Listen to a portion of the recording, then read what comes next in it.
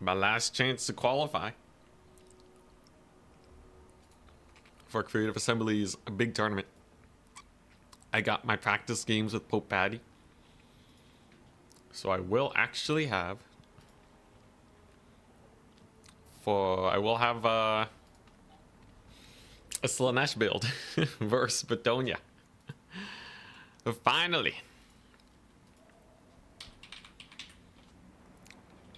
So that's the goal. That's the goal. Surely this works. What, it's 5 rounds of best of 3s. A maximum of 15 games, a minimum of 10. Fine by me. They should go by much faster than in a Swiss tournament. Got my first opponent. And made the ultra try hard within me hard carry me to victory. Oh boy, I want to puke. Altar of the Champion. A good map for non-shooty factions. Very nice. Just gotta do our picks and bans and then we're good. But yeah, I'm gonna try hard. We're gonna try hard here. Chosen of Zines, what's up? Alexia on fire, hello. Guinness, thank you for the good luck. And Raksha. Dark Zero. How many minus 16s today? We're gonna try hard so much. I'm warmed up. It's best of 3s. That's pretty comfortable for us. Oh boy. Noble Naldor, you're the only viewer. Oh my god. I guess it is technically anarchy if you are the only person, right? But it is also a democracy. It is also a dictatorship. That's crazy. Or actually, wait, no. Can it be anarchy and a dictatorship if there's one person? I don't know. Good luck. Thank you. Oh boy. Oh boy. I'm gonna have to face the winner of Rogue AI and Le Cartofel after this. Most of these people are not that crazy though.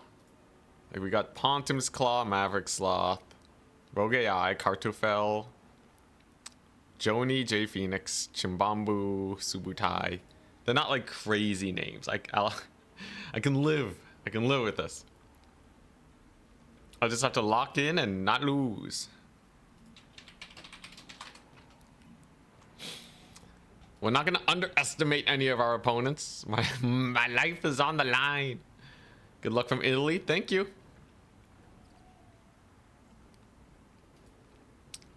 You have to renew your Prime for the 5th. I'll probably do a quick stream tomorrow. Why not? All right. On this map, Altar of the Champion, super good for some Slaneshi action. It's pretty solid. What will they bring to counter Slanesh? Bretonnia and Norska. Very standard.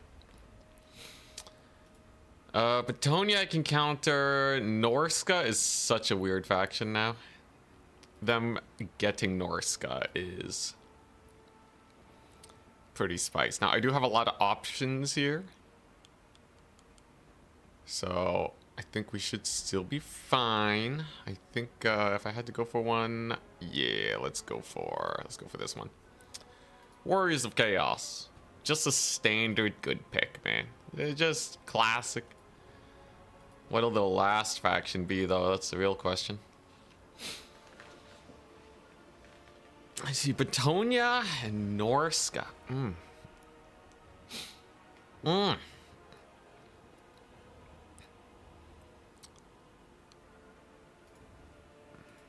Maybe Noble can do something similar.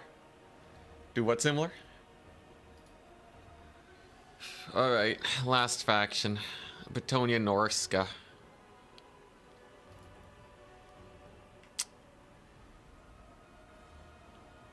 Oh boy, this is a hard one. It's a very hard one. This ain't bad. Pretty sure I want to go for this. It's hilarious how little people are playing High Elves, right, by the way. Dude, High Elves.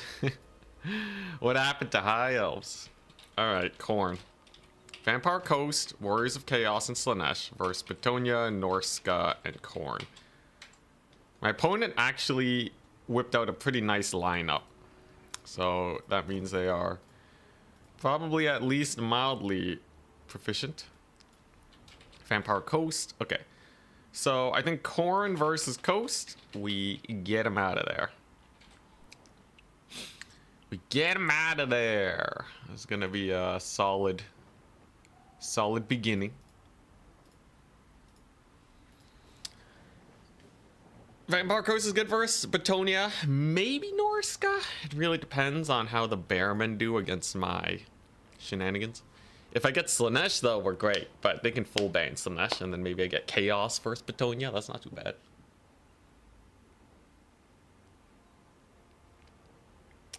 Gotta lock in and be hungry. Gotta not be hungry. I ate right before the stream. We should be good. Please don't play Slaanesh into Bretonnia again. I have a build. I have a build. It is sick. There's no way. There's no way we lose it. Oh crap, I messaged the wrong person again.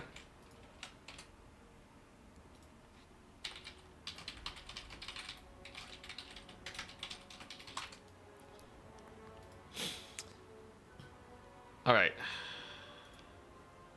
How's the build? Oh, you'll see. Oh, you'll see.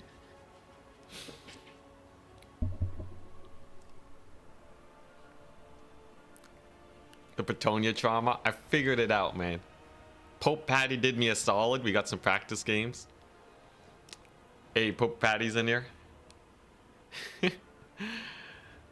Yo, you helped me out so much. If you help me qualify with all that training, all right, I will practice games with you for life, man. Oh boy. At the very least, if we play it on this map's pretty good for us. Not you just get wrecked again, though. But I feel like Slaanesh has the juice. I think we found it. Even if my opponent plays it really well, it's a pretty good build. It's a pretty good build. It feels like I can make mistakes and we can still win, which is a good sign. And if my opponent makes a mistake, it's an auto win, which is a double good sign. So that's the plan. Alright, so he banned Norska Coast. Crazy. Bans Bretonnia Chaos. Makes a lot of sense. So I can just ban the other Chaos matchups. And we have Slaanesh versus Bretonnia, Norska, and Khorne. Which is all happy-dandy for me. Gotta have the melee factions for Khorne. It's good though. Coast versus Bretonnia. Awesome fight. Slaanesh versus Bretonnia. Nowadays, awesome fight. Slaanesh versus Norska Khorne. Easy peasy lemon squeezy. Let's do this. Confidence. Good luck today. Thank you. I'm sweating, man. This is freaky. This is freaky.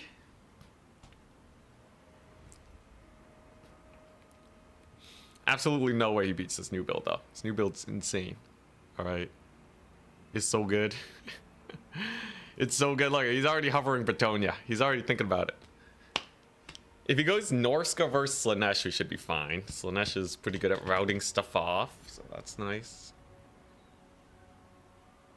Slaanesh's time to shine. Yeah, Slaanesh is super strong. Slaanesh versus Nurgle. Yo, that might be one of the worst matchups in the entire game for Nurgle. Maybe in general. A front flip? I can't do a front flip.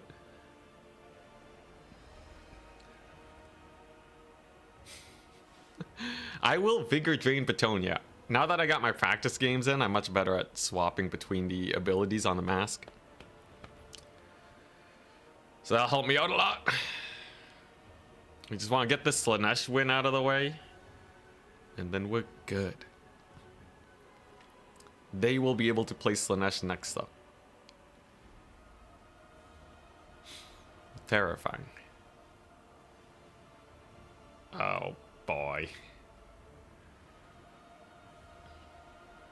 Loads of armor with the mask and some fiends. I think I have a build that's actually better than that. No more seekers. No more seekers. Yeah. Seekers are off the table. They all die in 2 seconds. Glass cannons, all of them. All right, let's play Slanesh versus Bretonnia. It is time. All right, if I can't win this, all right, that would be pretty crazy. This build is good though. I promise. I promise to all of you, this build is good. Everyone's gonna be freaking out. Nah, man, we're good. We're good. Don't you worry. I think you guys are all traumatized. I'm traumatized. But I'm ready. I'm so ready. I do not have the confidence. I will bestow upon my chat all the confidence in the world. Moment of truth to see if the practice helped. Got you nervous? There's a non-zero chance that I absolutely flub it here. But it felt like I had enough of a lead versus your builds where this should work. Am I washed? Like, if I win this, we are redeemed, okay? It'll be a glorious day.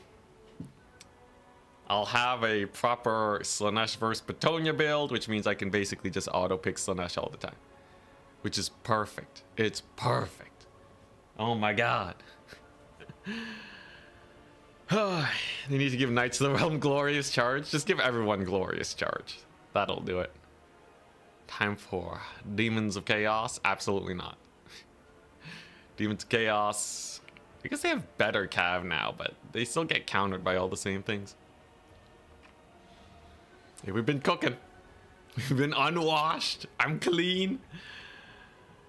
If you don't win, it'll be sad. It'll be very sad. I might just get knocked out of the tournament, close the stream, not stream tomorrow. Weep. Nah, I think we will be streaming tomorrow. I'll get like a tournament hosted or something. Or is someone else hosting a tournament tomorrow? Let me check. Let me check. It'll be on the 9th. All right.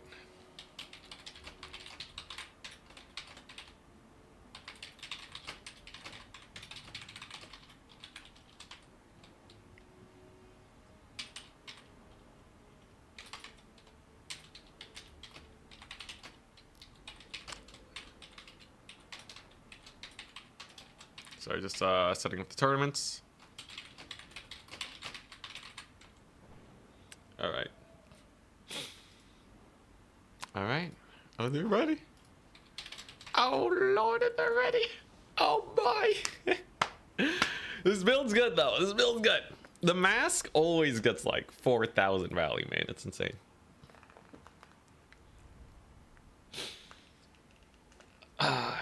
Breton. Yes, the Breton. All right, definitely not Breton. We are going an SE blob.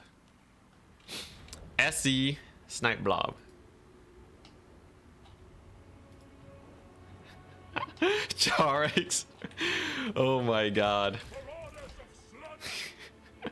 He beats me one time in the tournament, man. One time. Oh, that's hilarious though. That's actually hilarious. All right, here we go. So look at this build. Feast your eyes. This is the build. All right, it does not get more the build than this. Horsemen will pay for themselves. SCs will keep the mask alive. Mask will get 4,000 value. Easy win. Spam spears if he has a bunch of elite stuff. Get the Forsaken on if he has a bunch of elite infantry. These guys destroy elite infantry like no one's business. And I got the pavane. We got the top. We got the pavane. All right, I can't speak. I'm freaking out. Seriously though, this is where it's at. This is where it's at. Yeah, the Exalted. So they have a slow Rock of Inevitability. The Mask has a slow. Minus 15 plus 25. So I can get a minus 40% slow. It's crazy, man. Yo, it's insane. 100% Slanesh beats Bretonnia this time. Bretonnia generally has a hard time versus these SC squads. And if he has a bunch of archers or whatever, right? They're pretty slow. Arawara is cool. They have Phantasmagoria. So they will definitely be able to get some work in. So there you go. So this is minus vigor. Eyes are dry already. Alberic is in the sky and he has a bunch of infantry. Pretty standard fare for the Bretonians. This is very normal. Now, how do you beat this? First things first, get some Forsaken. If his front line sucks, you get the Forsaken. They will do great. Pegasus Knights got nothing on my skirmishers. Now they can catch some technically. They can get a little bit of work done. But it's generally a little painful with all the horsemen getting the shots off on them. So as long as we play a proper keep away game, it ain't too bad. We're just gonna give him the slip through. Just run right on through here. He's gonna get a little bit of a pick, but the deeps will be nice. Now the early captures are also really important. Triple cap, gonna help us out a lot. And in general, we lose one horseman, but he loses like a lot of HP on his Pegasus Knights. And if we can get a rampage here, then we're cooking. Because we want to take this fight. He does not have enough to actually be able to fight this. So just gonna dive on in. We're gonna give chase. Horsemen should rally soon. All right, there it is. Beat him up. We start off like so. We get a bunch of pot shots here with our dudes. Alberic's gonna be doing his best to try and salvage the situation, but you can't really fight this squad, right? So we're gonna switch to the DPS aura now. We're gonna bring in a bunch of our spears, and you can see the damage is crazy, right? The damage is ludicrous. Holy crap, Pegasus Knights are getting murdered. Absolutely obliterated. Can you see this? Are you witnessing the new age of Slanesh? I believe we all are. yeah, that's right. That's right. You brought Pegasus Knights to a mega duel squad fight, and they are absolutely mulching everything right now. Has some Knights of the Realm, doesn't matter. We have our horsemen to batter and bruise them. And Alberic has already taken a lot of damage, not to mention the triple cap. Witness true power. All right, so that's a good start, but it ain't over just yet. That's a very good start, though. Losing so many Pegasus Knights so quickly is not pretty at all for him. So that's good. Still have the triple cap. Got another horseman. I want to resummon the horseman anyways, so it's fine for me. And what is this? A little bit of a caster? Nah, she's gonna back up. Totally fine by me. So we're just gonna dance around a little bit. Just gonna get some mounted yeomen over there on the side. They capture pretty slow though, not a big deal. Archers, just gonna poke a little bit. We can dodge with our SCs though. What do I want now? I want some... Could bring more power. Just gonna speed boost these guys. I could bring more spears. Spears are not bad. I think we go with the spears. That should go pretty well. These guys are getting slowed too, which is double nice. A horseman will continue to bully here. You can see the speed decrease is insane. 56 speed. Very, very painful. And Alberic decides to go for it. We're gonna rampage him. There we go. Gonna enable this. We're gonna do some of that action.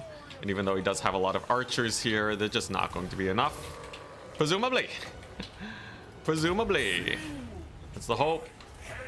Get a missile. We get the debuffs. So Alberic is sitting at 0 melee defense. That means that he is indeed absolute chump change now. Gets hit by the missile. And the mask is chilling. Oh, the mask is so chilling. Alberic's getting dumpstered. Oh my gosh. Pope Patty. Pope Patty, you saved my butt. Let's go! And the man, the myth, the legend is super dead. Very nice. Yeah, there you go. He's shattered. He's done for. GG. Well played. Easiest matchup of my life. Whoo! Whew, took me a few builds, but we finally got there. Jeez.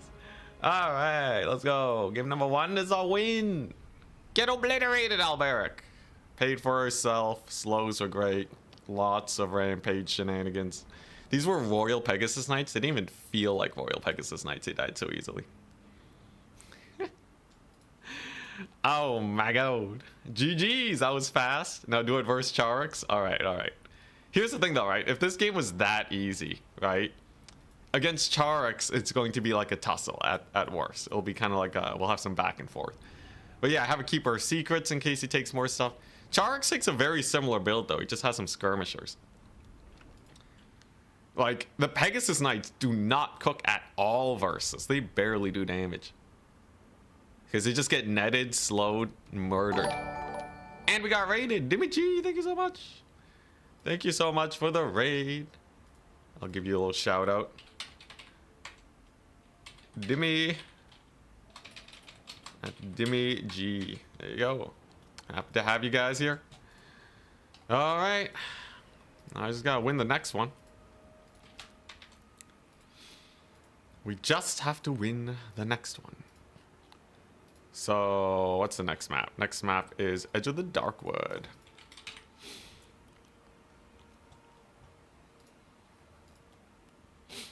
All right. So he's gonna pick his first faction. He can wait for the Slaanesh pick, as I cannot pick Slaanesh now. He does go for the Slaanesh pick. And he will copy my build. If I let him copy my build, it's over. So we got to be super careful there. On Edge of the Darkwood, I think this faction is good. Edge of the Darkwood's a massive map, actually. It's huge. I can also steal his North Scout from under him. And there's no way he plays Khorne versus Wood Elves Norska. Slaanesh versus Wood Elves Norska. Easy peasy. And he's gonna pick his next faction. It's gonna be Empire, fairly slow faction then. Empire does have many a weakness though. Unfortunately, this is not the map for Undead. Decent map for Beastmen. It's not crazy though. It's not like... It's not the most ludicrous map. And Beastmen get counterpicked by Slaanesh. What beats Empire and Slaanesh? Weirdly enough, this faction might. Oh, all right, Grand Cathay. Oh wait, this is the blind pick phase. If he's stream sniping me, then he'll know I have Grand Cathay. It's fine though. It's fine. We're already cooking. What else? Unless I'm lying. Imagine I'm lying to like beat the stream snipers, and then it's actually like Warriors of Chaos, and he gets obliterated. Oh boy.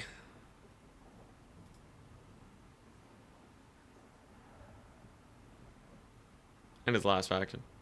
Tomb Kings. It was random. Okay. Alright. He randomed into Tomb Kings? That has to be a misclick.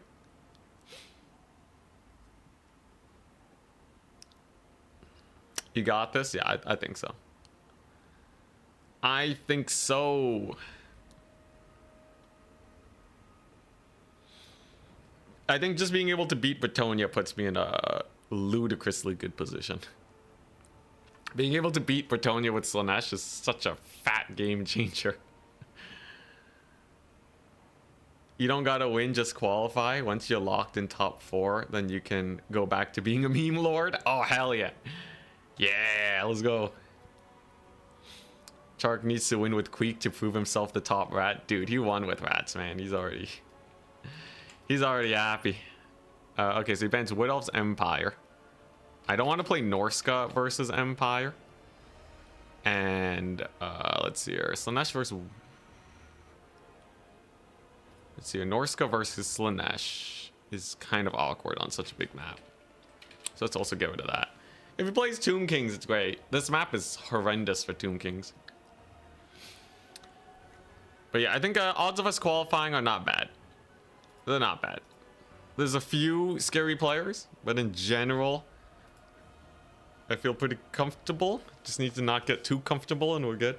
And then we can play the finals like a meme lord and all will be great.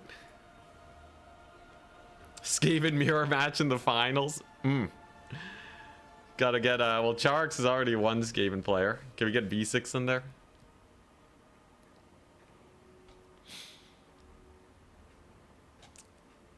Alright, nice. Okay, so he set up the Banes so that he's very likely facing a Grand Cathay. I can play Grand Cathay into his Slanesh. Times have changed. You can't go the Mega Cheese build, but ultra wide Grand Cathay is good. I can play Wood Elves into his Tomb Kings. On a map this big, I think we are fine. Though, like, generally it's a really bad matchup. But on this map, this is such a massive map. It has to be playable. What else do we have? Grand Cathay versus Empire, which I feel like is kind of even. Grand Cathay versus Slanesh. Grand Cathay versus new Slanesh is what gives me a little bit of pause. I think I just want to ban out his Slanesh. Grand Cathay versus Tomb Kings or Grand Cathay or Wood Elves versus Tomb Kings. At the end of the day, this is not a Tomb Kings map. So he's got to choose. I don't play Grand Cathay often, but I know what I'm doing with them. Cathay makes you happy. They're a nice kind of counter-picky type faction. Okay, and he wants to play Tomb Kings versus Grand Cathay. Here we go. Very spicy then. All right. Tomb Kings, generally known for being a little bit of a menace. They have their Ushapti. I believe they do outrange my Crane Gunners. Oh, my Crane Gunners actually outrange the Ushapti by a little bit. By just a smidge. Generally speaking, as long as he doesn't bog me down on the points for 50 years, it's pretty chill.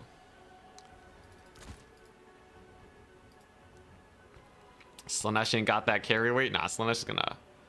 Slanesh got me, man. And if Slanesh gets banned, then it just becomes like a Norska fest, so... I think we'll be good no matter what. Alright, Tomb Kings. Oh, actually. Oh, yeah, I should just do this. Oh my god. Yes, please. Alright. So then I can do this. If he's Tomb Kings, then yeah, that should be a good choice. And then I don't need any of these.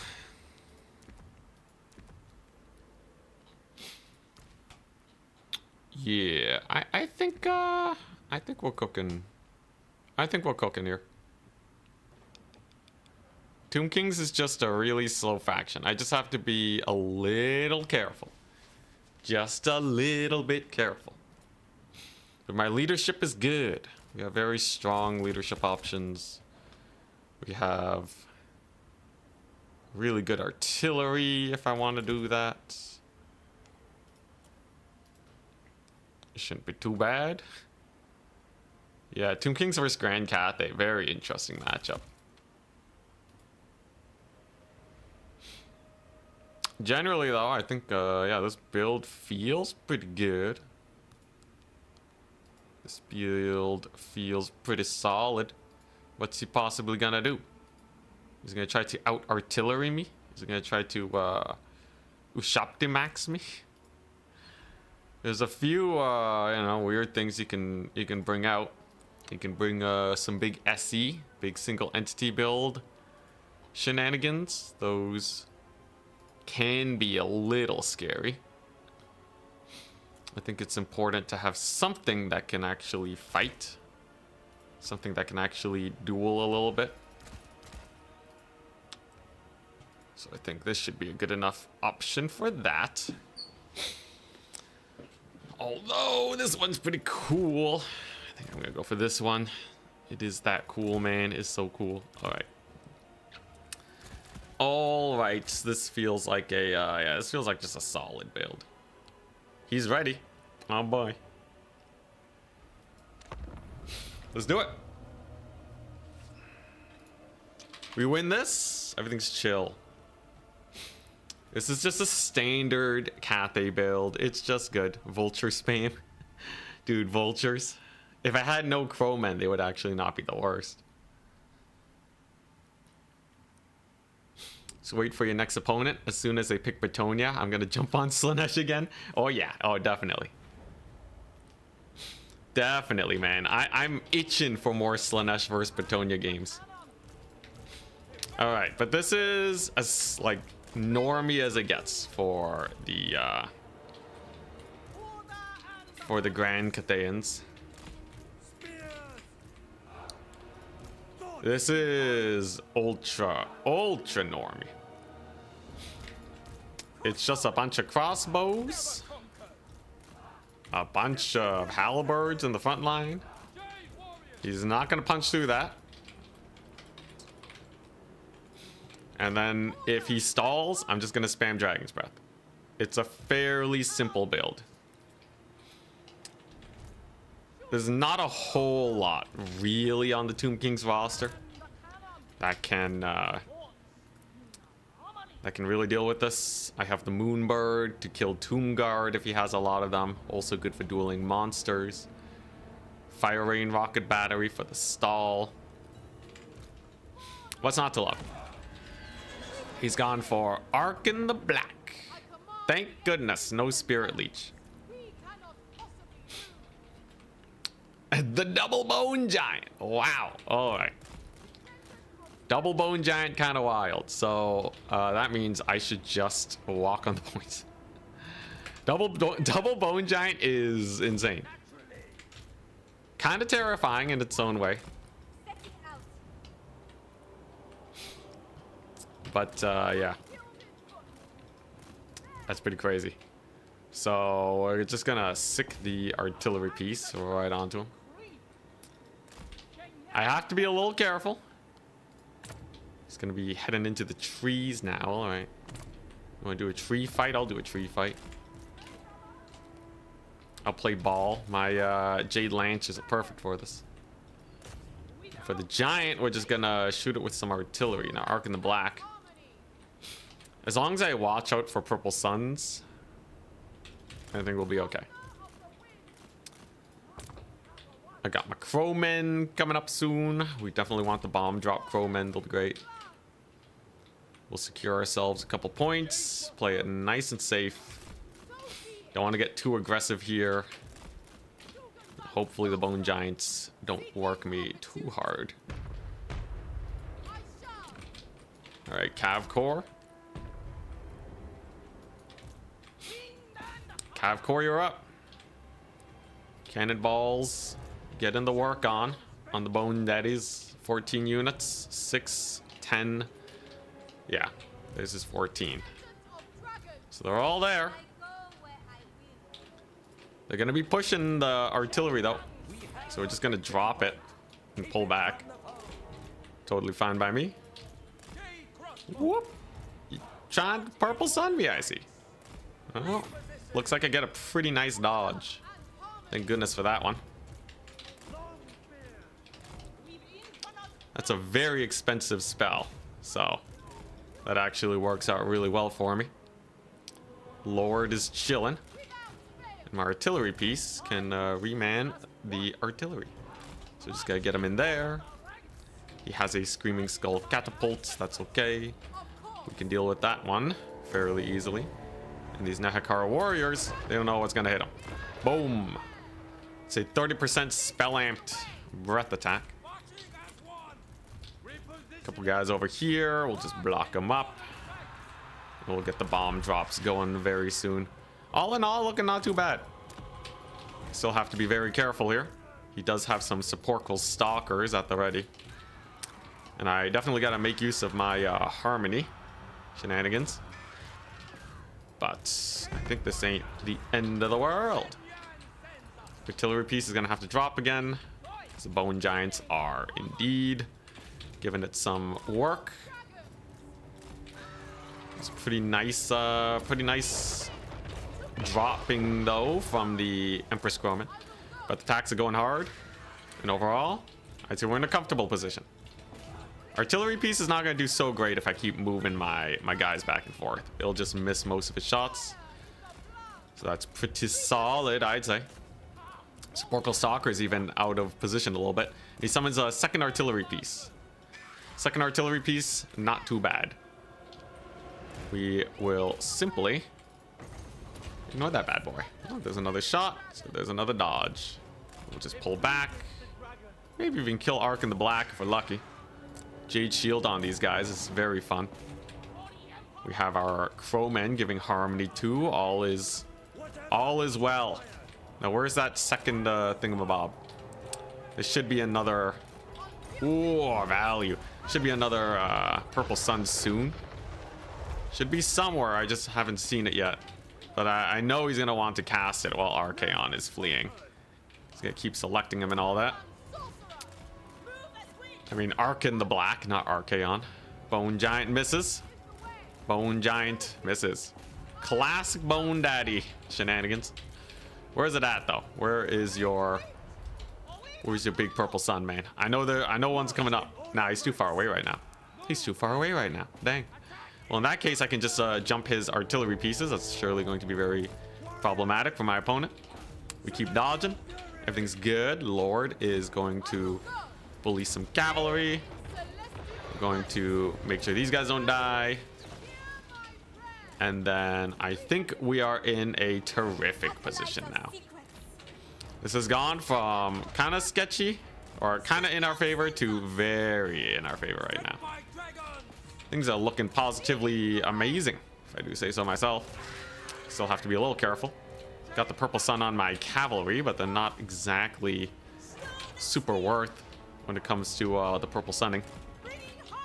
And the front line's not gonna die. We got Harmony, everything's chill. Honestly, Double Bone Giant was kind of wild. Double Bone Giant is rather absurd. But I respect it. Can he survive the triple cap though? I still have lots of infantry. Artillery can finally reman since the Bone Giants are pulled away. Bone Giants are actually not bad versus the cannons. But when I have this much infantry just chilling, it's not going to work out super well. Now if I can just disengage with those Crowmen, life will be chill. Bone Giants trying to bully my lord. It happens. You can dodge though. Let's just do some of this. Just in case she gets hit. And whoop. And a whoop. Alright. Very solid. So that deals with that very nicely. What we got over here? Some is that a Nushapti summon? It is. Alright. Well, I'll back up from that. Don't want to deal with that business. Just got to keep my archers alive and life should be pretty good. And he taps out. GG. Very nice. Woo. Solid 2-0 to start the day. We got a Cathay win in. That's very nice. Very nice. All right.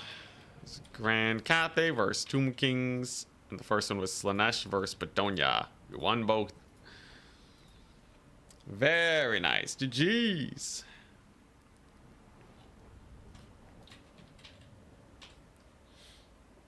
All right. So I'm going to face the winner of Rogue AI and Kartoffel. That'll be interesting. Cannon did not get value. Bone Giants also did not get value, though. So it was kind of rough. Kind of rough. Skeleton Horsemen also just did not do very well.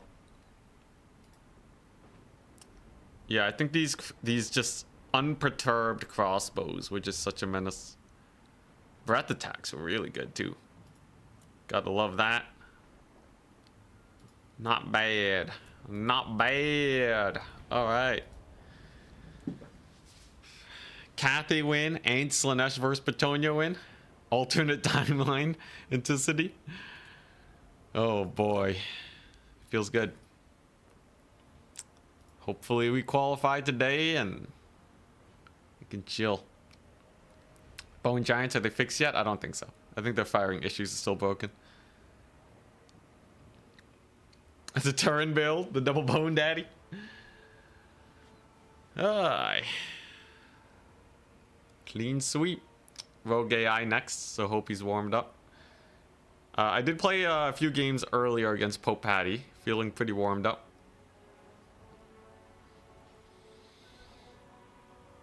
Rogue AI. How do I feel about Rogue AI? After Rogue AI, it's probably Pontim's Claw or Maverick's Law. I would say probably Pontim's Claw. How many qualify? The top 2 in this tournament qualify. I am the first person to finish the best of 3. That's pretty nice. What are the maps that we're looking at? A Ragnarok Lair, Imperial Road,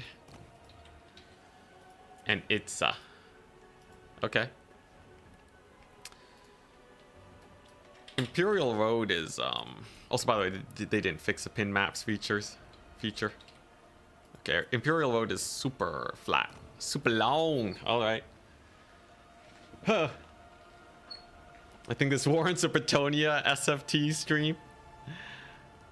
The dreaded Brett SFT.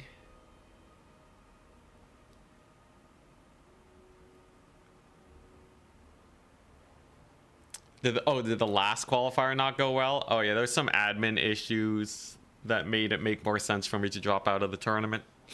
It's fine. The great Ponty returns if we run into him. What if I get taken out by Rogue AI? Chimbambu did pretty well last time too.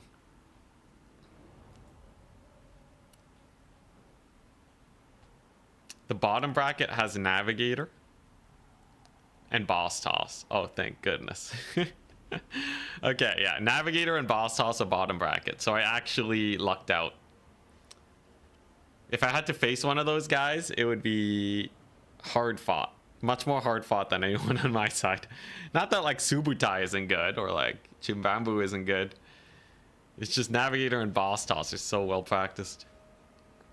Please don't get taken out by Rogue AI. Anything can happen, man.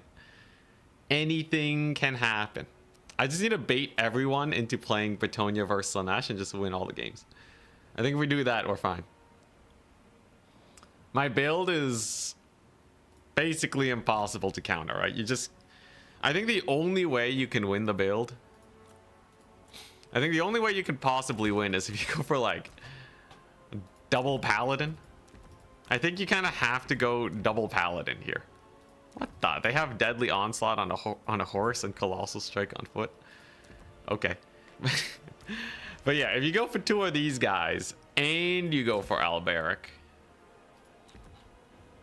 you still, the thing is, you're not going to have enough stuff, right?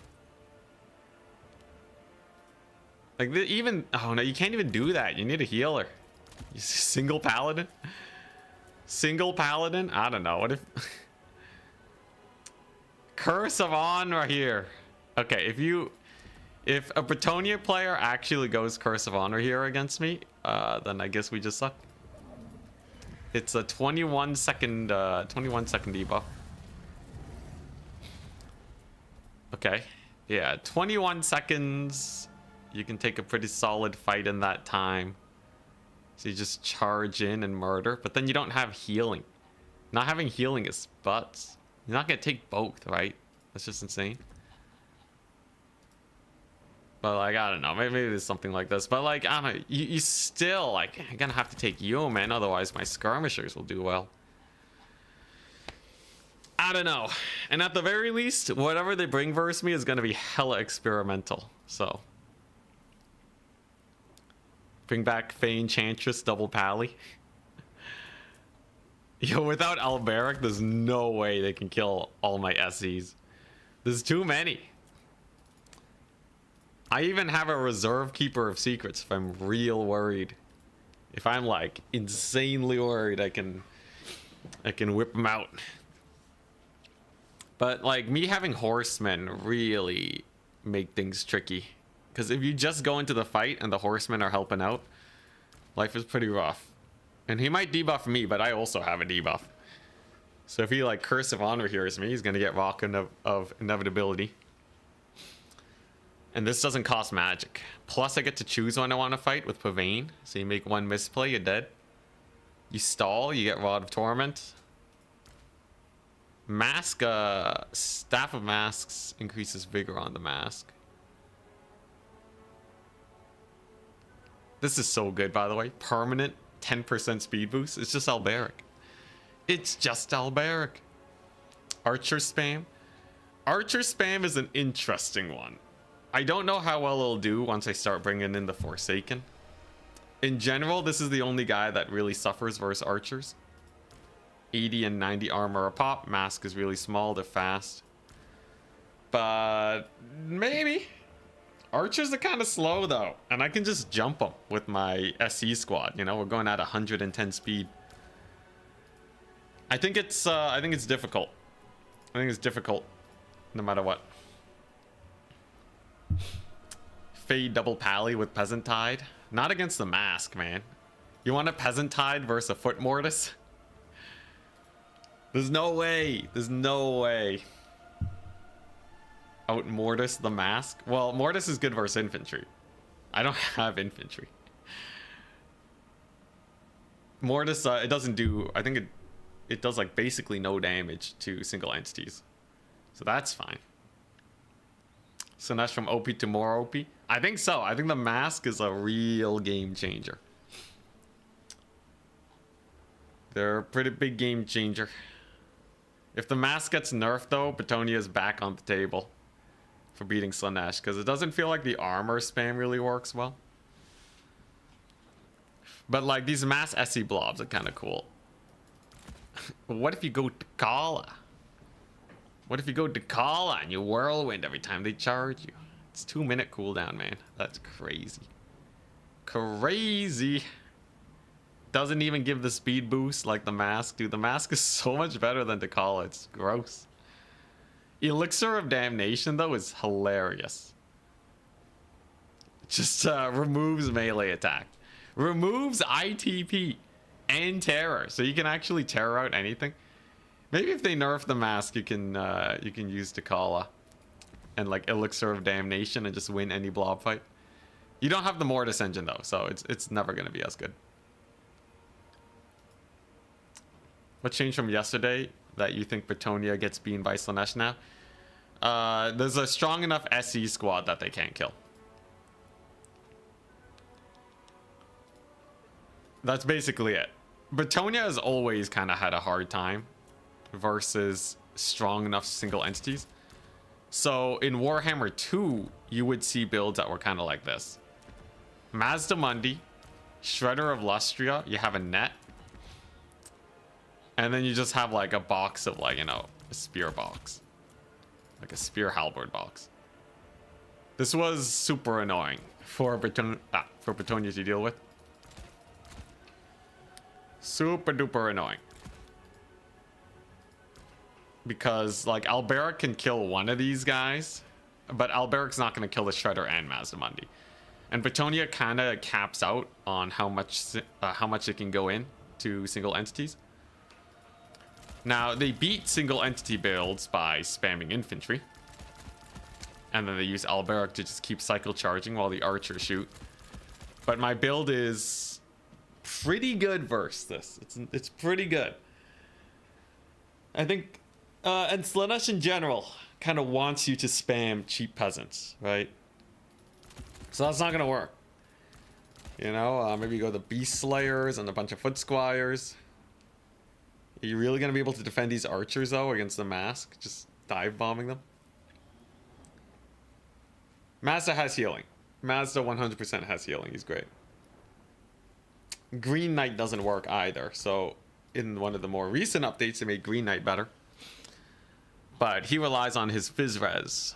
So he will obviously die to the Slaaneshi squad. It's just too much magic damage. At least I believe there is. Yeah, this is magic damage. This guy's not, but the mask is. So in general, it's not too bad. Bretonnia, that build by the way is really good at capturing points. So if you go for this as Bretonnia, you're just gonna get double capped, at the very beginning. And it's already a little awkward. Like, this is extremely slow. You can't really defend your cavalry either if a big fight happens. Not a single other match done yet, bro. I tend to finish my matches pretty quickly. Much to my detriment. Hey, it means I get to take a breather. We get to take a breather. I need to win. What's it? I need to win 3 more best of 3s and we're done. That's it. I literally just have to win 3 more best of 3s. 1 versus, I don't know, Rogue AI or Kartoffel. 1 versus Pontum. Likely. And then 1 versus, I don't know, Joni or Chimbambu. And then we're good. It's over. We are relaxing afterwards, man.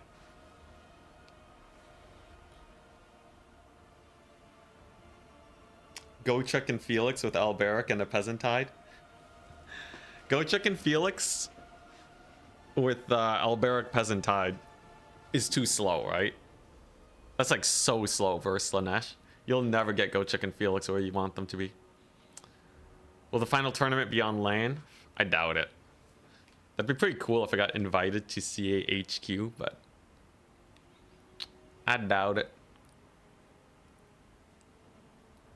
They did fly out content creators there once, many years ago. We're talking over half a decade.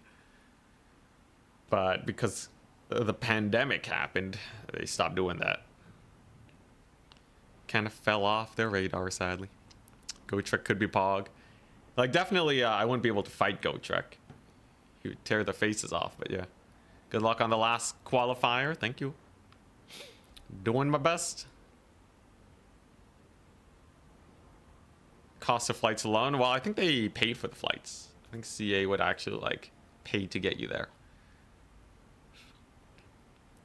Yep. Good old Nurgle. Making it rough for all of us. Oh yeah, they did get a couple creators there. That's true. I'm not big enough for that, though. How's it possible to not qualify? There are more people playing in this tourney than the entire multiplayer community. How is it possible to not qualify? By losing.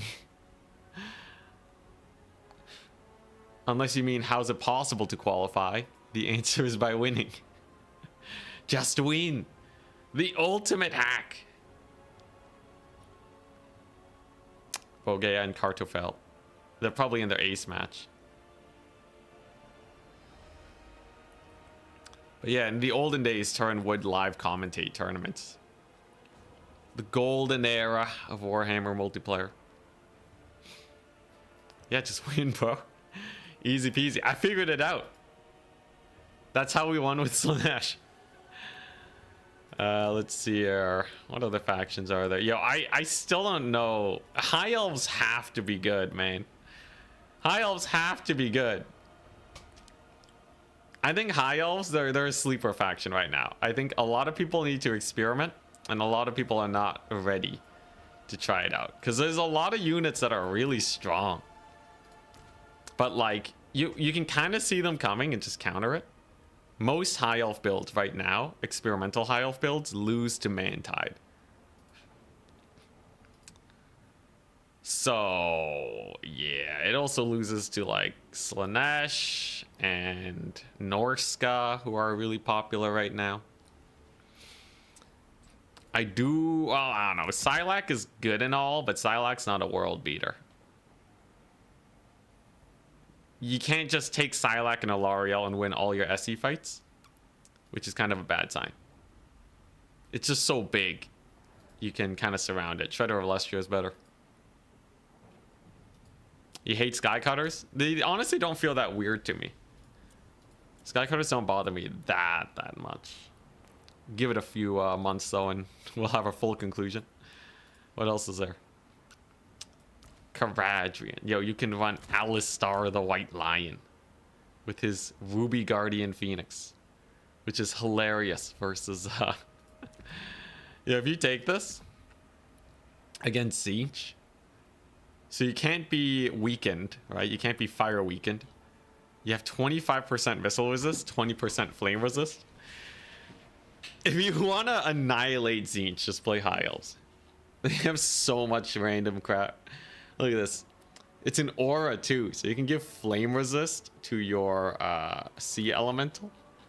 And then I'll have 60% resistance to Tzeentch. Yeah, Skycutters are a little overrated. I think as soon as people figure them out properly, though, they'll be nasty. The ammunition reduction definitely makes them not as bad, at least. Opinion on the Sword Masters? Too slow. 33 speed is not enough for such an expensive unit.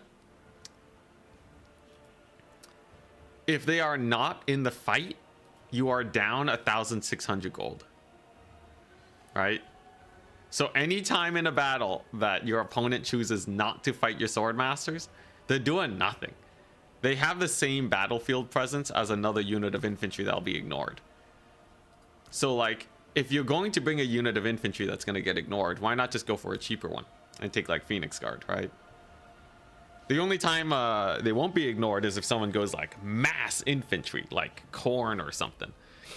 Then sure, right? You can take the Sword Masters of Hoeth. That's not the end of the world. But it's so overkill. It's ludicrously overkill. Honestly, silver and already get ignored. They're hella cheap.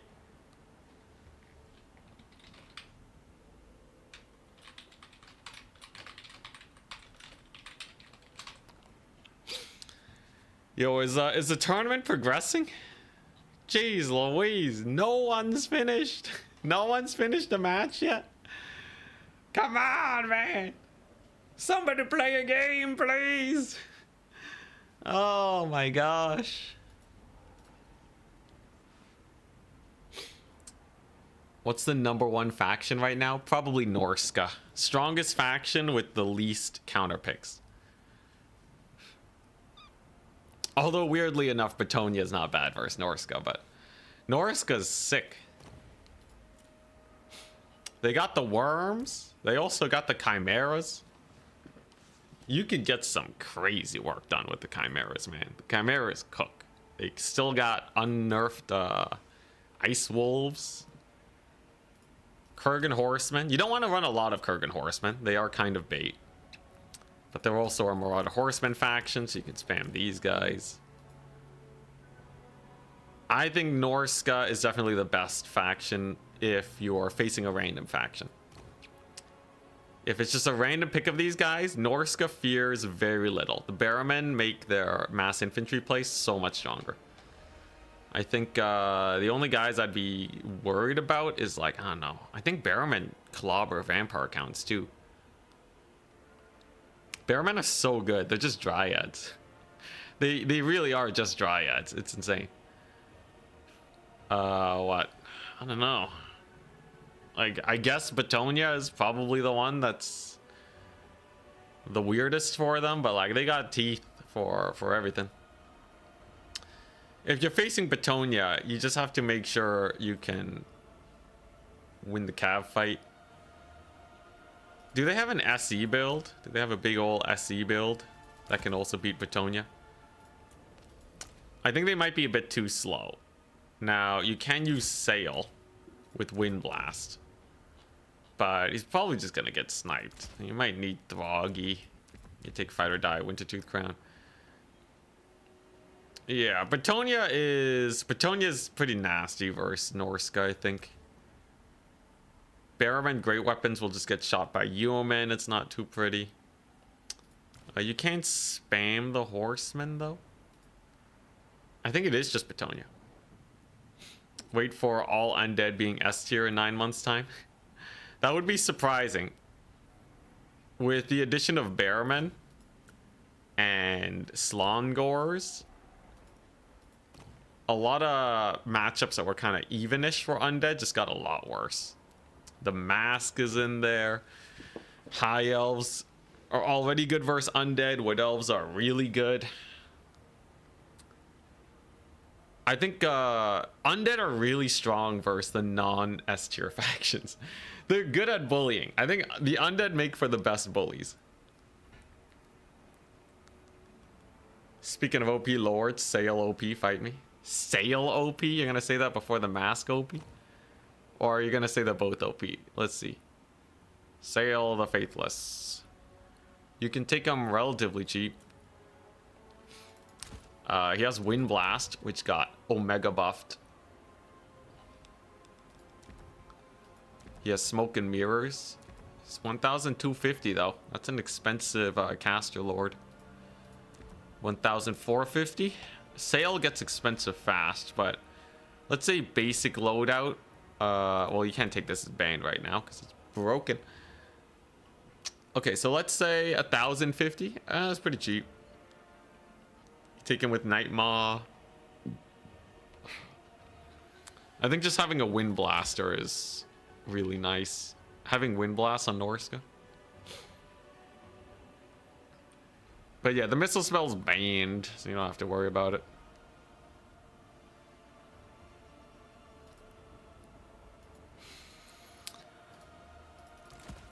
I'd say Sail is definitely really strong. I'd say he's really strong, especially for stall builds. Like Sail Bearman is so good. It's insane.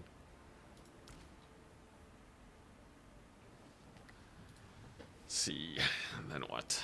Oh yeah, you got the Dreadmaws who are really strong. Rather have a Nurgle Wind Blaster, dude. Nurgle with Wind Blast would like have double the slows. But yeah, versus Bretonnia, right?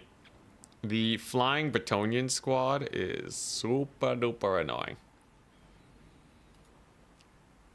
Can you do anything versus the Bretonnian air squad? You can do Favored by the Matriarch, get a million melee attack. To beat Bretonnia, you gotta pin them down though. You need some sort of slow.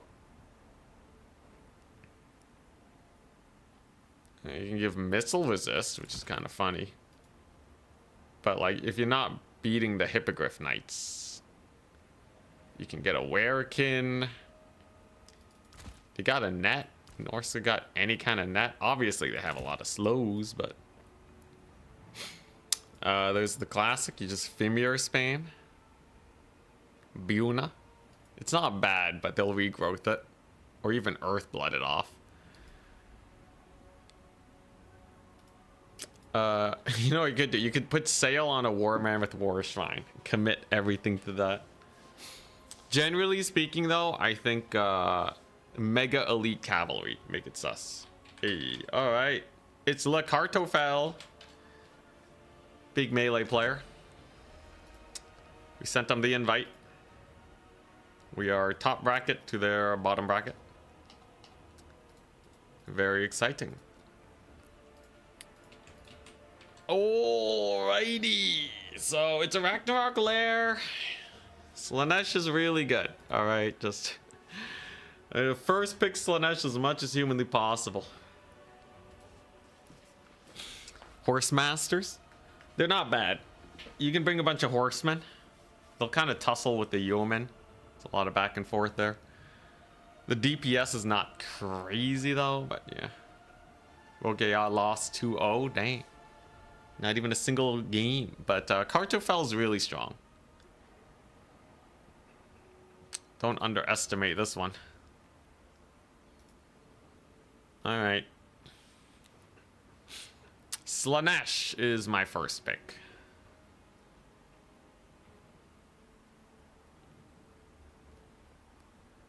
AI got hit by a potato. That's what really happened. He goes Lizardmen and Norska. On this map, Wood Elves are not great versus Norska. We got Lizardmen action. I could go a Bretonnia build. I could go for maybe some undead shenanigans. But you know what's really good versus both of these guys? What's really good versus both of these guys? This one. But then what's also really good against them? Lizardmen and Norska. Empire is really good versus the two, but... What, do I go Cathay again? Cathay versus Norska is not as good with the worms going around. I could take a Chaos pick. Let's see here. Who's good versus Lizardmen and Norska? Let's see. Like, Kislev is way more sketchy now. We have some fun undead picks. That's always a good time. I could just go Wood Elves. Just go for the Woodies. I could go a Bretonnia.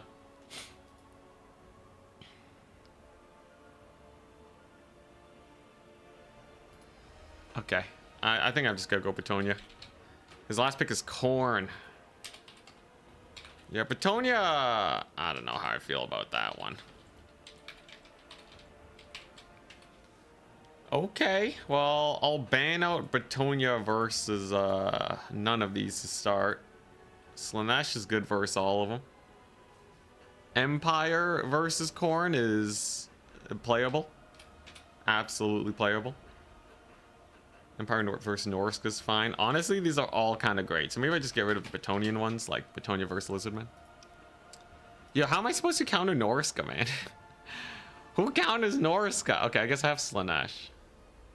If one person gets Slaanesh and the other person gets Norska, fair is fair. But like Empire, I think I can do Empire versus Norska. The Wagon Kite is really strong there. But like, does anyone else have a chance against them? I can't think of anything, man. Bans Corn, Slaanesh, bans Norska and Slaanesh. All right. So I will ban out what? Slaanesh versus Lizardman. That's one I should be winning. Bretonnia versus Norska is pretty good. We have the map's a little small though, so I have to be a little careful. I'm gonna ban Bretonnia Corn. We're gonna leave Bretonnia just as my Norse counter. And then Empire versus Lizardman.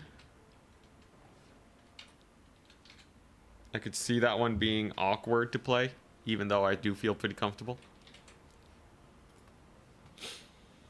High Elf Monster Mash versus Norska. They're kind of the kings of the Monster Mash though, right?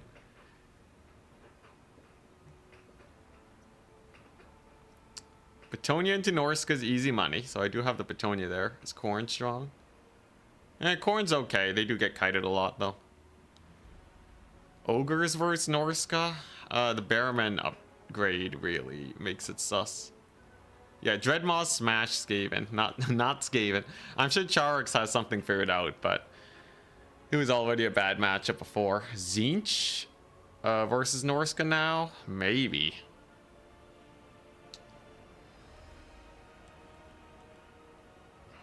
I don't know though. I want to whip out Wood Elves more, but Norska's so popular. There might be Undead might be okay, but I'm just so terrified of Barrowmen.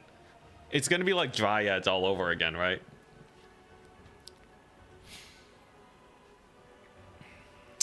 But yeah, there's a few factions that kind of go toe to toe in terms of fightiness. No Barrowmen though. No Barrowmen anywhere. Kislev ain't gonna be good.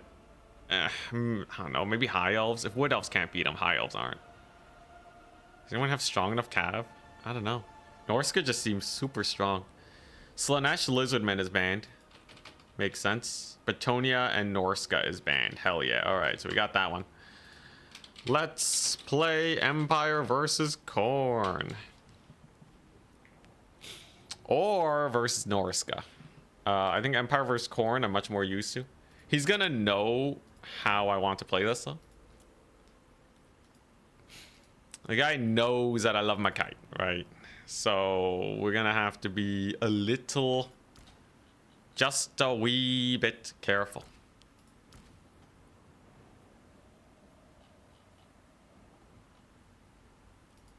Generally speaking though, right, I have a lot of stuff that does quite well here. Generally speaking, this is a matchup that I am quite comfortable with. Seems like a pretty decent build. Silence the Trouser Snakes. Yeah, Trouser Snakes make things a lot more awkward, but can't be that bad. This feels honestly fine. Now, if I were him, I was playing Corn, how would I counter this build?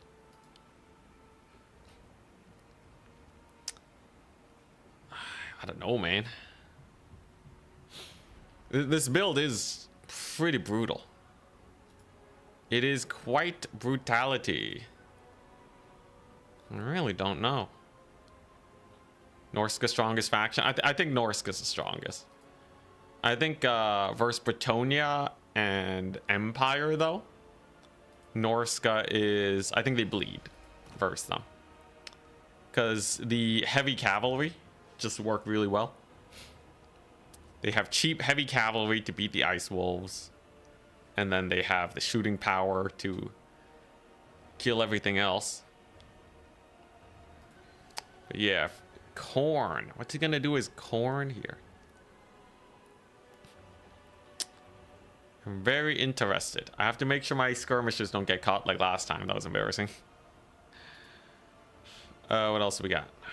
I want this? Not really. This feels like an apt build. In general, Corrin just takes a lot of damage from Empire. If he goes Mass Furies, am I screwed? Not really. Fleshhounds of Corn. We'll very likely see a lot of Fleshhounds. He's ready. Oh boy. Okay, let's try it. Let's try it. The scariest thing is he knows what we're doing here. Obviously, I'm going full kite. Sticking to my guns, literally. But I'm pretty sure even if he full rushes me, it's not bad because I have a bunch of spears. The map is a little close quarters. And he has 12 units. That's not a lot. So once again, it's the Mercurial Shot Engineers coming in. Direct shot. We got the Flying Boris. So I'm just gonna follow these guys. The no magic versus Corn is very fun. And if they just don't get caught, I should win. His unit count's so low. Corn just has expensive stuff. But yeah, Boris, he protects. He has the Blood Roar, super nice against Fleshhounds because he'll get them to crumble way faster. He'll probably have a Valkia. But I do have infinite ammo with the Engineer, so I can just leave Fire at Will on. We know it's not a Marauder Tide. And my Dry Eyes, he has Karanak, he has Skull Taker. Alright, and 1,000,000 Marauders. Generally speaking, this is a good start for us. If he was expecting a Volkmar build, he'll be sorely disappointed. Very little mobility, so that tells me it is time to just get these guys in. We want the Engineers to get their sick Mercurial shots off. Alright, very nice. I'm just getting a little bit of poke damage here.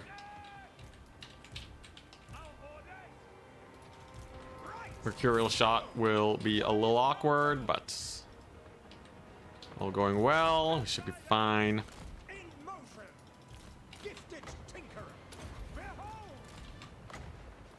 Let's get those shots off.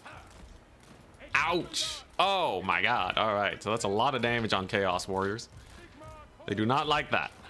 They definitely do not like that. That is ultra painful. Jeez. Alright, it's a good start. I have to be careful though. We can't afford to just take a fight right now. Not in front of all this here infantry. Furies at least are a sign that trading will be fairly quick. He's gonna try and move in with the Karanak. Okay. Boris can definitely save the Engineer though.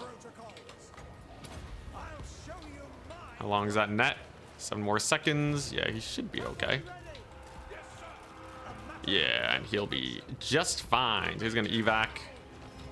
Got a couple more Furies in here, but it looks like we got fairly nice escape. Boris dumpstered poor old Karanak, and the damage is very high right now.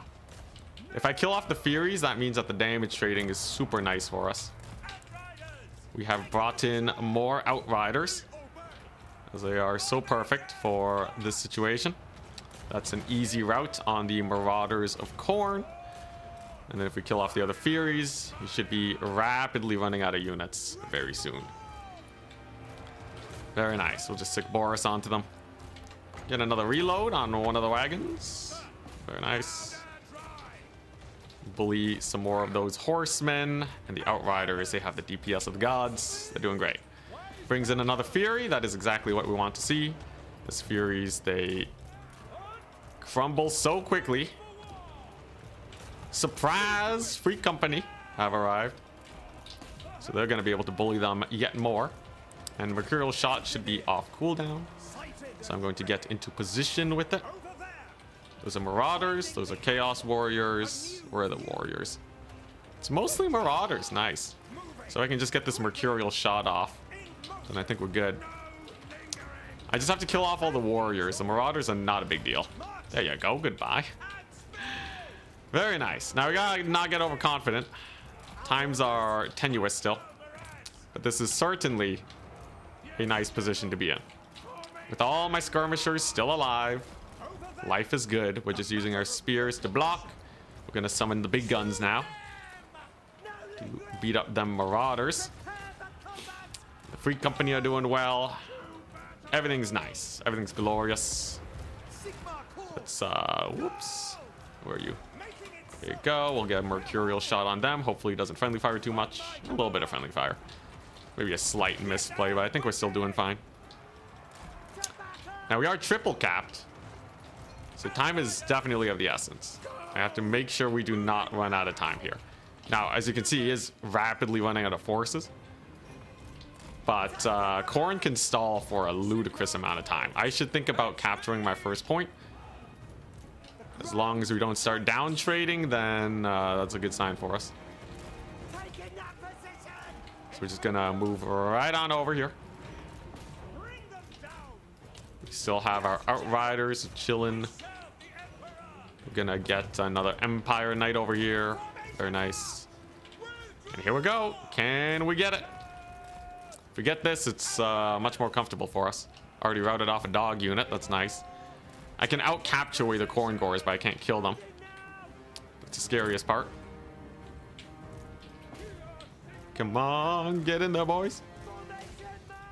Dang, we really bullied Karnak, though. Brutal. Should be able to get a nice Mercurial Shot here, too. Oh my god, the poor Khorne Gores, man. Oh my god, they routed. Brutal. And there's the cap. Very nice. So with that capture, life is pretty good. That capture is going to help us out a lot. It just buys me so much time now. I can pull back to safety. We can just ignore the Khorne Gores for a little bit. Life is chill. These Marauders here will just get blitzed by my cavalry. Karnak is absolutely going to die to Boris. There's the crumblage. There go the Khorne Gores. Very nice. We're just gonna ignore those blood beasts. Keep away from the blood beasts and all will be fine. This is good. Flesh hounds are not gonna be able to deal with that. And I'm gonna give up this point to secure the rest of the map. Which is gonna pull back and value trade. Because I feel comfortable enough with the time we have left to secure all of these points. Right? I have a lot of infantry. They can just walk there. And if it's 5 minutes of him trying to secure this location, that's a great time for me. There you go, big routes. So there go them. I can start making my way over to that point as we continue to pull away. As long as I'm running, I get value trades. And I do have yet another Mercurial Shot here for those Khorne Gores. It's my last one though, so we might as well be a little careful with it. This is good though. First things first, we gotta get that low ground point. My guns are alive. That's solid. Blood beasts are actually gonna get hard kited now. Very nice. So they're just dead. And then what? It's just Skull Taker. He ain't too bad. Blood beasts are kind of holding though. Let's get some cav on them. First point underway. Let's see if we can bully the corn gores first. In the meantime, full blood beasts around should be solid. Whoop. Gotta be a little careful that I don't lose Boris here to a bunch of corn gores. At the very least, blood beasts are going down nicely. I should be able to just capture this point. Screw the blood beasts. Screw them. Alright, here we go. Time is of the essence. I gotta speed up. We must be speedy. We'll be able to get another point secured. That's good. Okay. To start. Come on, middle point. I have free company here. We will hold this. Or we'll capture it. Holding it, I don't know. Alright, so we'll use our spears here to help out. Boris should not die. And the right flank is going down. Pretty nasty like, so. I think we're okay. Boris may die though. Oh god, he gets routed. Alright, a little uncomfortable. Gonna need more guns. I do have a double cap though, which means I have like 5 minutes to chill. Even without Boris, it's pretty fine. I'd rather he live, obviously. But I think we'll be okay. Let's get that mercurial shot in. Boom. All right. Massive damage to the corn gores. Now we just got to kill Skull Taker. But with the triple cap incoming, I think we are sitting very comfortable here. Boris does manage to escape. He shall survive. And I believe that'll be game for us. As long as I don't lose any wagons here. There you go. Skull Taker's definitely suffering hard here. That should be the triple cap soon. Very nice. Boris is back. He back, baby. Let's go. The man, the myth, the legend. He has some Chaos Knights. No problem. No problem. All right, there's a triple cap. Ugh. Just get out of there real quick. Those corn gores we can just route. Not a big deal. He still hasn't captured this point either. That's very painful. And once you get the Royal Altar of Griffites, then it's truly over. I think Corn is just running out of units at this point. Chaos Knights are not going to cook super well. Unfortunately for him. No minus 16. The Lord throw. Nah, Boris is fine. He's chill. Boris is a god amongst the men. He never dies. All right, nice. Look at that. Got a big pack on Skull Taker there. I just need to value trade at this point, and we're good. There go the Blood Beast. He summons in dogs. I'm gonna have Royal Altdorf Griffites in a second.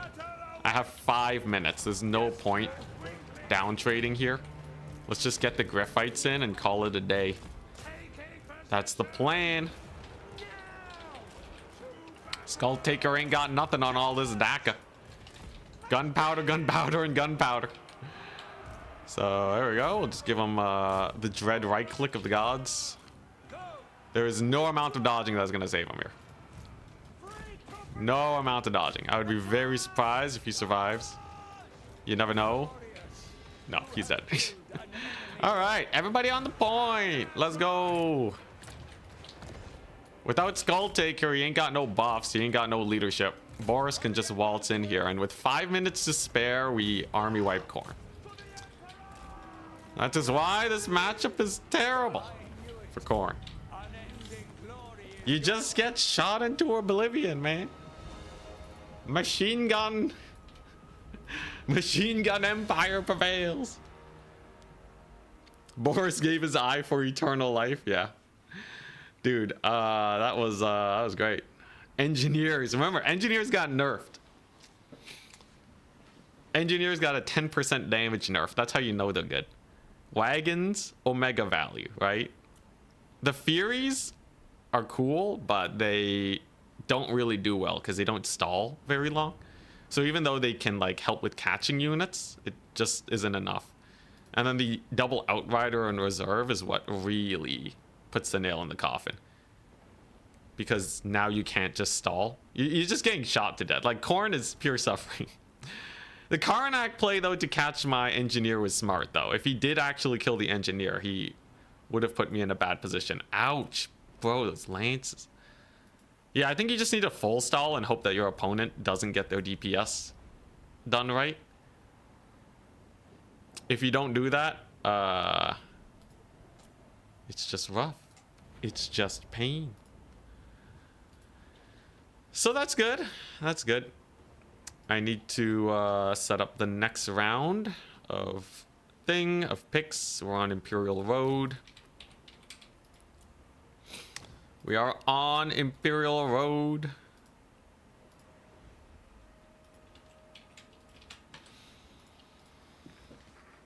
I can't play Empire. He can't play Khorne anymore.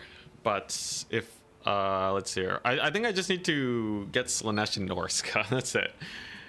Just get Slaanesh and Norska and we're good. Now he just plays Slaanesh and bans Bretonnia. Slaanesh would be pretty spice. It's true. You just joined. How's it looking? Oh, we're doing great. Odds are quite likely to qualify, I would say. Tzeentch time? Nah, Tzeentch is just not strong enough. He goes Norska. Alright.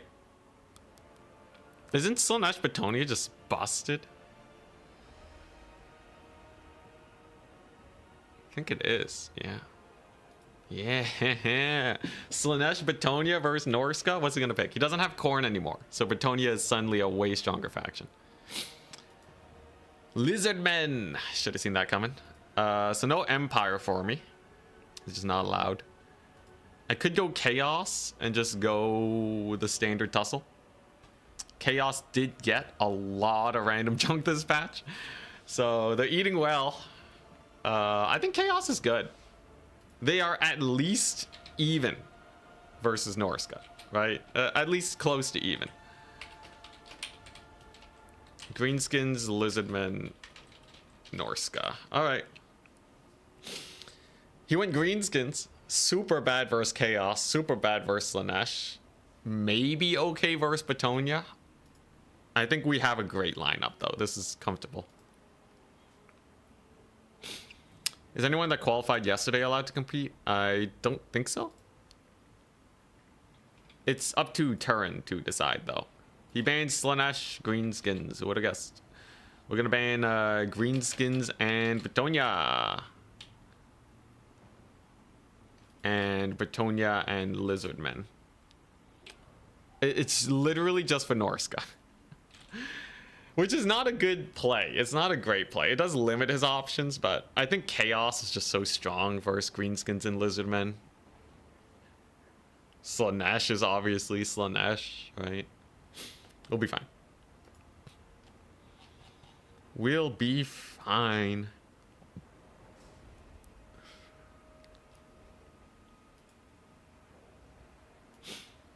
All right. What's he gonna ban? Yo, Greenskins. If Chaos into Greenskins, I'm not gonna lose again. Just never start with the Hell Cannon, and it's a free win. Greenskins lose triple Grail Guardian 50% of the time, every time. Oh. Watch streak reached. Oh dang, Mega Man. Dang. All right, here we go. Norska Slaanesh is banned. Who would have guessed? Lizardmen and Chaos is banned. All right. So what are the two that I would want? We got Chaos Norska, which is too even for my tastes. And then we have Slaanesh versus Lizardmen, which just has to be good, right? These are both amazing matchups. Chaos, Greenskin, Slaanesh, Lizardmen. I was starting to figure out the Slaanesh Lizardman matchup before the update. And he wants to play versus Chaos, that's fine. Alright. So, yeah, the great thing about Chaos is you can just play them like Norska. They're literally just Norska.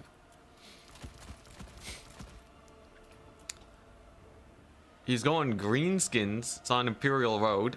You want the Hell Cannon, but always in reserve. Archaon is amazing. Just take Archie and you're fine. And then, is anything I gotta worry about? You could have a Flying Lord. Gaze a Mork it up. Yo, Dreadmaws are insane. Dreadmaws are are just bonkers, man. Never leave home without the Dread Marge. Do I even need this? I don't really need that much. I can run this. Holy crap, this is a good build. This build cooks super hard.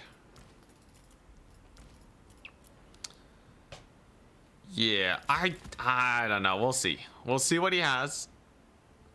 I've played this matchup a few times. I did screw up once against Danican in the grandest of finals, but I think I play a pretty mean chaos. Forsaken are also really good. Now, black orcs are a thing. You do have to be wary of black orcs. But if you do that, it's chill. It is so chill, man. So yeah, just take a couple of these dudes. Huh. If you take Dreadmaws, they count as 360 firing units. So then you can't take horsemen. That's a weird restriction overlap. What else do I want? It's greenskins. Like, honestly, Hellstriders are great. Even though they are limited to 3 now, it's fine. Life is good. Anything I dislike about this build? Seems pretty solid to me. Alright, let's lock it in. This is just gonna be Norska with Archaon and Hellstriders. That's disgusting.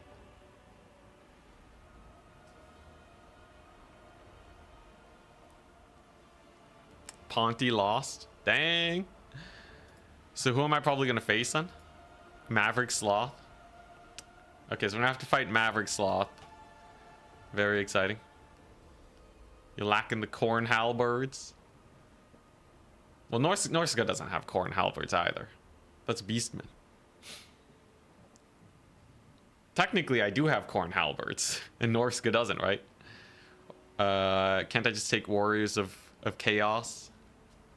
Halberds? Corn edition? In tabletop, Norska is in fact just Chaos. You know, honestly, I look forward to playing a lot of Chaos. I think Chaos, Norska, Slanesh, all very strong factions. Bretonnia's a menace, but we'll live.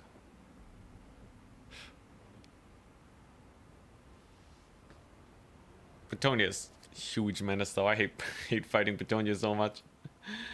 Bretonnia is such a pain to fight, man. It's a potato guy from YouTube chat. I think he's showing up every once in a while. He's not like an avid chatter, but he's there. Alrighty. It's time. Archie. Ooh, look at the Vanguard for the worms. Hell yeah. I'm gonna double Vanguard. Oh, look at that. We got the stacked wormage. Oh my goodness. We have, let's see here, which is closer? This is technically closer. If the game ends in 1 second. Alright. If we're 1 second from victory. You know? Or if we win by 1 second, it means that this was a worthwhile play. Ready? Good luck, have fun.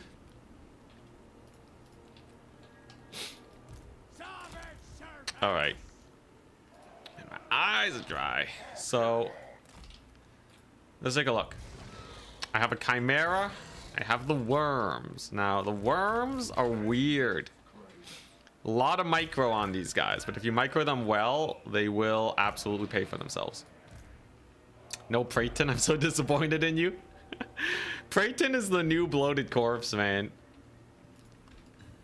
Oh my goodness, that unit. Alright. Alright, blinking is done. Time to lock in. So we got double worm. He's got an infantry build. Worms are so good versus infantry builds. They are stupid good versus infantry builds, man. It's insane. Where's his lord at, man? Bro, you got a lord somewhere or what?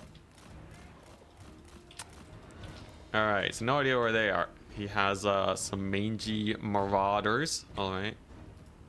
They can be a little annoying for my worms. I think we're okay. Just gonna unburrow here. And then we're going to immediately burrow, reburrow. Come on. Yeah, there we go. We're gonna immediately reburrow. Here's a little Spider-Man. All right. We're gonna disrupt his archers a bit. And then we're going to burrow again. That should keep them relatively safe. A lot of his shots will actually just friendly fire because of that. And then we're going to unburrow. And then we're gonna enjoy our time here. It's chill. Archaon is chilling. This guy can just get a sick breath attack on the Ruglets. There you go. Very nice. He has a he has a rampaging dude. Oh crap. Well, that's a little scary. He could have rampaged my thingamabob, actually. A couple archers over there. Don't want to get these guys shot up though. You gotta be a little careful. But since he doesn't have a way to kill a hell cannon is the way. Get that hell cannon out. Start bullying him. We've already put him in a very awkward position. Cav fights I can win with Searing Doom. Doesn't matter how elite his stuff is. They will absolutely die. Gonna get another unburrow. Cooldown is a little awkward, but we'll be okay. Just have to be a little careful. As long as we keep these archers busy, I'm happy. Or those savage orcs. Savage orcs we can deal with. This guy heals. Ah, there he goes. So he does want to tussle there. Fine by me, though. Come on. Just stack up on that big guy. Yeah, there we go. Searing Doom time. Let's go. So that's going to be solid. Searing Doom is actually so annoying for greenskins. They rely on their cavalry a lot to do well. So if you just use Searing Doom, bully them, life is pretty comfy.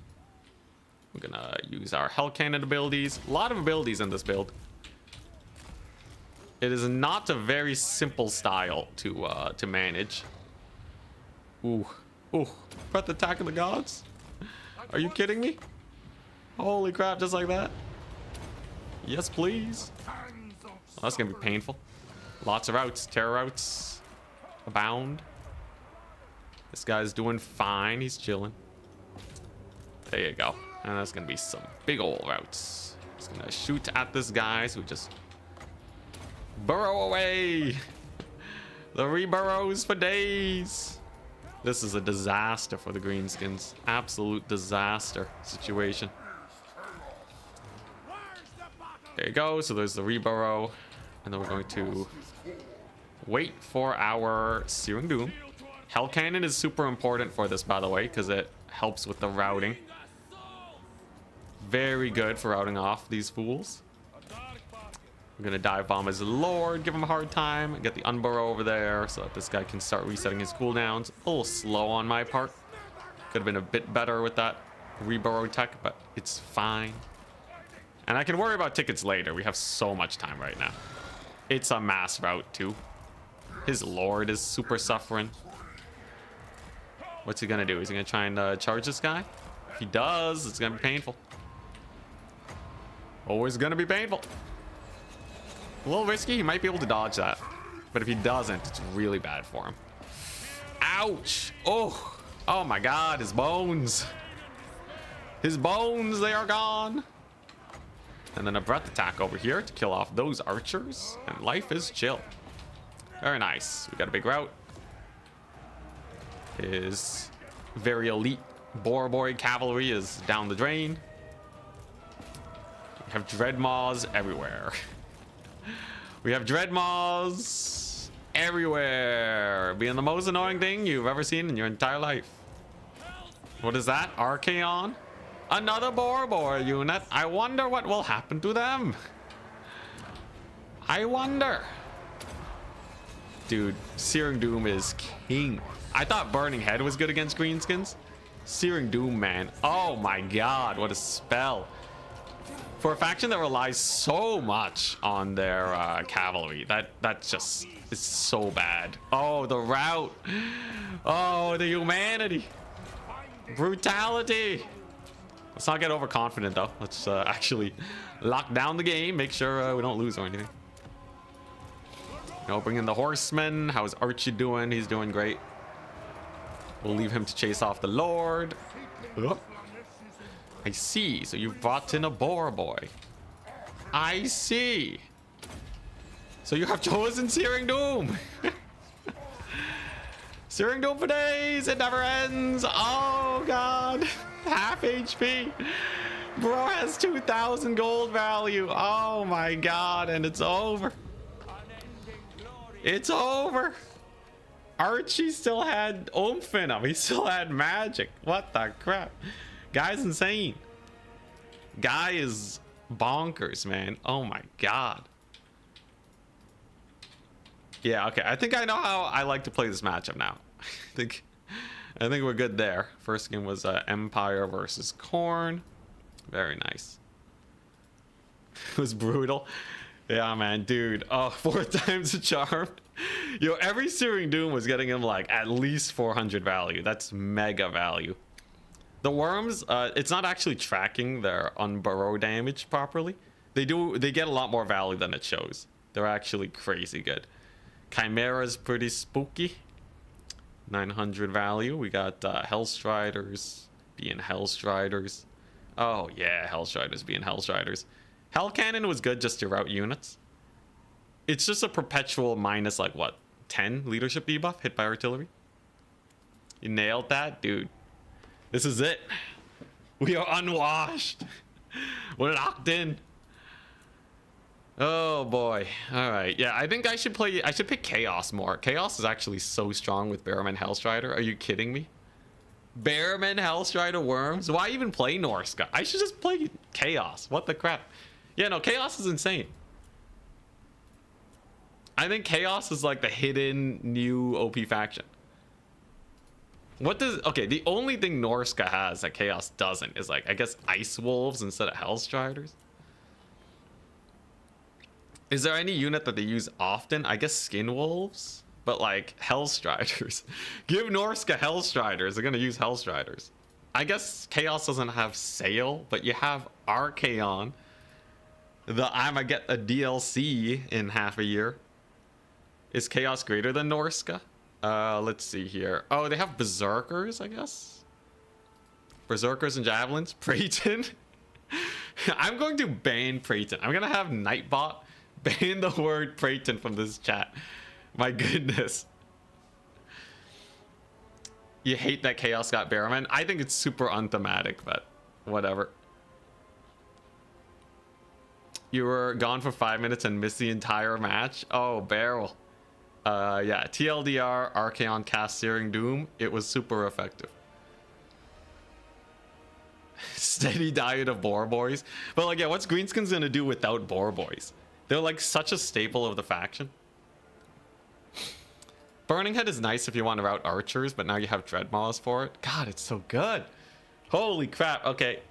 Okay, I'm a Norska Chaos main now. The Bearmen should actually be a Dogs of War unit.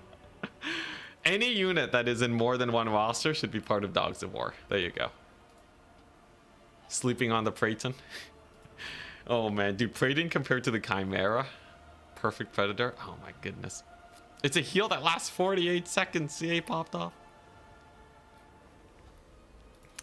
Look, if I lose to a Praeton, alright. I'll quit Warhammer forever. If someone takes a Praeton, it just annihilates me.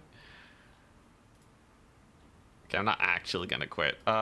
Does Chaos have Edens? Surely they don't also have Edens, right? Okay, yeah, Chaos doesn't have Edens. So they don't have the Power Crept Giant. But Edens are not even meta, so... Yeah, I don't know, man. Yo, that's crazy though. Edens are just better giants. They're better giants in like every single way. For 100 gold. And they're still not being used. Crazy, man. I wonder if they're using land battle though. Regen giant in land battle has to be good, right? I guess it's Kurgan Horsemen, but Hellstriders are still better. Is Praeton really that bad? Yes.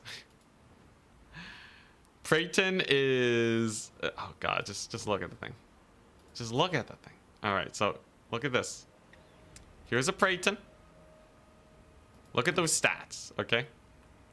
It costs 1,650. We're gonna compare it to a cheaper unit, the Chimera. So, the Chimera, for a lower price, has flaming attacks. It has immune to flanking, plus 10 melee defense, more melee attack, magic attacks, flaming attacks, 20 armor, more damage and charge bonus. What were they thinking? It's because the Breton has some missile resist. Whoop-de-doo. Whatever, man. Get out of here. Oh my gosh. Oh wait. No, this has devastating flanker. This has immune to flanking. So I guess it doesn't have devastating flanker. That's not... It's a single entity. You want immune to flanking. Oh my gosh.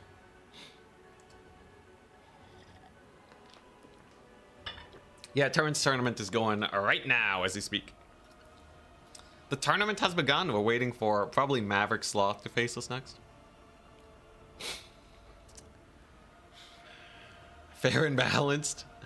Well, it's fair. Balanced? No. Anyways, I might have to face Subutai. I have to beat Subutai to get to the to get to qualification. But Subutai is the only person in the way of me right now. If we just can defeat them, I think we're pretty chill. Either that or Chimbambu beats them. Frenzy buffs aren't shown on the card. Okay, yeah, I guess Breton has Frenzy.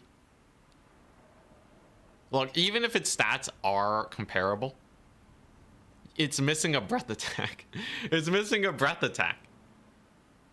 Right? So, okay, its stats, let's just say its stats are close. All-consuming hatred does not make up for flaming breath. Nor does immune to flanking. Nor does it make up for immune to flanking. Immune to flanking is insane. I guess it has endless malice. Technically, it is a Grill Relique-esque unit. So units around it will be slightly better at fighting. For the low, low price of all your monies. If it costs the same price as a Chimera, I think it would still be bad. The unit needs to cost like 1,400, and then I'll be like, alright. Mayhaps. Otherwise, it's just a big Manticore. Give it a bound flaming sword. Ah, hell yeah. If CA does that, I bet they would. I bet they would increase the price too. There's been some pretty funny moments where they nerf a unit when they intend to buff them, because they're like, "Ooh, we over buffed them. Let's increase the price a bit," and then people take it less. Frost Dragon is worse now. What makes it worse? Unless you're comparing it to the Breton, in which case I would rather have a Frost Dragon than a Breton. Frost Dragon is basically a Chimera that's easier to shoot. Realistically speaking, that's like the stat difference is so similar. It's easier to shoot and worse in melee because it doesn't have immune to flanking. But they both got breath attacks. And it is slightly more maneuverable now. See, it did buff the Frost Dragon. What about doing double Breton against shooting armies? Could that perhaps be worth it? Okay, so let's say you spent 3,000 gold on double Breton, right? Now, tell me, if you have double Breton, how do you kill the shooting units?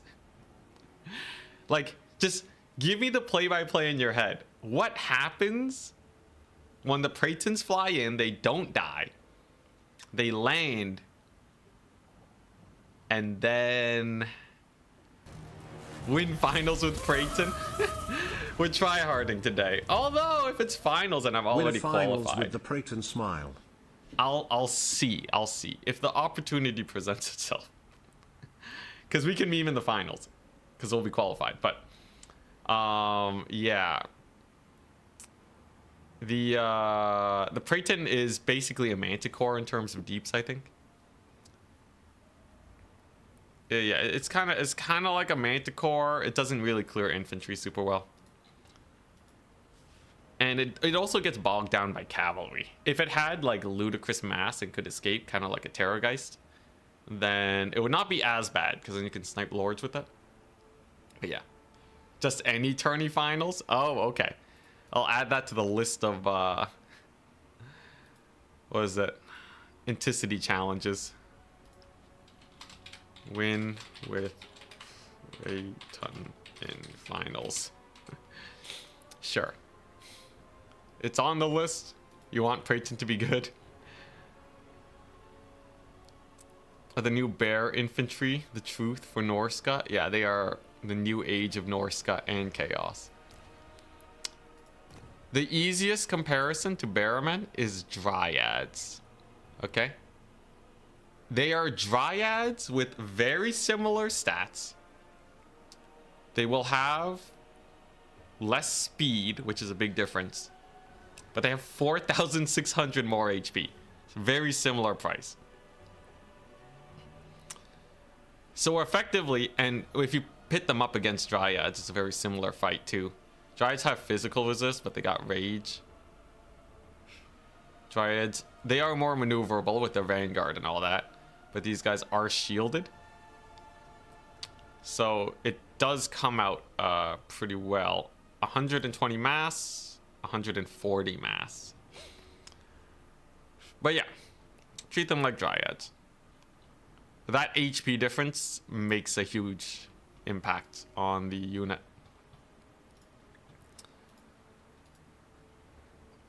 And it makes it where any kite build is gonna die. With the help of Dreadmaws anyways.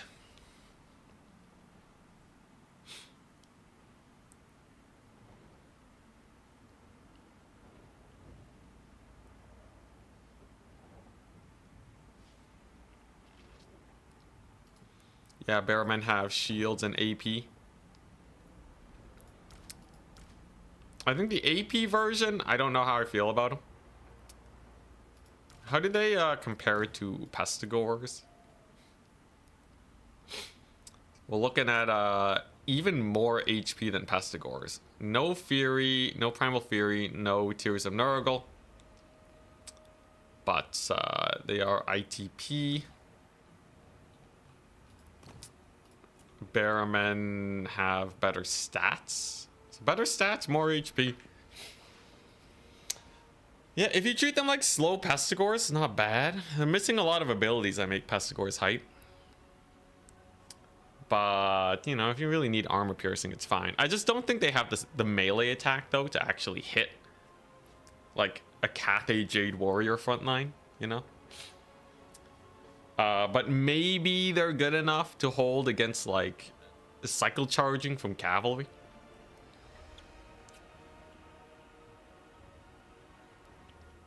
Yeah, if they're good enough versus cavalry, then I would consider them. But I think they're way too prone to getting shot to death. Yeah. Yeah, you kind of need the shields. They're also way more expensive. 75 gold? Dang, man. 75 gold for a unit that is basically a side grade, you know? You lose the shields, you lose the melee defense. I'm not paying 75 gold for that. Yeah, I think these guys, you pass on them. I'm calling it now. Shielded Bearmen all the way. And then you can take some Marauders if you really want for support. But like 5 shielded Bearmen will get the job done, and they can take Berserkers. If we're talking the best Norscan infantry, this is more than enough for all of your games. You don't need anyone else, okay? Just let them fight for 5 minutes and they'll have enough melee attack. Rage is only +5. Dang it. Yeah. Against like a unit of, let's see here. Imagine trying to send them onto Longbeards. Longbeards with shields. Oh my goodness, they'd never land a hit. Which is perfect versus Cathay troops. Takes at least that long to get through them. I guess technically, if you're really infantry swarming, you can maybe activate that rage.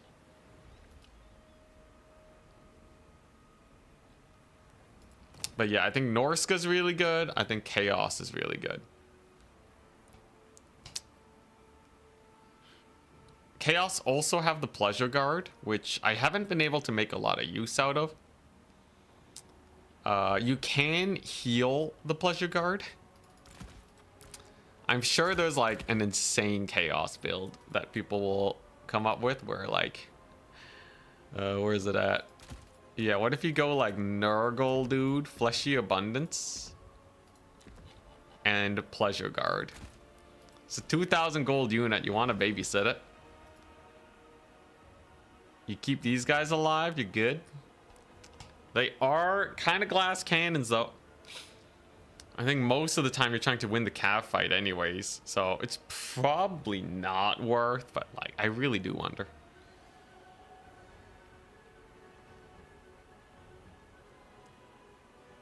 Bearman and Jade Warrior pool noodle fight. Yeah, you'll still need some way to get into the back line. What makes the Pleasure Guard so much better than the non-ROR version? Unbreakable. They got Unbreakable. And Unyielding Assault.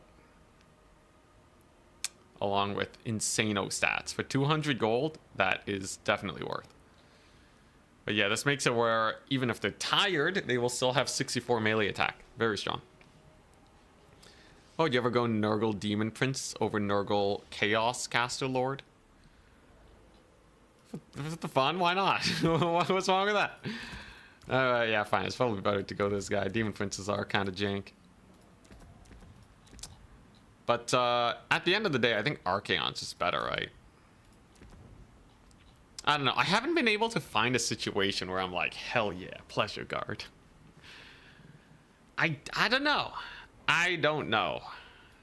They just seem so squishy for 2,000 gold, you know? They seem super squishy. They don't really have like a great use either. They're anti-infantry, which is like... I guess if you're running into Black Orcs, if you're really worried about Black Orcs, you can take some Pleasure Guard. You're happy that Archaon's finally good? Yeah, he's been good for quite some time now. He should be a centerpiece lord of the Warriors of Chaos, though. I think it's better than when Kolek was meta or when Sigvald was meta. Or on launch when Be'lakor was meta. Can Warriors of Chaos get a Blood Shrine? They can get a War Shrine of Khorne. That's what you mean. They can't get the motorbike though. Stirkar. This guy's so cool. I thought he would be stronger. But he's so expensive that you end up losing on a lot of other fights.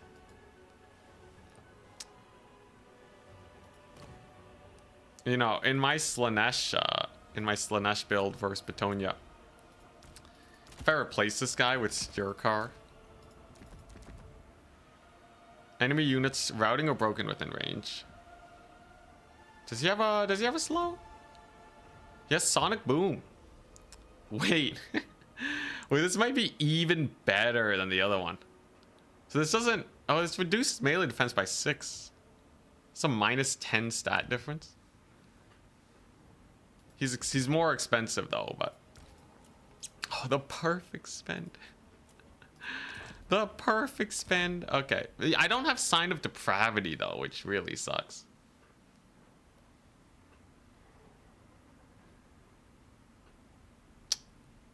It's not nearly as much of a melee defense debuff either. Turn on in 3 hours. Dang, he's only casting the semis and finals.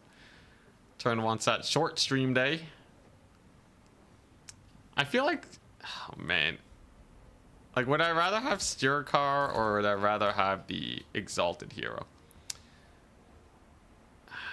I wish I could have both. Because this is minus 25% speed. Lasts just as long. And it reduces melee defense by 26, which is a lot. Versus Bretonnia, you kind of just want to get them killed as fast as possible, so... I think this guy might just be better. As much as I really like Stirkar, against a good enough player, the problem is getting your first route, right? The only thing is he will be much better if you're fighting like peasants and such. So with Stirkar, you can dive bomb a peasant unit, and then just stick on them, and there's no way they can take a fight against you. Because they'll just be constantly debuffed.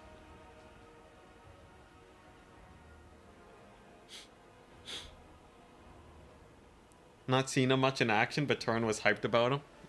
I did show off how good he is when units are routing. Like you saw the France shenanigans, right? Do I have a slot for him? No, I already have my 2 heroes. The mask is required. Pavane is required. Sign of depravity. This definitely opens up a lot, though. Like, it only takes 1 peasant. If you just have 1 peasant that you can just catch, like, instant win, man. Oh, so close. So close to glory. What's this? 90-second cooldown? What's Stirkar's thing? His is also a 90-second cooldown. It does get 4 damage AoE. That's something. We're talking about the Norska legendary hero. Oh.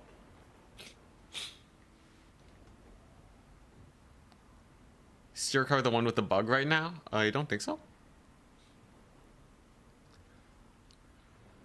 Let's see here. Glorious Slaughter is also hilarious, but I think that's way overkill. Dude, he has so many cool abilities. You can even get the terror with them. Stirkar mask. Okay, so if you take Sonic Boom and Sign of Depravity, you have to cut like a whole horseman from the build. What does this do? Immune to contact effects. You got Blissful Rapture. You have Evasion. I have some money lying around left over. Can we squeeze a bit more monies? I can have him do a terror leadership buff for 200. Missile block chance plus 20. A little overkill. Glorious Slaughter is a hard maybe. Glorious Slaughter is hilarious, though it only buffs Stirkar, so it's probably not worth. I just want to be able to catch these guys, you know. Okay, he's on a demonic steed. I guess on acquiescence. Chaos armor is pretty expensive. He's already 1,850. That's a lot, man. But this is like, you know, if I can just route 1 unit with the Pavane, we're already cooking. And there's no cycle charging that can be done. So like this is an easy way to just win outright if played correctly. It's definitely worth considering, I would say. Okay, so I can do this, and then I can get a 200 gold ability. So what would I want? I can take Soul Feeder and Evasion. Blissful Rapture is only 10 seconds. That's not very long. I could do the Terror. Terror is good because... Oh, no, I have Terror. I have the Marquis of Masochism. I could just take the Chaos Armor. If he gets charged, he'll do, what, 28 damage back? That's nothing crazy, but it's something.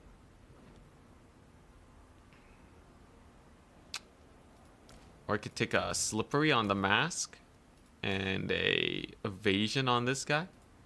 I'll bring him up to 110 speed. That is very fast. I kind of like this build more.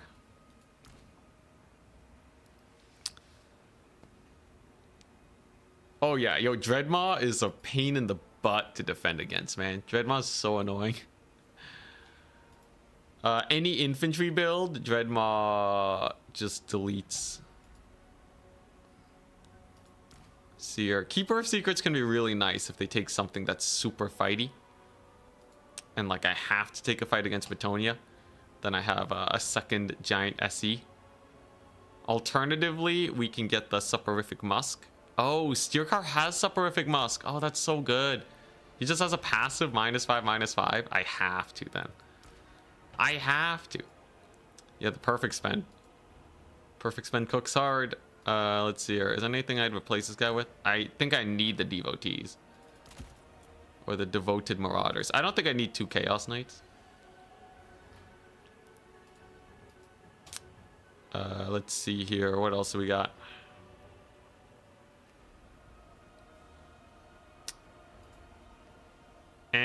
Nothing else here is super crazy. I can use Hellstride. Like, Hellstriders just die, right? I need something that can actually fight Bretonnian Cav. Soul Grinder. It costs more than the Keeper of Secrets. I think I just stick with the Keeper. Though, a Soul Grinder is probably not like a huge difference maker. It's all relatively the same. Speed differences on the Keeper side, though.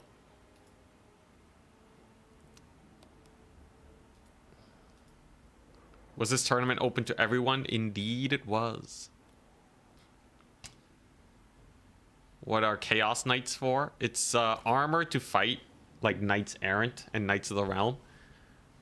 This much armor means that Chaos Knights will actually trade pretty decently into Bretonnian Cav. At least better than a lot of the other stuff. And they have a melee defense through the roof. So they should hold long enough for everyone else to get there. In general, though, it's not a unit that I'm dying to take. Most definitely not. I think we just get another Forsaken. The money spend is not good, though. Let's see. Do I have a way to beat the Bretonnian front line? Like, obviously, there's the Mask and Steercar and all that, but is there something that will actually, like, shred the front line? That doesn't just outright die to Cav? Could take some Chaos Warriors. They can sometimes be super hard to deal with.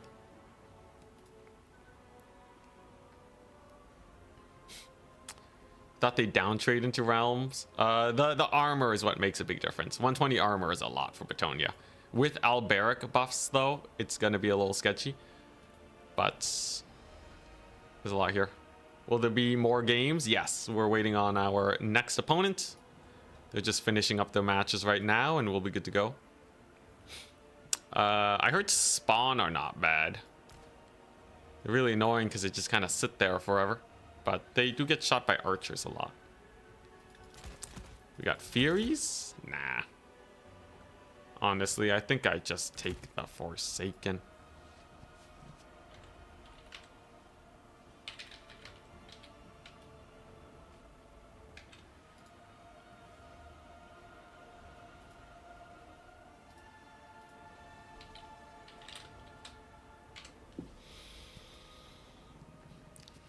You guess Slongors are valuable to Cav? Oh, vulnerable, yes. Yeah, Slongors are super vulnerable. Everything here is either a spear unit or has mass. I just hate that I have 425 left over.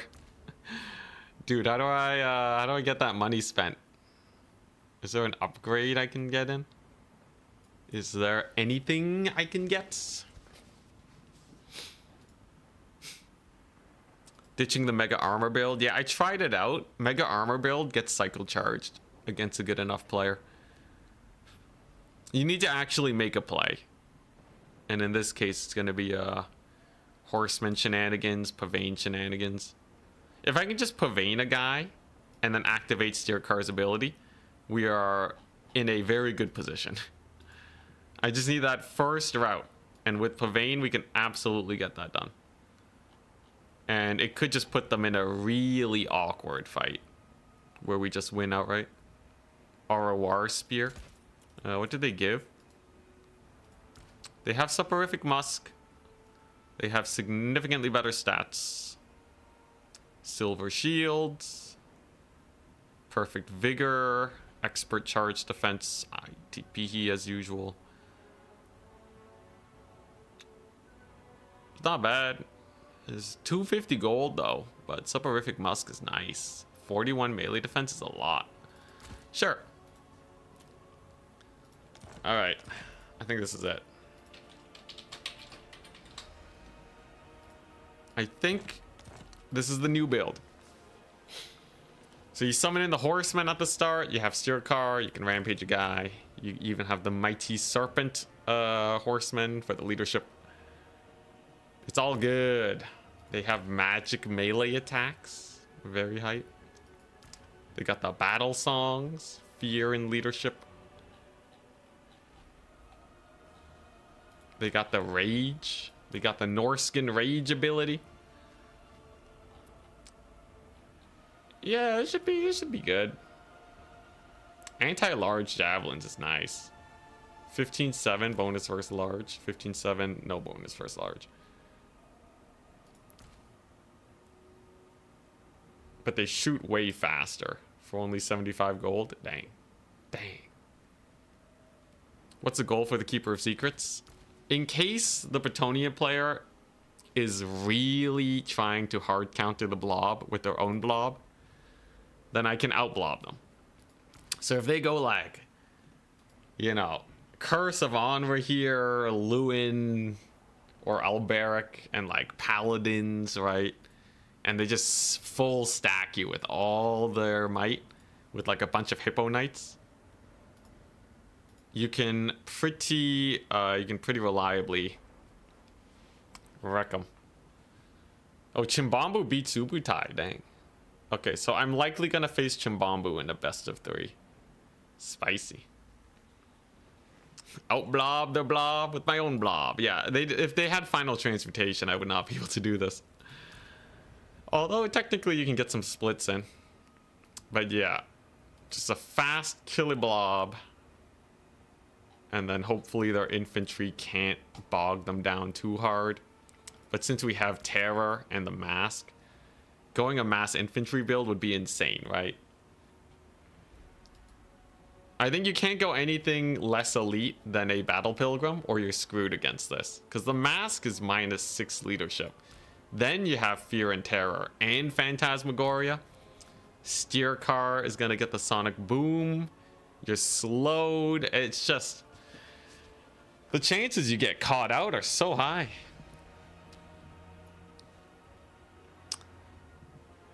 Yeah, Bretonnia is probably just going to bring Lore of Life and heal. But this build does so much damage that you can just get routed off.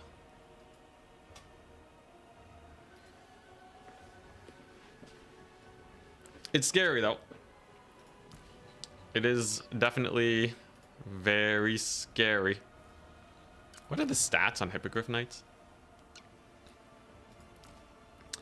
Yeah, only 36 melee defense. I don't need to reduce their melee defense by that much to get killing. I already have -5, -9 total melee defense. Yeah, I have a passive I have -9 melee defense. So that's like 25 melee defense to my 42 melee attack at least. I'm basically gonna hit them with every attack. Melee attack is super high here. Whew. It's scary though. Very scary. So nothing in Slanesh that has Discourage. Leadership bombing does exist, but I think it's only on the lords and such.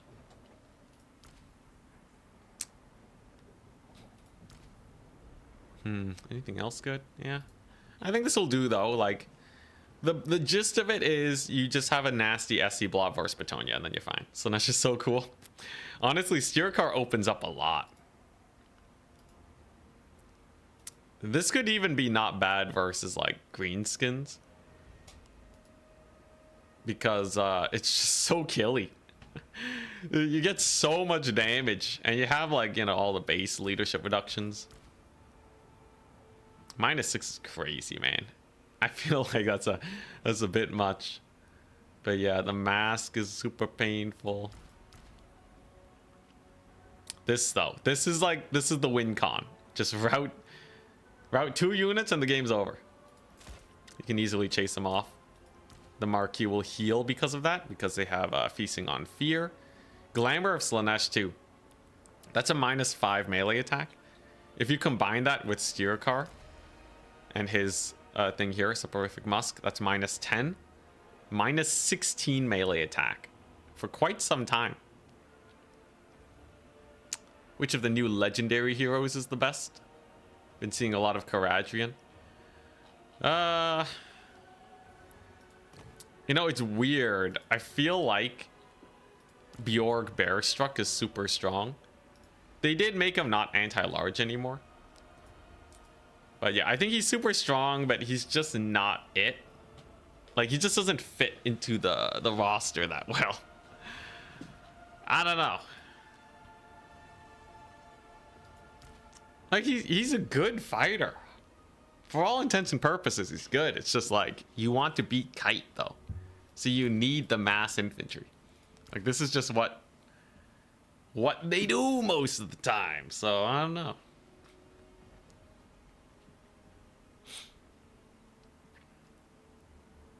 Yeah, Azazel's not great. If you don't bring the mask, you're not playing Slaanesh right nowadays. Next game should be soon, at least. I just need to win 2 more best of 3s, and then I am done.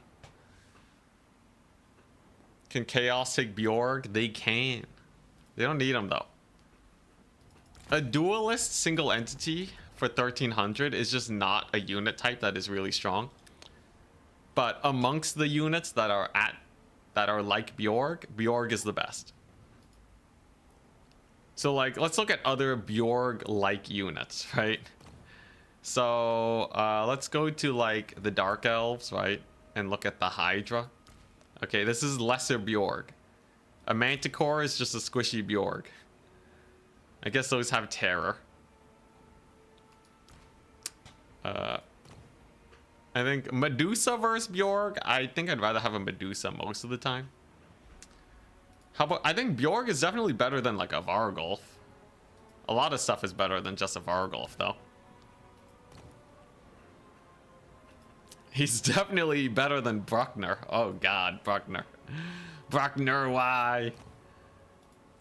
You know, I think he's better than like a Gunnery White if you have SEs that you need to kill.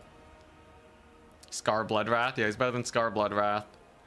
Bjorg is like, you know, Karnak, you only take him for the utility. So I think you would see Karnak more, but like Scylla and Fingrim, if you just need a fighter, you know, he exists. He just exists. I don't know. Maybe versus Tomb Kings? I could see Bjorg versus Tomb Kings. Long-lasting regenerating dude against Tomb Kings is hype. Green Knight or Bjorg? Ooh, okay, yeah, Green Knight is definitely... Green Knight falls into like the just duelist tier. He just fights. He costs 1500. If you compare him to the stats of Bjorg, Bjorg has... They both have same damage output. Bjorg has way less melee attack, less speed. He's armored though, and he has base regen. And slightly tankier. Like, Bjorg is like a less killy Green Knight. I just don't really know where to put him though. If he caused terror, he would be really worth it. But no terror sets him back. Bjorg plus a Nurgle Exalted Hero plus Nurgle Caster Lord makes for a durable SE core. Let's see here. Exalted Hero, Nurgle Caster. Yeah, you can just get that like solid squad of dudes. I think he'd be really nice versus Tomb Kings. He's a more armored Skinwolf. Werkin. Tankier. He doesn't have the anti-large, which is a pretty big impact. But like, I think Bjorg absolutely is great for The grindier factions. Would I take him versus Counts, though? Probably not. Would I take him versus... maybe versus Beastmen?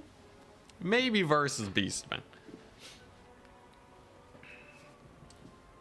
I don't know, though. The tooltips. Damage dealer, melee expert. Anti-large. Nice. Ah, yeah. Anti-large. That's my man. He still got it in him. Yo, Maverick Sloth still fighting Babu. Who will win? You gonna head out for 10 minutes again? Don't you dare finish the next game until I'm back. Yeah, they screwed up the tooltip. In the early access, he had anti-large, but they gave him anti-infantry. But creative assembly is yeah. Behind on the polishing schedule. Just build up and overwhelm. Usually I just capture the points at the start. You don't need to build up that much. This army's quite fighty. How good is Aecold? Oh yeah, Aecold. You almost never see him, sadly. He's okay. He's just a slower Bjorg. He really is. Now, you know what I think might be done, though? If you're playing Tzeentch. Alright, look at this. Look at this madness. Alright, do this. Boom. Bjorg Bear struck for 2,150. Good. Jeez.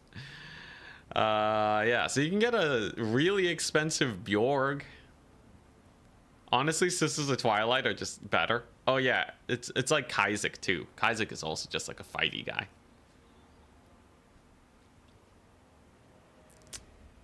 But yeah, you can Bjorg it up.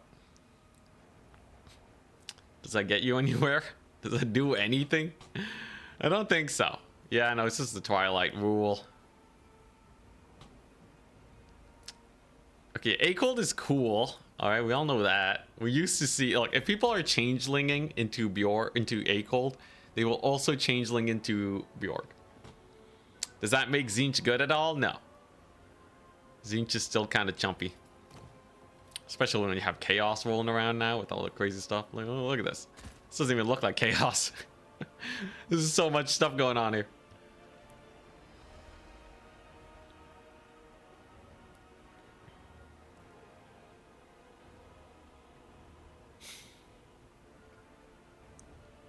Is Changeling good in multiplayer, or is it just for memes?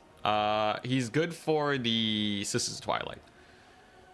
Sometimes you want Sisters of Twilight snipe as Tzeentch. It works surprisingly well, I would say. Yeah, how long does it take these people to finish 2 rounds, though? It's been 2.5 hours. 2.5 hours, and the second round is still being played. Come on. The pick ban format, maybe. Slowing them down. The matches could be going long, I guess. That shouldn't increase it by that much. I think they're just taking forever making the army builds, maybe. Chaos has the most chaotic roster, very fitting. True. True, look at this madness. This is the biggest roster in the entire game. They got everything. They got the world. Yo, what map are we playing on, by the way? This is round 3. That means it's Glade of the Everqueen.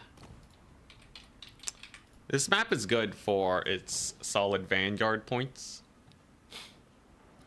Turin's messaging me. What is this? Ah, I'm gonna send him replays from here on out. Okay. Gotta make sure to record my replays. What is this? Top 8? Oh yeah, I guess we are in top 8. Dang, well. I'll be back in a second. I'll see y'alls in a bit. Answer your questions once I'm back.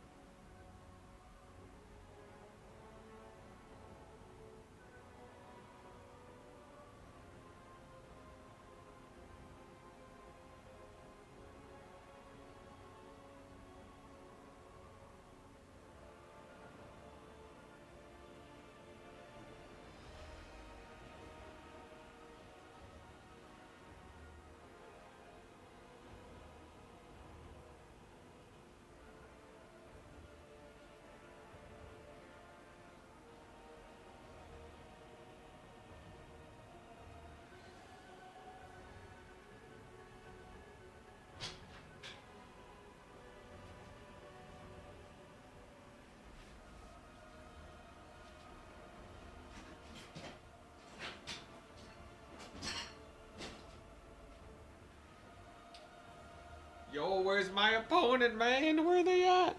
They're still not here. 3 20-minute matches is an hour, I suppose. I guess. A-Cold have his regeneration aura in multiplayer. Yeah, but it's not that good. Shield regen is actually really slow.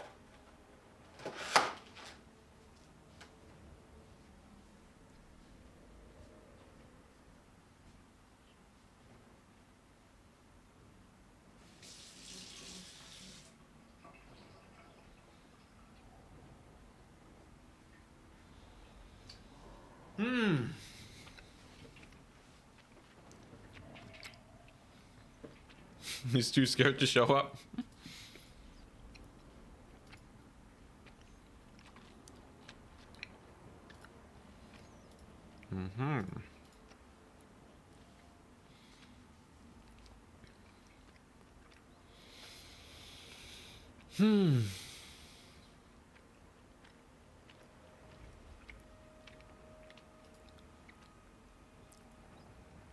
Think any of the new SCs for Beastmen are worth taking?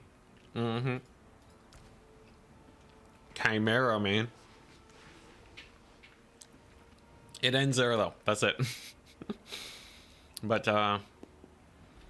they have flaming breath. They're basically small dragons. This one heals. Super good. Like, imagine if you got a dragon and just crammed it into a manticore's body. But otherwise, it's still a dragon.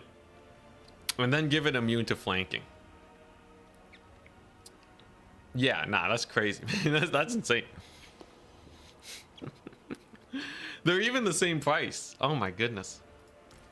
I guess they technically have less HP, but if you're not getting pin cushioned by arrows, that's where it's at. Looking to learn a third faction? You know how to play Bretonnia and Vampire accounts. Who would you recommend? Yeah, Chaos and Norse are top tier right now. Slanesh is pretty good. Generally, Slanesh can bring a lot of the same builds too. Pretty easy to learn, hard to micro. Wood Elves are really easy though. If you want a Wood Elf build that will just beat most people, just do this, man. People have an insanely hard time dealing with this. You can literally do an entire tournament with 12 Glade Guard every time, and you will probably be fine. Just take like a cheap, you know, foot character or whatever, foot caster. Spam cav like this. It's so easy, man. And then like, yeah, you have some Dryads for chaff, and you have some Wildwood Rangers for elite stuff, and you're done. It's over, man. It's disgusting how simple this build is and how good it is.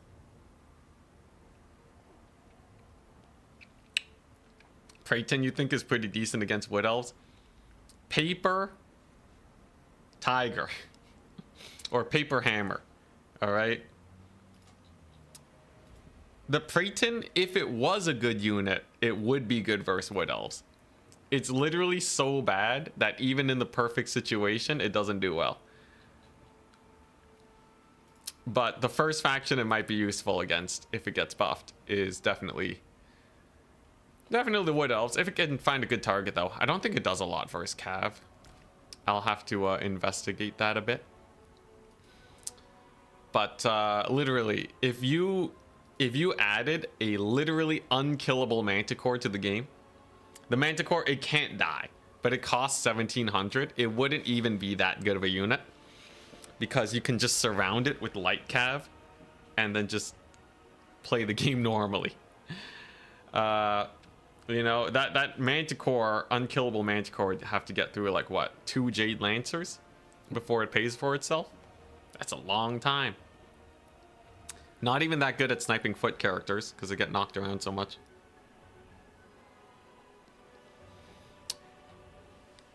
And a Breton is not an unkillable Manticore. It is much less.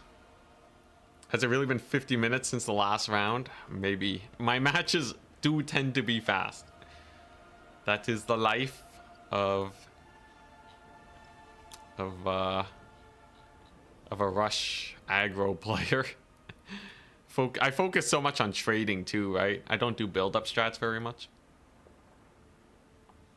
Think you need time limits on people? Well, let's see. 2.5 hours. You would hope that each round is again, hour 15 minutes for a best of 3. Each round, in theory, it should be less than an hour. But I think if people are really taking their time with it, I can see this happening. My tournament also went on really long just because rounds were taking a lot longer than usual. It's just how it be.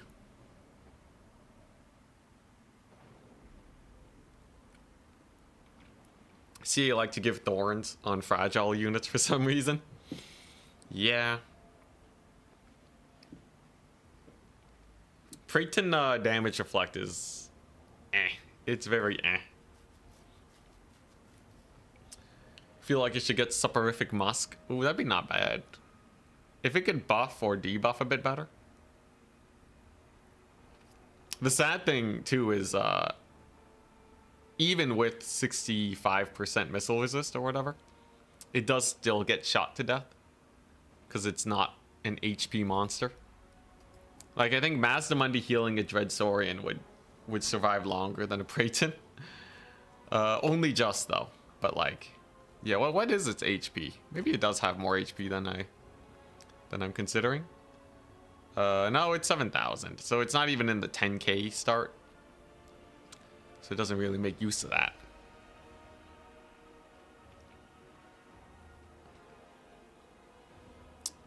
Personally, I think you just make it cheaper. I think Breton as like a cheap Manticore with absurd missile resist is totally fine as a unit. Because most of the time you kill Manticores with cav surrounds anyways. So it still has one counter. Yeah, it still has one counter. Although I will say the Manticore trumps Breton so hard. Because the Manticore can dodge shots. You can dodge gunpowder with the Manticore at mid-range. So the Breton would only be useful for like 1 or 2 volleys. And then in melee, it's not great. It should be way better in melee, honestly. It should be way better in melee. Make it like a bruiser unit, you know? Ultra tanky on all fronts. It doesn't kill super fast, but it's gonna stick around and be a problem if you don't have a dedicated duelist to take it out. What makes it so bad? It's too expensive. If you look at the units that are used, they kind of need DPS to match their price. Or they need some sort of battlefield effect to make up for it. Because at the end of the day, you can shove so much tankiness into a unit. Like, let's say Chosen of Corn, right?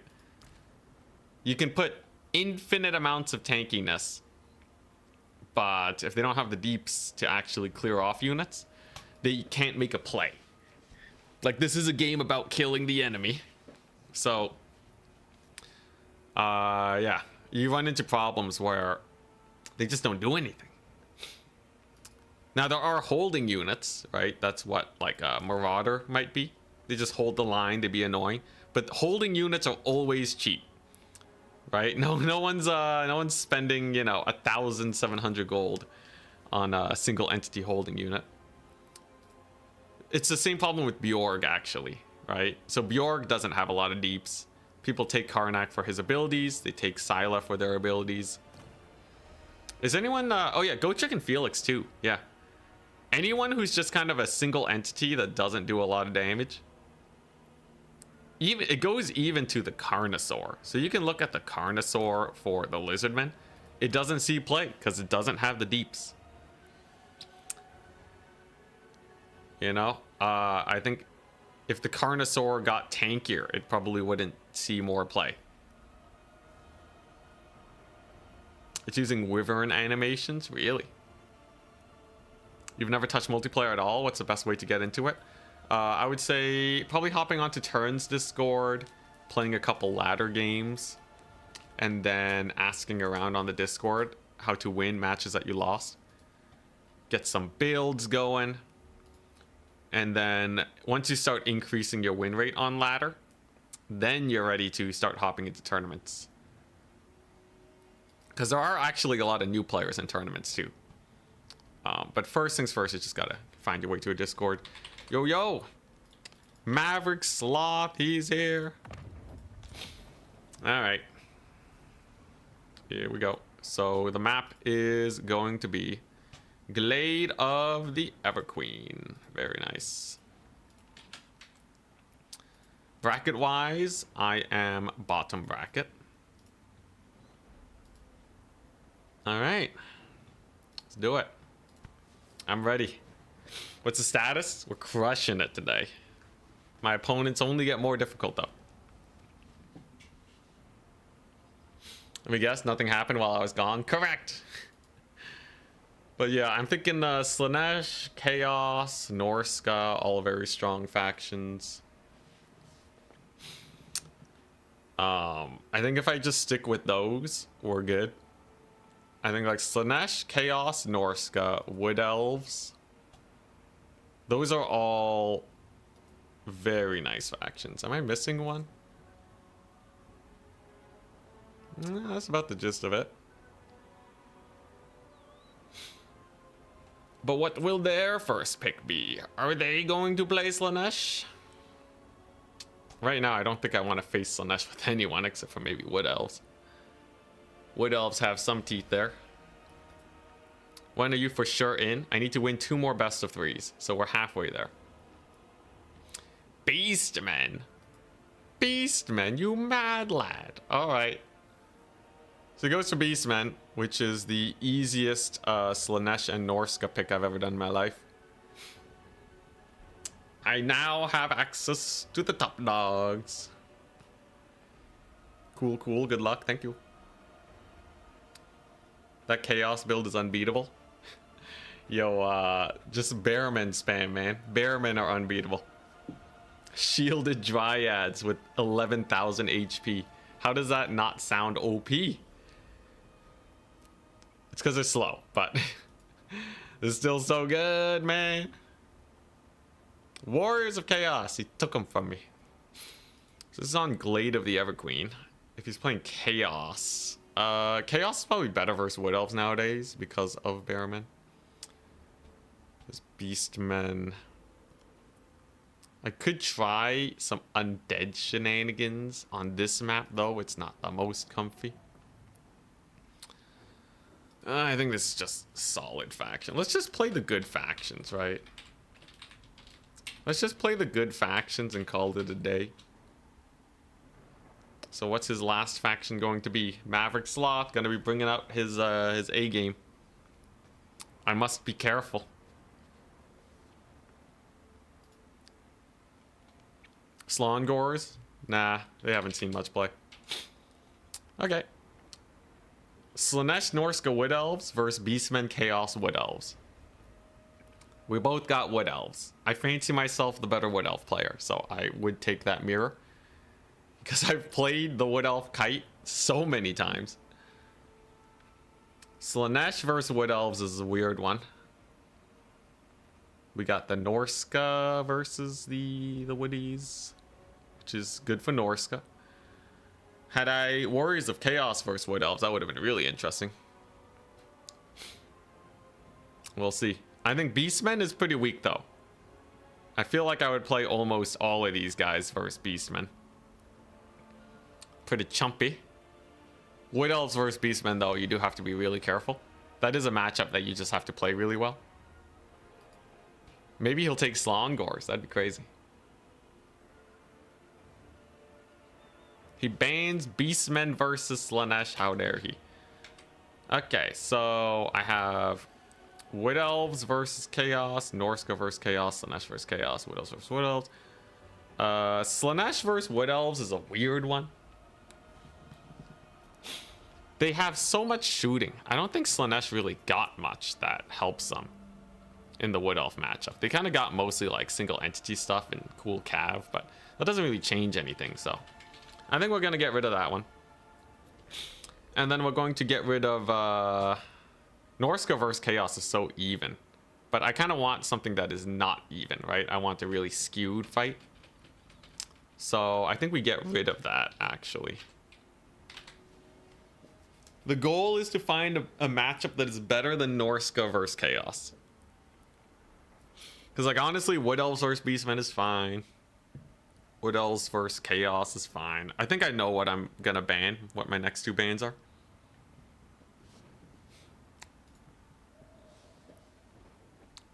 Is there some sort of banning going on off screen? Yeah. Unfortunately, I can't show it easily, so we're just gonna speak it out loud. It's fine. Radio is great for a time. Just pretend it's a radio show.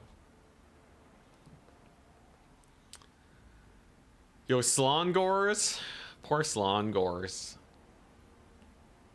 They're just not that great. I think they will see play in some fights, though. And especially for Beastmen, they'll be nice to have. But them being so vulnerable to cavalry in a cav meta, rough. He bans the Wood Elf Mirror, let's go. And he bans Beastmen Wood Elves, let's go. Dang, alright, that's actually really good for me. So I'll ban Chaos and Wood Elves, because Chaos has Barrowmen and Dreadmaws now. Which is...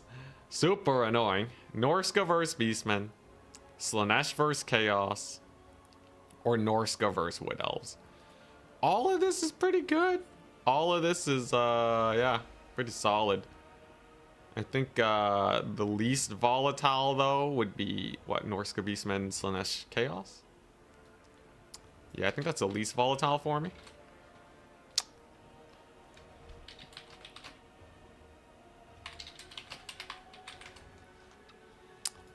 All right. I think we're good. See for sure wanted Slongors with javelins, but Games Workshop said no. Dude, Slongors with javelins? That sounds crazy. Giving Beastmen javelins? What are they, Norska? Why is Warhammer multiplayer so fun to watch even if you never played it or understand the subtitles? I don't know, man. I don't even zoom in. You want that, you gotta watch Turin. Alright, what's the matchup though? Norska Beastmen, Slaanesh Chaos. This is great for me. Norska's just a better Beastman. Slaanesh Chaos? I get to play Slaanesh. Like, Slaanesh is my jam. Now that I figured out Bretonnia, Slaanesh is absolutely my jam. What's there to worry about, man? We chillin'.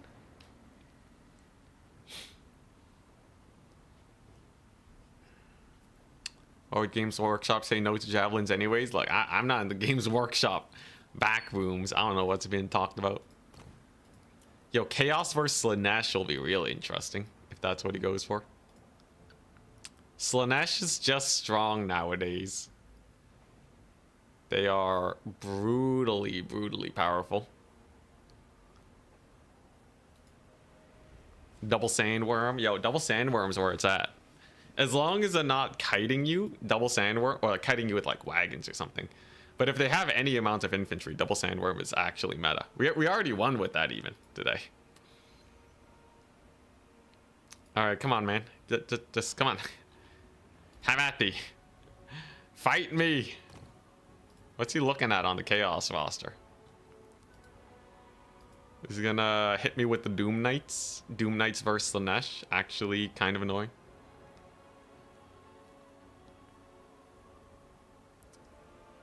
Gonna mass Barrowmen. Like, I think Slaanesh wins the mobility game super hard though with Pleasure Seekers. Pleasure Seekers for sure have to be hard for Chaos. I don't see what they can do there. RTKT party chat time? Come on, man. Is that why it's taken so long? Not like this.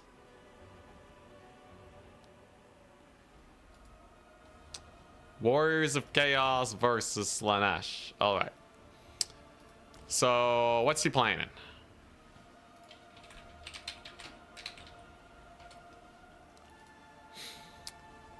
The map should be not Edge of the Darkwood. Set the map, man. Set the map. Come on. Come on, man. Just set the map. All right, whatever. I can start making my army. So he's playing Warriors of Chaos. How do we want to do this? So we can play this kind of like standard Slanesh. We can go for Horsemen shenanigans. Both are very good. Is there anything new that they get that really changes things up for them? I don't know.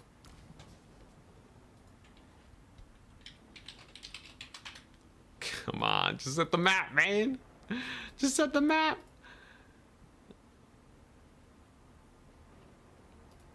Let's see here.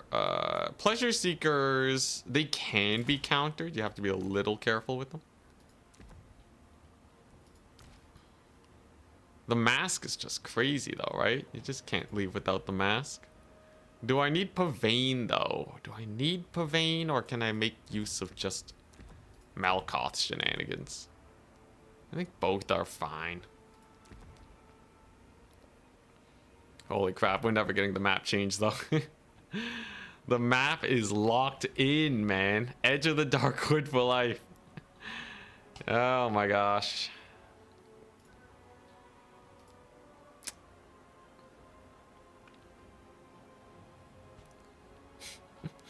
We don't know if it's actually RTK backseating right now. That is unconfirmed, although it does happen quite often. Nothing wrong with it though. It is allowed. Let's see here. If we're playing Slanesh vs. Chaos on Glade of the Everqueen, what do we want? He can go extremely hard on the armor front. Though this map is rather big, it's not the most comfortable if you're going for like mass armor. So I think we'll be okay. I don't foresee any massive issues on that front. We got my classic Forsaken. They're really nice. I imagine he's gonna go Archaon Spirit Leech spam to try and kill the mask. That makes the most sense. You know, Slongors might actually not be terrible here, because this map has a really aggressive Vanguard that we can make use of. Yeah, and then I think if I just do this, then we have a pretty decent front line. Will he have the Bearmen though? Is he going Bearmen? Is he going Burning Head? What's he planning? I'm very interested to see. Cavalry wise, I should be okay. I don't foresee myself losing a cav fight anytime soon. Bearmen do make a big difference. Like, just terror is just useless now, sadly.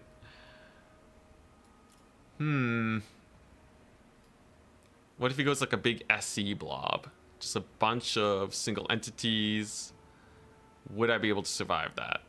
Some Dreadmaw action. We could see some pretty crazy Dreadmaw action. They are pretty annoying to take out. He set the map. Let's go.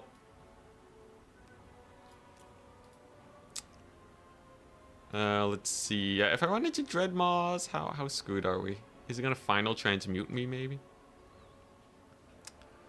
No, the skirmishers can be ultra annoying. He's gonna have Hellstriders of his own too. That's the big thing. We have to deal with Hellstriders. Now, I do have access to Fiends. Fiends will absolutely dumpster Hellstriders. So I feel like that is pretty comfortable. And then what? And then what?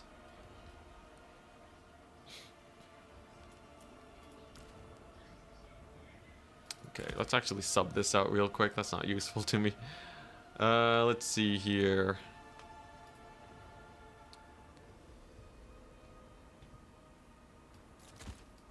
Oh, money spending. Oh, money spending in this game.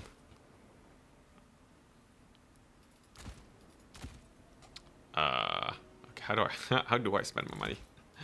And is he gonna have armor? I guess if he has armor, I have this as an option. Okay, that's not bad. That's not bad. And then I have all of these guys. I've started with this. Yeah, this looks pretty comfortable. Oh yeah, no, we're totally fine if he goes armor spam. Oh yeah, no, this is super fine. Are you kidding me? Okay, well this feels decently comfortable, I'd say.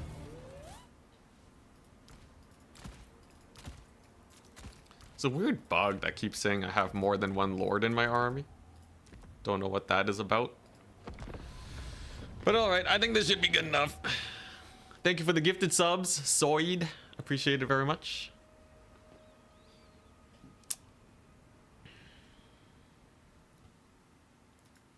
But yeah, this is pretty standard fare. Barrowmen shouldn't change this that much. At the end of the day, if I just micro well, I should be good. This is a pretty big map too. So Slaanesh can kind of play the points. That'll be a very fun option. Here's the plan, right? So I got a Shadows caster. We got some Demonettes over here, right? In the trees. They'll be having a good time. We got some Fiends chilling. He has 8 units. Now, if he's gone for a bunch of Horsemen, he should just be dead. Slaanesh is really good at catching Horsemen. Not only do I have the speed buff here from the mask, I also have the Melkoth speed buff. So, mobility-wise, it's chill. Right, lots of Hellstriders to counter his Hellstriders. We got some Pleasure Seekers in case his armor. And then, of course, the Forsaken Tide. Can't leave home without Mass Forsaken. They're just a general safe option. Demonettes are just for the armored units, all in all. We have a lot of teeth here. We have lots and lots of teeth. The only thing is I don't have any horsemen, but in theory, catching them is chill. Plus, we have a nice Vanguard position. We'll see off-meta faction picks. Not today. I'm trying to qualify. So we're going to be staying pretty meta. I almost took the Dark Elf devotees, but this will do. Alright, come on. Ready? He has 8 units. I swear. Surely he's not stream sniping and he's just busy, right? Come on, man, though. It's 8 units. How much do you need to perfectly line up your infantry? No champions? Yeah, I don't know how I feel about the champions. They just feel so squishy. I think they're too easily countered by just a little bit of damage, and it reduces my army size by so much. Though I could have squeezed them in if I cut the Fiends and maybe an infantry. Maybe he's waiting for you? Okay, he did just message. Alright, so what are we looking at? We've seen a Horseman stack and a Be'lakor. Be'lakor is absurd.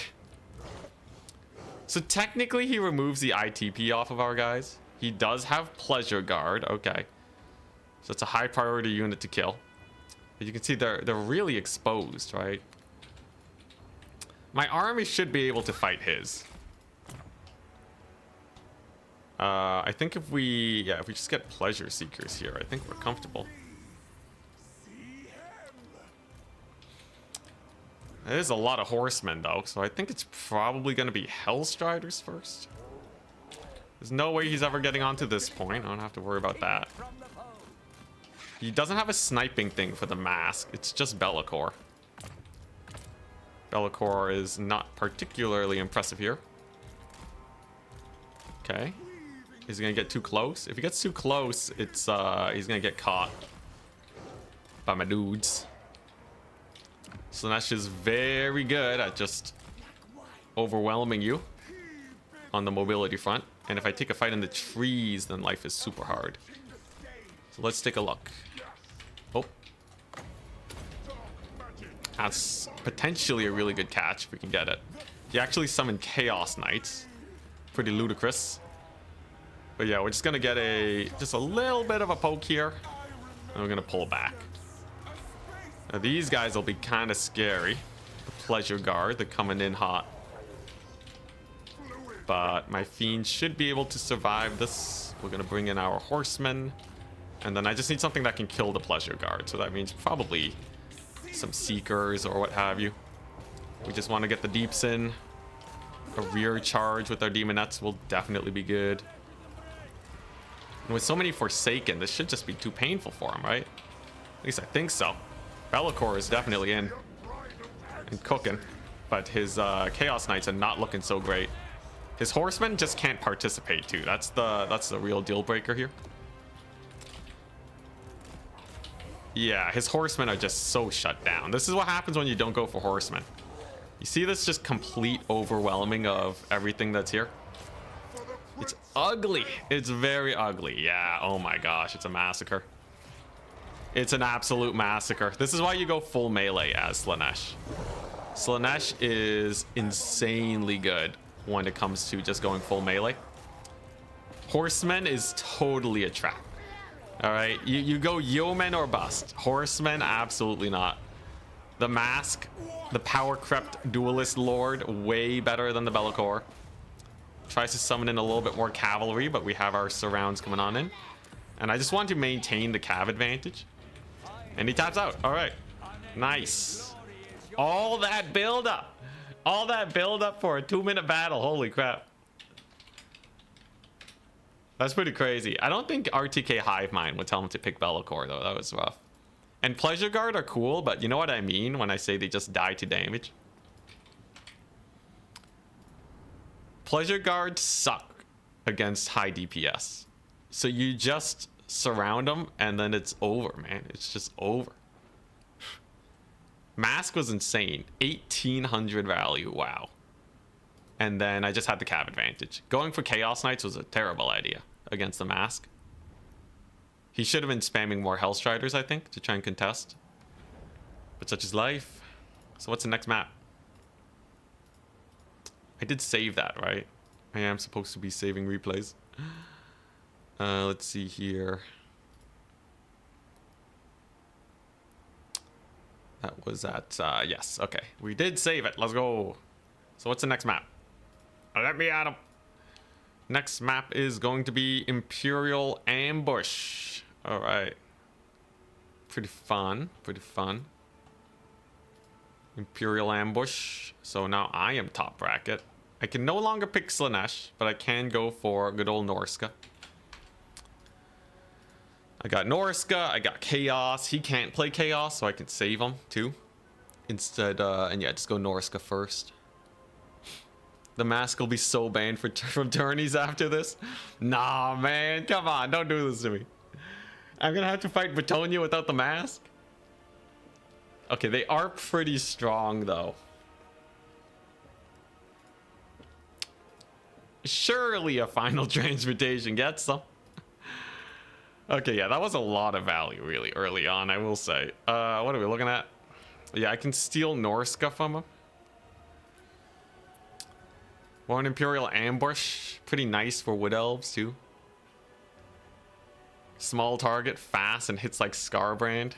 Even harder. Yeah. You keep blinking and missing games. Khorne and Beastmen. Wow. Alright. That's an easy Wood Elf pick. On this map, Wood Elves can totally fight Beastmen. Mask might be underperforming. You think he's gonna go Slaanesh now? I feel like both sides should be trying to get Slaanesh as much as possible. Mask is 1700 for a full melee lord. That is pretty expensive. Can you believe the Mask cost 1300 in the early access until they made all the dances mandatory? Okay, so no Slaanesh for me, but I can go Chaos, which is good versus Khorne and Beastmen, so I think we're just fine. Norska Wood Elves, Warriors of Chaos versus Khorne, Beastmen, and Kislev. And I will ban the Kislev versus Wood Elves matchup. Very standard banning. Kislev, I think Norska should do super well against. I think, especially on this map. I think Chaos will do just as well. And then you have Norska versus Beastmen, Norska versus Korn. It's great. It's all great. This is all amazing. I just have to not lose Wood Elves Korn again. It is fine. I can lock in. We're good. We are unwashed. Did you miss the whole fight? Yeah, it was a fast one. He brought Be'lakor and Skirmishers against Slanesh. Are you kidding me? Be'lakor and Skirmishers instantly died to Hellstriders. Be'lakor just got murdered. What's your avatar supposed to be? It's an old D&D character, an elf ranger. He had a leaf growing out of his back that offered him shade. This is my first D&D character. Bans Korn Wood Elves, Beastmen Wood Elves. I was actually thinking of banning those, so I think that puts him in a real awkward position. So we got Chaos versus Korn, Chaos versus Beastmen, Chaos versus Kislev. Man, it's all so good. Okay, I guess I'll just ban out the Korn, because Horsemen will have a slightly harder time dealing with Korn. And I think Beastmen is just easier to deal with. I think Beastmen and Kislev are just lesser factions if we're going Norska Chaos. That's crazy though. So any faction that's bad versus Norska should be bad versus Chaos. You just have that double threat. Omega screwed. Barrel memeing? Oh my gosh. Yo, that's a good meme. That's a good meme. I'll show it off. Oh man, let's see here. Memes.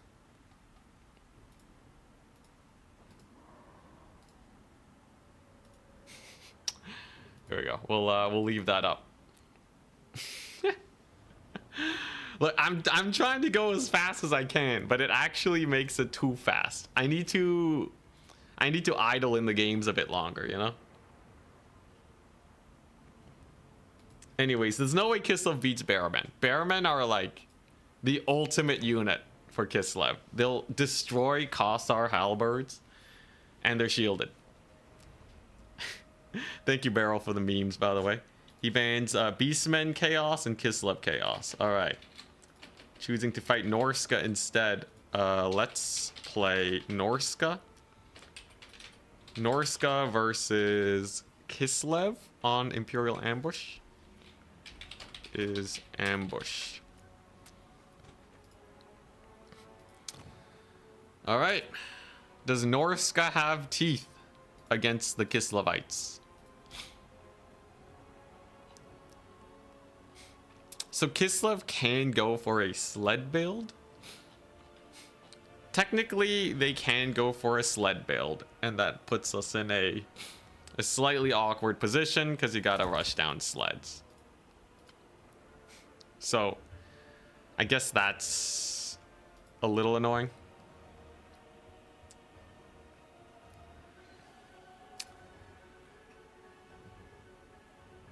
You need 2 simultaneous tournaments to play, just multi-game it.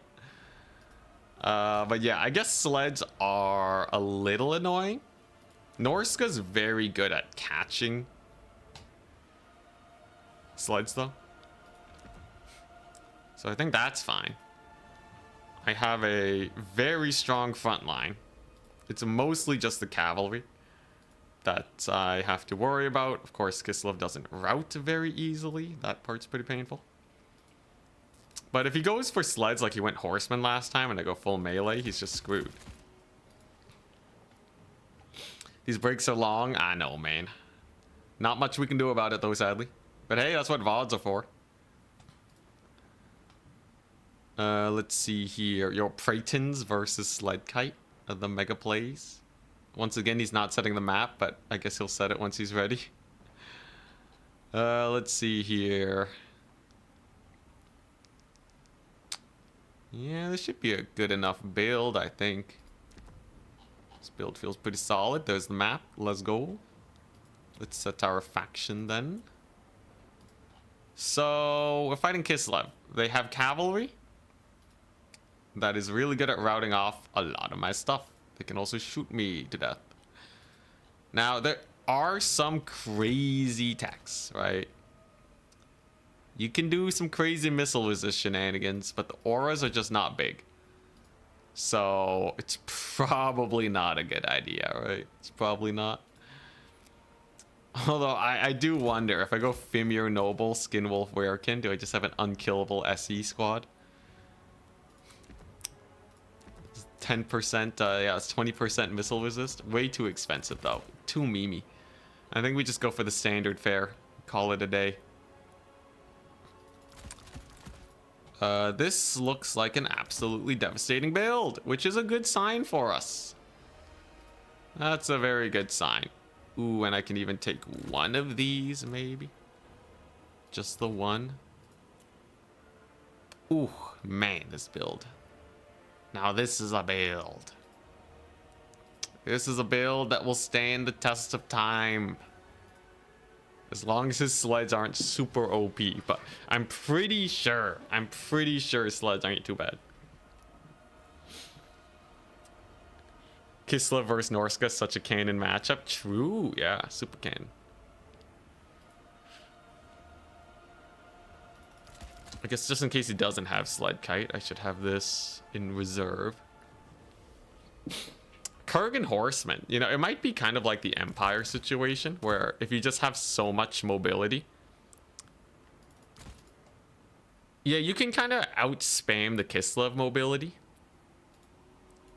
And if you just have the numbers, a Griffin Legion's not going to be able to cook, right?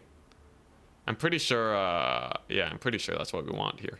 This map's actually not that great for Kislev either. It's kind of big. He could go for the big SC squad. I think that is something I'll have to worry about the most, but we're probably fine, realistically speaking. Especially with this. Is there anything else I could possibly want here? Maybe a little bit of this. I think we're good, though. I have my magic. I have my mobility. It should be fine. Kislev is a decent faction. But, like, a full sled kite, there's just no way they can beat Norska. If he goes maximum sled kite, I think we just win by capping all the points. This map is kind of awkward with the trees in your backfield. You can deploy, like you can reinforce pretty easily in the forest, but if the sleds are pushed all the way to the trees, I think it's just a little too much. If he goes for light sled kite, then I think if we do build up, it's not the worst. Build up and tank. What stage / round is it? You can see down below. This is our 3rd round. If we win the 4th round, we have made it to the semi, or we've made it to the qualifier. We've qualified.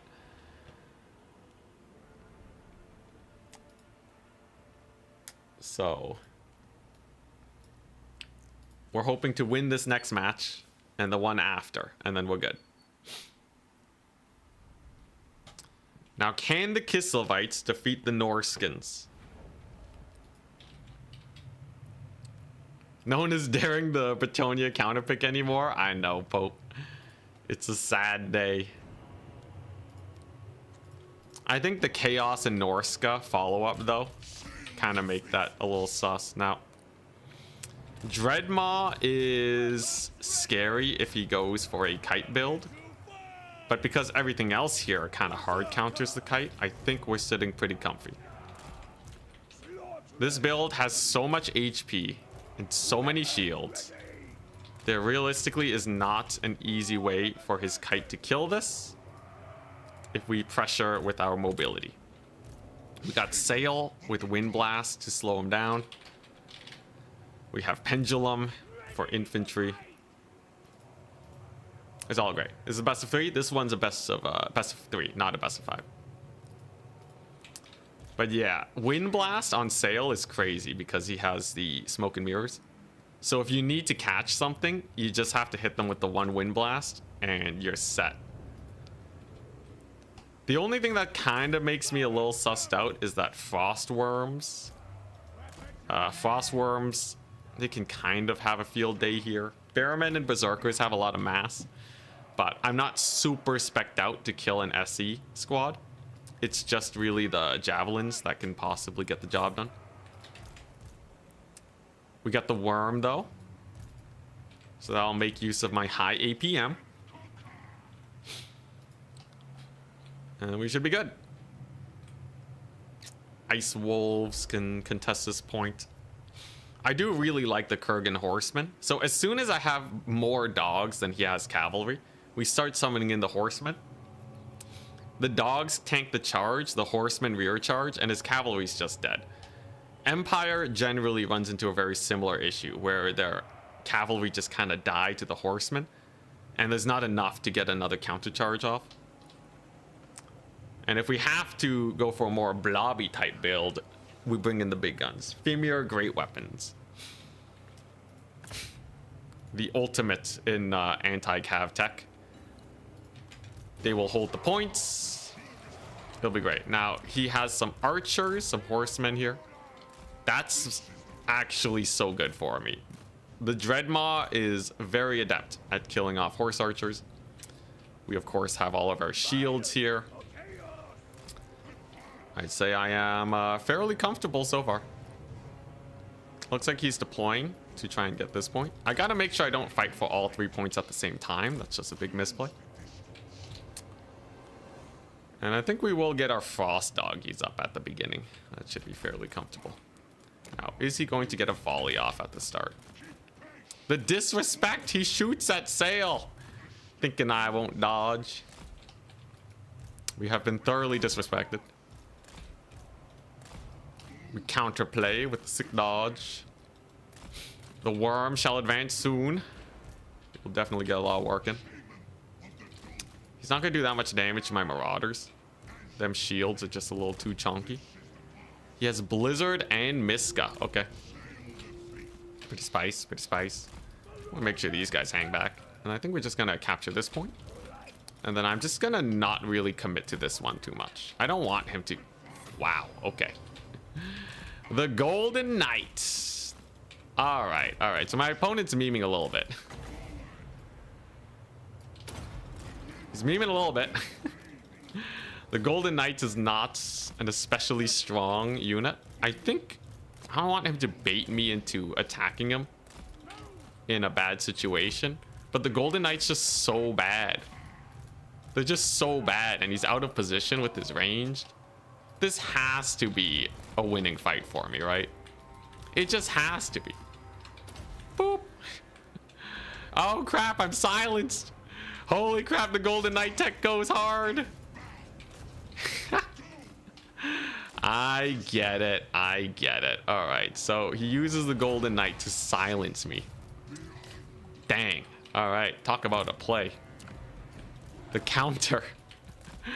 The counter to my worm. Unfortunately, he's still taking a lot of deep, so I don't know how that actually pans out. We're going to get a pendulum onto these guys just to get him killed, and the speed buff from all my guys. Golden Knight will take a while to actually kill the worm too. And if I do this for the knockdown and the speed boost again, then I think we are sitting in a relatively comfortable position. Just have to shut down all of his stuff here, and then we're good. I will have another thingamabob soon. Dude, the Golden Knight tech is wild, though. That is insane. I can't believe it. We got mega debated. In theory, my guys just crush it, though. So that's his Griffin Legion. But I have more of these dudes at the ready. He's going to actually get a pretty solid route. Okay. All right. I'll lay off a bit. He's collapsed this side pretty hard. Now, I do still have some magic. Use the magic here. It's a good spell cast. But he has so much stuff that just can't clear my infantry, so I feel like we're still okay. It will be a little bit more sus than I thought, though. Golden Knight is still not killing the Frostworm, too. He just blizzarded his armored Cossars to death. Oh my god, they did not deserve that. Okay. Well, they're dead. Sure, sure. We're gonna catch some skirmishers. That's nice. The Golden Knight's just grinding. Not very effectively, though. And there's the Griffin Legion. So I just need to bog them down, right? The problem with the Griffin Legion is you can only have so many. So you see this maneuver with our stuff here. They're just gonna get caught up and then rear charged by the horsemen. And then life is gonna suck. Yeah, look at them. They're gonna try to escape. There is no escape. The Kurgan horseman rear charge will get him good. Although he does get a partial counter charge, which hurts me quite a bit. He actually did pretty well on that counter charge. Dang. All right, Griffin Legion cook. I was sorely mistaken. The Griffin Legion, I repeat, they do cook. He is rapidly running out of units up. I can use Night Maw. All the Maws. Dude, she silenced the Dread Maw, but it's still kind of winning. That's hilarious. Brutal. All at the same time. I should have slowed the Griffin Legion. I'll slow them now just to make sure that they can't escape. And then we're just gonna play for tickets. We're just gonna play for tickets and we'll be good. Because honestly, he doesn't have that much left. Technically, it says value trading is closed, but it's gonna take so long to clear this infantry. There's just so much of them. Good Miska, though. And he does have a cav advantage, so I gotta be a little wary. If he uses them to fight my infantry, though, he kind of loses that cav advantage, so not the end of the world. Should be securing this point very soon, too. That's wondrous. We finally killed off that Griffin Legion. I will say, armored cavalry against Noriska, very strong. Get that armored cav, man. If there's one thing they struggle against, it's this. That's a big charge he's gonna get over here, too. Thank you very much, by the way, for the subs. Death Apparatus. Appreciate it. So here's the plan. I'm going to slow him down. We're going to speed up all of our infantry here. We have secured the point. And then if I can just kill off this Griffin Legion, I'm happy. We got a pretty nice Kurgan horseman charge. There's no escape over there. I think we're fine. The Golden Knight lives. She lives. She has 700 value. Yeah, that is hilarious tech. But the Golden Knight really made it so he just had no units. I think if he just had more Griffin Legion, life would have been fine. But this battle is becoming a really long grind, and I just don't really see how Maverick Sloth can actually pull it back at this point. There's just a little bit too much Norska here. Right, there's just a little bit too much. Griffin Legion versus my dudes, my berserkers. We'll see how that pans out. Ambushers are dead. The Bearmen just don't route too. And I think I will just get the Dread Maw back. Should be pretty decent for stalling. Come on, little dude. Come on. Come on, you darn Dread Maw. Get in there. Oh, crap. He's going for a big play. Slow him down. Okay, and my Dread Maw is stuck. Well, that's unfortunate. Never bring Dread Maw in reinforcements. It's so bugged. Classic creative assembly. Let's go. All right, so we're just going to get another speed buff. That'll hopefully catch his Griffin Legion here and get him dead. The Golden Knight is... that's just a 500 gold loss. That's so unfortunate. He's going to get a pretty big spell cast here. Just a Miska. Gotta make sure I don't run out of units. But this is definitely the point where Fimir will cook. We'll just get him in there. Still bugged, I know, right? Brutal. Okay, and I just need to trade into his cav. If I keep trading into his cav forever, he will never have any real capture weight, right? So, I think that's good enough for us.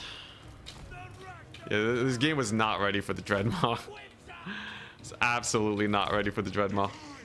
But yeah, I just gotta make sure he doesn't capture no points. A couple dervishes here will be arriving. But like, what can he do versus these Fimir? Fimir will hard cook. Now these guys I'm just gonna de-summon. They're so low, they're just gonna route to his lord again.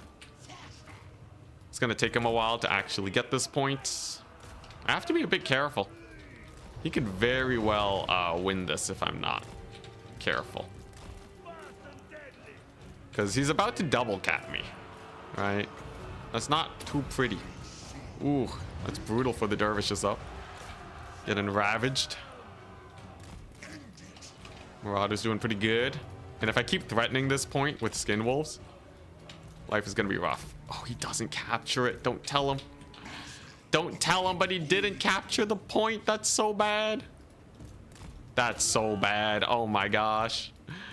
Oh my god. The bear men, they hold. Whoop, that's Griffin Legion. Gotta back it up from the... But yeah, Kislev will now begin the suffrage. They simply cannot contest multiple points here. This is what I meant when I said Kislev has a bad... this is a bad map for them. Gets the net though. If Fimir are chonky, I don't think they'll die unless he has another Miska. And for this point, I should be fairly comfortable. Now, we're not going to summon the Dreadmaw. He's bugged. Bugged out of his mind. Let's get that in. I still have one more Nightmaw. What is this? Dervishes. Should just be able to kill him. And yeah, look at those guys. They're getting cooked. Very nice. Over on the far side, life is good. Summons more skirmishers, but they can't actually throw me off the point. So, I think we're pretty comfortable here. He has only secured 1 point at the 1,200 ticket mark, nearly 1,300. He is in a position that I would say is quite behind. Just gonna slow these guys down so that I can finish the job here. Look at how slow they are after that, dang.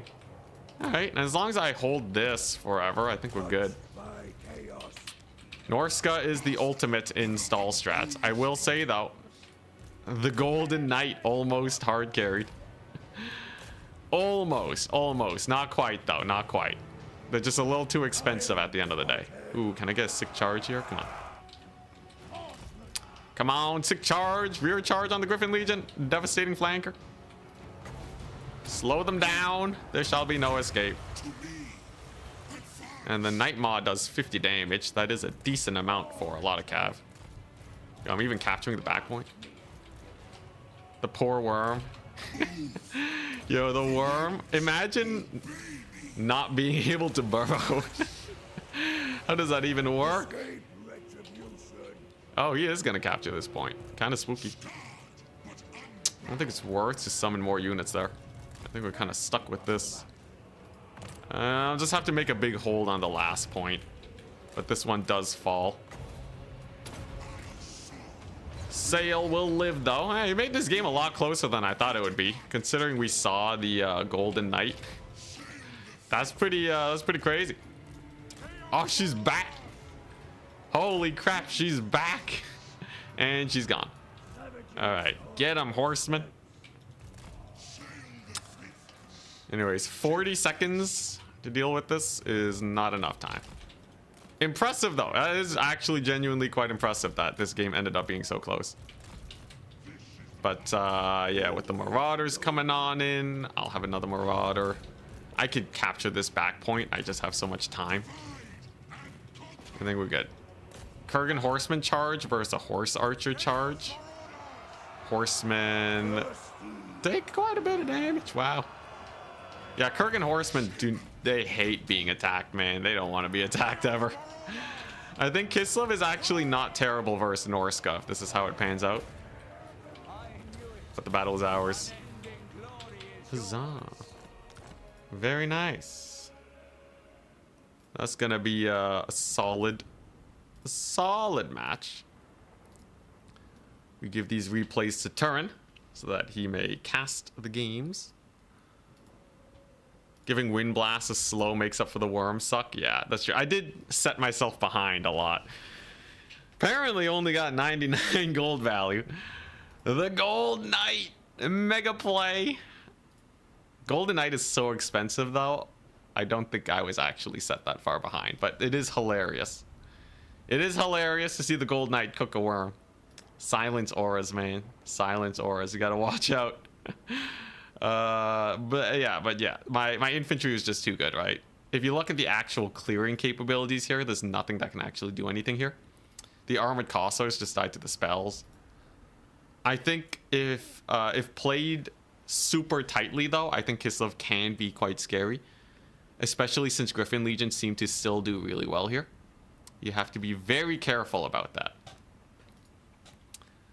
You got to be ultra careful about the Griffin Legion, but if you can manage, it's all good.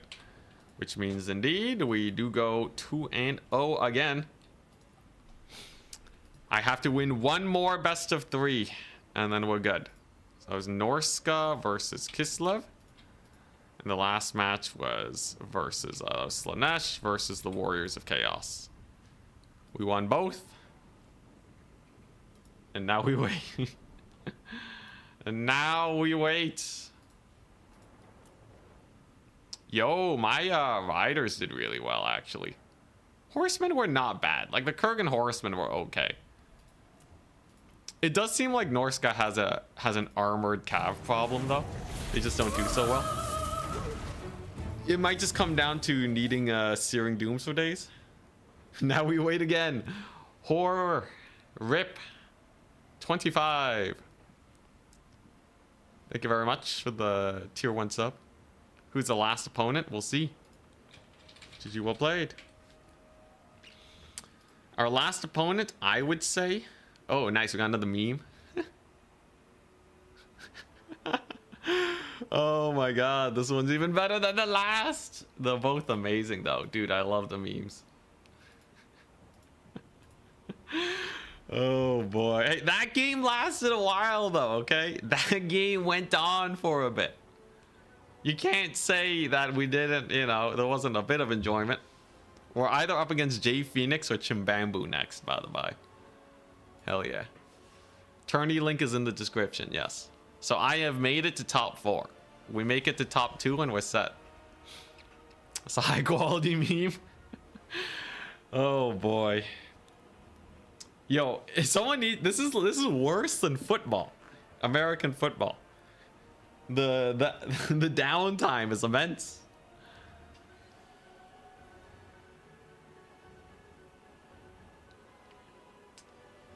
You made that before the last game? Ah. Oh boy.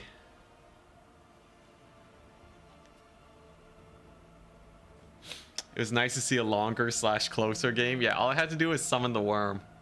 Dude, never take the worm in Vanguard. It's so bad. It's our mid-match musical. The pre-show. Or the mid-show.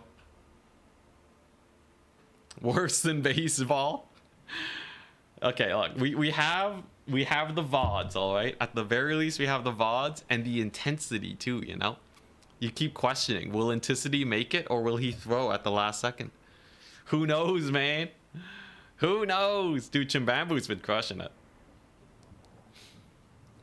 You think Chimbambu... I think Chimbambu's going to beat J Phoenix. J Phoenix hasn't been playing a lot. But in my tournament, in my qualifier, they did quite well. So I have to be on my A game. What maps are we looking at? It's 4th round, so it's going to be Proving Grounds. That's a very forested map. Good for rush factions, bad for ranged. $10, he throws his lord at the last minute. Have I lost my lord yet? They've all lived, right? We're good. What factions do I play? Most. The ones that I'm currently focusing on, though, is Norska, Chaos, Slaanesh. Norska, Chaos, Slaanesh. Undead counterpicks are really nice. Empire is just solid. I wonder if Empire beats Chaos with wagons. Yeah, I don't know if we lost a lot of lords today. They've stayed surprisingly healthy today. Yeah, I think we're locked in. After yesterday, that was kind of my warm-up. We're warmed up now. Thank you very much to Pope Patty for the warm-up games. You genuinely helped me out so much. And you got us to beat Bretonnia. That's nice. What factions do I not play? Honestly, I even pick Skaven every once in a while. I've kind of sworn off ogres though. Ogres have seemed kind of weak lately. I've just not been very impressed. So a lot less there. I don't play a lot of Beastmen because Norska Chaos kind of filled that gap anyways. And Demons of Chaos, I think, are my bottom tier faction. I think I will take Demons of Chaos versus literally no one. Same with Greenskins. Mostly because I don't play a lot of Greenskins though. Sorry, Meaty Dangler. But yeah, Greenskins are not super common for me. You got very lucky with your brackets. All the heavies in the other one. Oh yeah. Navigator and Boss Toss are definitely the scariest in the bottom bracket. Though Chimbambu did pretty well yesterday. But it's true. Avoiding Navigator and Boss Toss is a huge blessing for us. Long time no see. What's up? Hilmoberv 2763. What's up, man? Hope you're doing good. Crazy to not see Skaven on the bottom. Yeah, they got some buffs, and Charix plays a mean Skaven, and it's pretty easy to just emulate his playstyle and be like 75% as effective. So if you feel like you can counterplay factions, you're kind of set. Also, yeah, I am more tryhard today. BCA. Thank you so much for the tier 1 sub. Dang. Really appreciate the support, guys. I am saving up. I'm saving up for a house nowadays.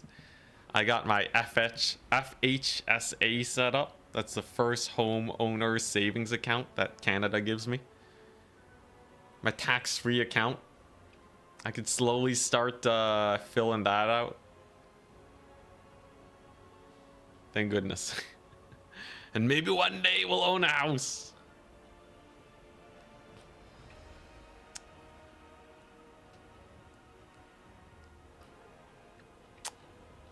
It could still be a few a ways away, but at least it's on my radar. Thank goodness. A lot of it is because my parents helped me early on in life, though. Like, this is totally a privilege thing. Don't think YouTube pays the big bucks. If you want to go into YouTube for money, don't, all right? Think about it this way, right? So take your current income, divided by like 4, all right? Is it worth it to have the fun of being a YouTuber for that income hit? If it's not worth, don't do it. You know, it's way too risky to get into YouTube. Though, if you are interested, I'm happy to help for free. Any YouTube strats, hit me up, man. I will splurge all the info I've learned over the years. I'm so successful, I live off my tournament wins. Ah, yeah. $500 a month, let's go. Not even. I make way less than that. I think I make like on average, if you include the big tournaments, maybe $50 a month. Better than nothing. When are the real qualifiers over and the real tournaments start? The real qualifiers end at the end of today. The real tournament begins, I don't know when. $500 worth of cup noodles. Cup noodles are hype, but it's too unhealthy, and you get so much more bang for your buck just making your own food. Yo, soups are OP, man. Though I am starting to get a little sick of soups, but like, you know, you get a good soup going, you're set. 0 divided by 4 is still 0. Hey, if you're unemployed and can't find a job, you can do YouTube as a hobby and probably make, if you actually learn how to do YouTube, you can probably get like $500, maybe even $1,000 a month once you hit your stride. The biggest hurdle for YouTube is knowing how to make content that people will click on and want to watch, right? But as soon as you learn how to do titles and thumbnails, it's pretty easy to get into that lower range. What I'm struggling right now is to get into the upper range, where I can actually like fully sustain myself off of YouTube and not have to worry about financial future stuff. Well, like right now I'm like treading water. We're like chilling, right? I'm breathing at least, but getting to the point where you can call it like a full-time income, you need to be getting like 50,000 views on average for your videos. And you need to like work on building the community, having different income sources and all that, and then you're good.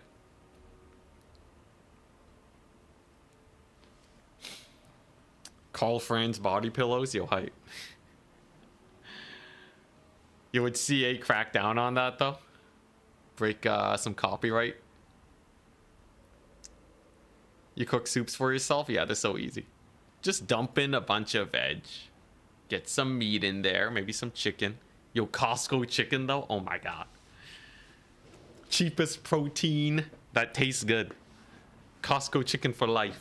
Although it is quite fatty with all the skin and all the dark meat, but as long as you don't go too ham, it's pretty good. How do I get tariff editing skills? Time. Yo, ChatGPT is so easy though. Just say, I want laser eyes and for units to kind of walk around in a janky manner. How do I do that? Boom, ChatGPT got you. AI is not good at, you know, for like editing at an elite level. AI is not good at anything at an elite level, but at a lower level, you're good, man. You're good. It's so nice.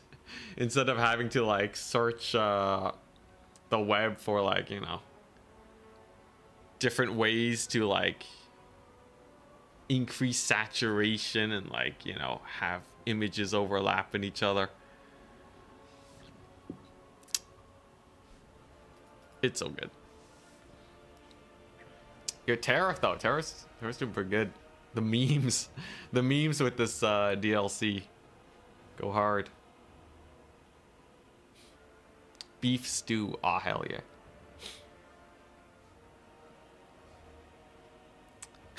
YouTube chat still talking about Fran's body pillows? Jeez. AI is good at music. Oh, that's a contentious. That is very contentious. I think AI is better than your average person at making music, right? Like if I made music and AI made music, it would be better than me. Compared to an actual musician and people who are really hardcore interested in music and music as an art form, terrible, hot garbage, right? But like if you need something that sounds decent, that is relatively pleasing to the ear at a short notice, sure, right? Yeah, AI will do that. But heavens no, it is not a it is not an expert. All right, here we go. One more best of 3 and we're good. One more, come on. They just gotta finish. I am the first person to make it to top 4.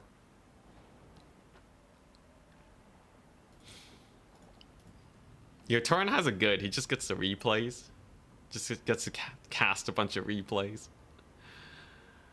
Good luck, Ant. Catch the VOD later. Peace.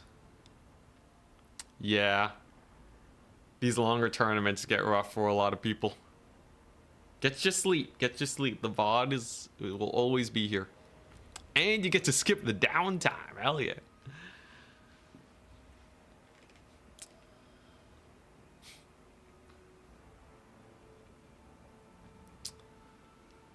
I'm feeling pretty good though. We actually had a lot of people show up today to support. Appreciate it. Jay Phoenix and Chimbambu. Perilous fight. Does anyone know what Chimbambu plays even? Ent versus Chimbambu time, calling it? I think so. Jay Phoenix hasn't played in a long time.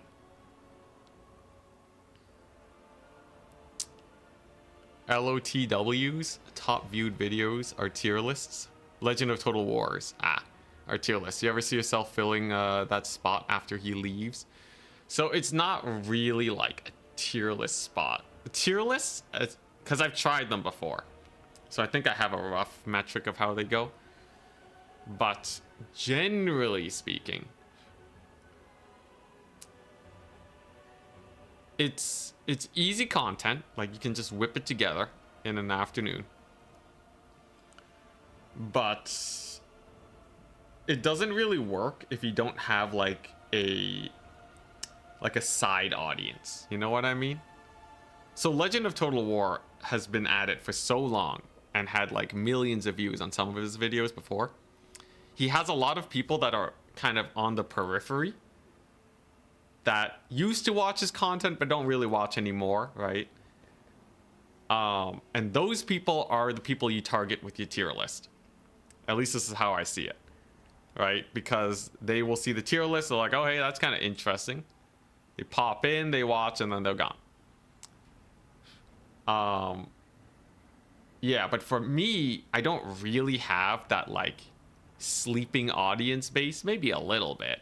Maybe I could get a tier list and I'll get, like, 50,000 views or something. But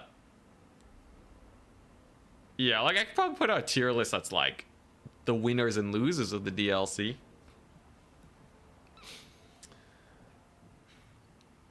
But, like, yeah, I don't know. I think unless you really hit your stride with it, it kind of depends on your content type too. Let me check. How did Turin's tier list do? Turin. Maybe it did super well and I should do a tier list. What are we looking at? So, where is it? Where is it? Yeah. Tides of Torment multiplayer tier list featuring world champion Danican. It has 23,000 views. It's kind of similar to a lot of his other views. I think it's yeah, it really depends on the audience.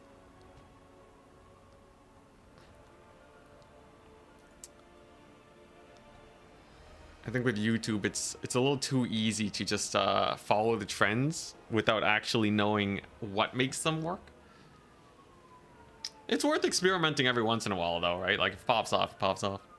A Frog Dog, thanks so much for the memberships.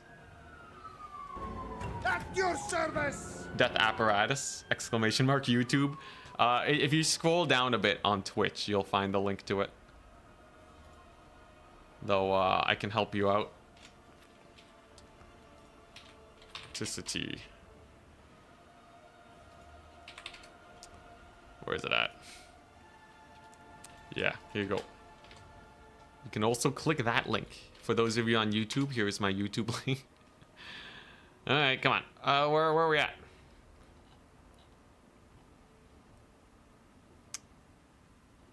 Where are we at? Do we have an opponent yet? The answer is no. Never. Gonna have to wait forever.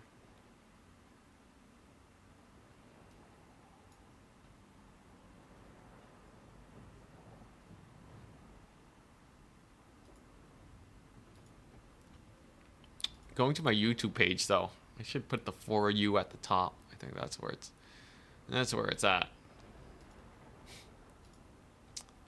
Anyone else in top 4 yet? Navigator, Boss Toss, are they there? Yeah, I think there is an elegance to doing tier lists. Like Legend knows how to do a good tier list. Although his audience likes the longer form rambly content, somehow he managed to get really long unedited content that people were willing to watch. But I think that's mostly a holdover from the golden age of Warhammer, when he was getting lots of views.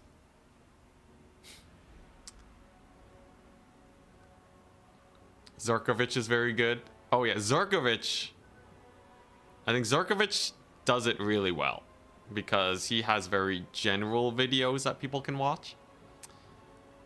I think he's kind of appealing to like the wider history nerd kind of, you know, kind of situation, right? Where like Even if you don't play a lot of Warhammer, he kind of covers general tactics and how the game functions and all that. I think even if you are like, you know, a very light Warhammer player, you would be interested in Zerkovich's content. My content is definitely more niche, where it's like the hardcore base. Like, you know, generally speaking, I don't get a lot of like completely fresh players. They show up. I know you're there, you know. But I think the vast majority of people here have played Warhammer for quite some time. And they want to see the speedrun content, or they want to see the multiplayer action. Honestly, YouTube is mostly about just really understanding what your audience wants to see and capitalizing on it.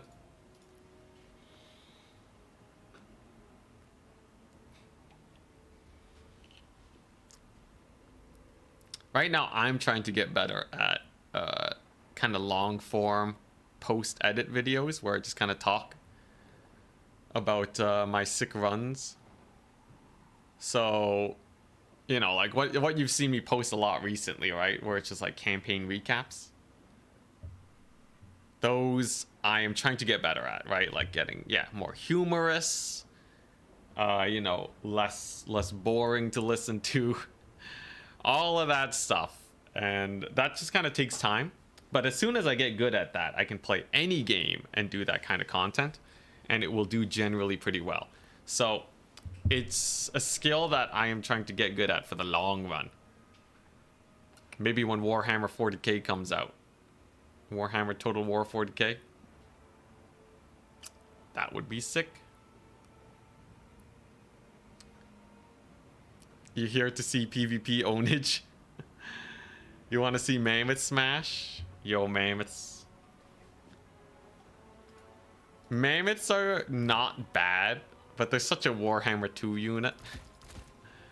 Slow, lumbering. Why take a Mammoth when you can take a Dreadmaw now? Yo, if all goes well, CA announces Total War 40k in 2 days, right? Either that or it's Age of Sigmar. I think those are the most likely situations.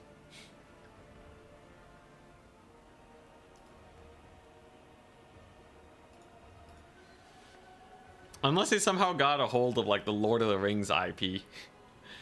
Total War, Lord of the Rings. Oh, announcement is on the 11th? Okay, 3 days.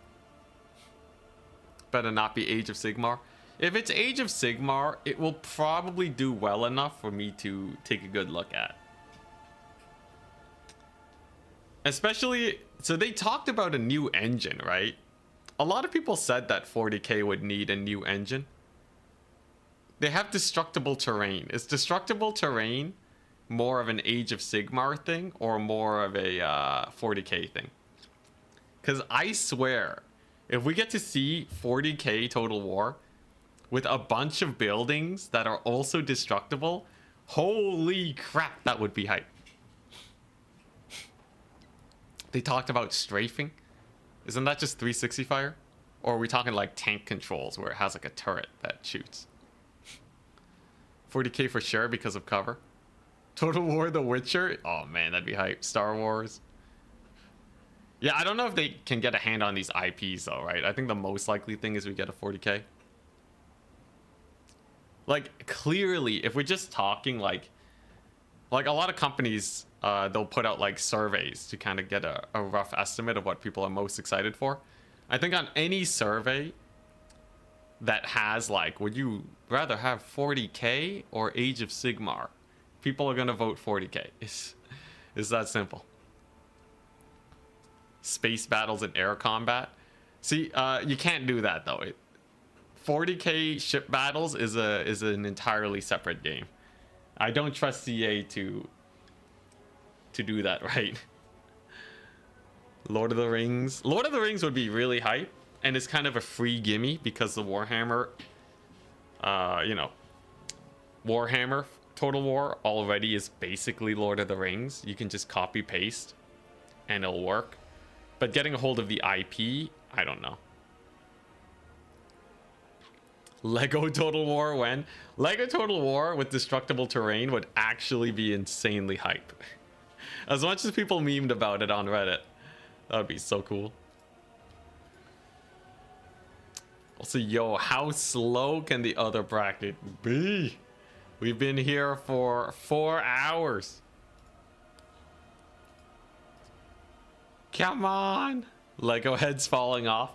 Yeah, they're gonna have a blood DLC for the Lego Total War. You don't think copy pasting Warhammer to Lord of the Rings would actually would work? Why not? Like, what makes it not work? It's pretty straightforward, isn't it? I think like the only thing is maybe siege battles, but if we're talking just like units, right? They already have like massive units in this game, way bigger than mammoths. They have flyers and stuff. I think it just works. Now, will people call CA out on that? I have no idea. Lord of the Rings has like 5 wizards and 2 monsters. Literally 5 wizards. Okay, I guess spell casting is like a little different, but like that's fine. Just make it bound abilities, right? You don't need like a magic system, but like Gandalf has bound abilities.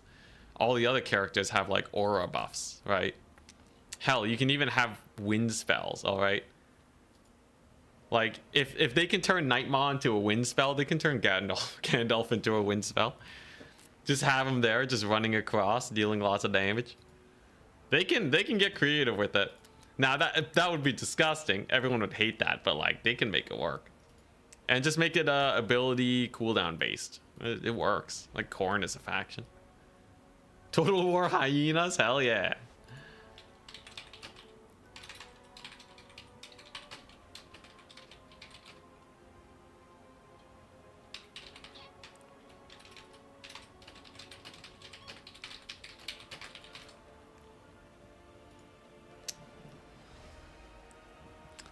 Lord of the Rings is just Warhammer with fewer races. Why would they do that? Because it's a huge IP. Like Total War Warhammer prints money, right? So like it's pretty, I think for the money they would need to put in to make it, the amount of money they get from it is like really high if they can get the IP. But like it's big enough where people literally modded Lord of the Rings into Warhammer. The demand is there, man. Like people want this.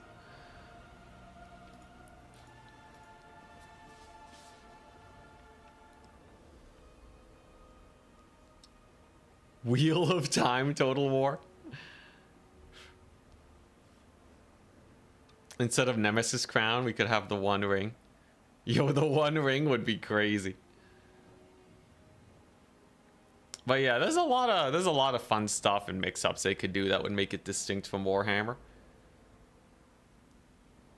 But it's all in the IP, right? Getting the IP is the hardest part, which is why 40k makes the most sense. Dawnless Days. I have not seen Dawnless Days, though. You're asking Scallywag. Total War crabs. Okay, yeah. You know, there is a mod made for that. So crabs confirmed. We demand crabs. Elder Scrolls. Yo, they wouldn't give the IP though, right? Holy crap, though. Are we gonna get an opponent?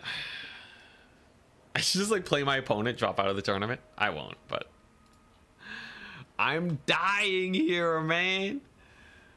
Holy smokes. Jay Phoenix, it was a 2-1. 3 matches for round 5 there. Then Jay Phoenix had another 3 matches against Death by Ricochet. If they have another 3 matches against Chimbambu, that's 9 games that need to be played for them to get to me. Whereas I only had to play 6. So I guess that kind of makes up for the downtime, but my goodness.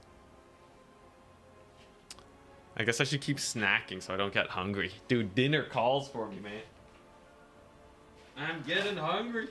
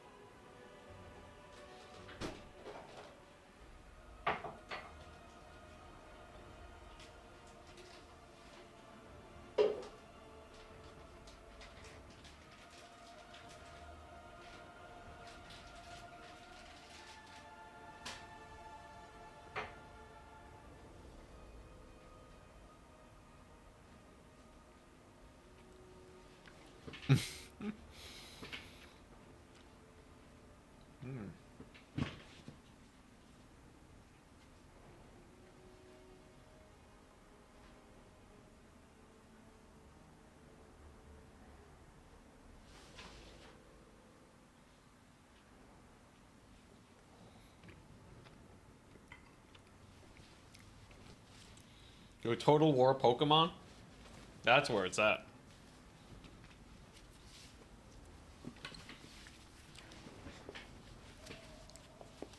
You're betting on 40k but have zero faith in CA to pull it off. They always get overly ambitious. If 40k has siege battles, it's not gonna work. They just keep screwing up siege battles.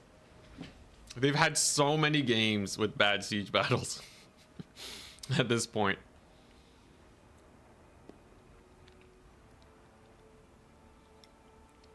You'd be afraid to see units with like 100 Space Marines. And Warhammer Elite units go up to like 12 or 16, right? So like literally you just have like, you know, a unit of 12 Space Marines. And then you have like the guard troop, right? That are at like, you know, 200 or whatever. Tyranids, you know, they can have a lot. They could even make, you know, they could have a lot more single entities. I think it works out. Sieges in 3 Kingdoms were okay. Were they? I thought people hated butt ladders. Really? 3 Kingdom sieges were great? Dang! Why didn't they make Warhammer good?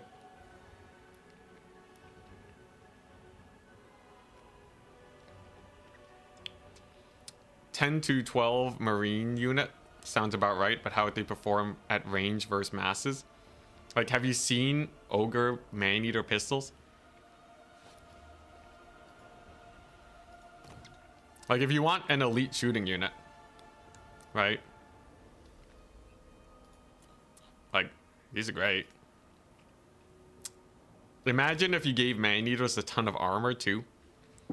Then the masses, like, is just gonna die. Just make Space Marines hit super hard and you're good. Give them penetration on their missiles. Done.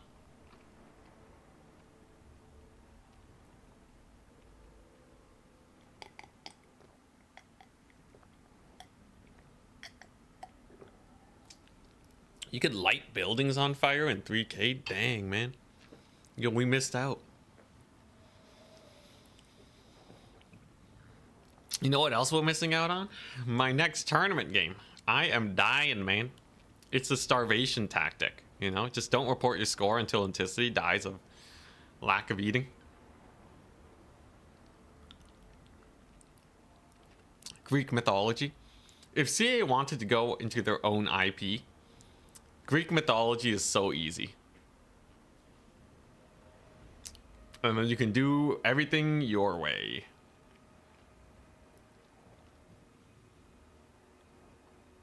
It does feel like sometimes Games Workshop is holding back Creative Assembly.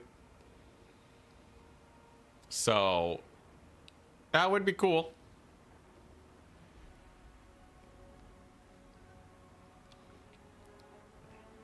Any ideas for 40k launch? None. Yeah, Space Marines are basically infantry-sized ogres. Aspiring champions are like how tanky I would imagine Space Marines to be. Global mythology? Hell yeah. Yo, I want Rip Jesus putting up hands against Zeus. Please. Yo, that would be so sick.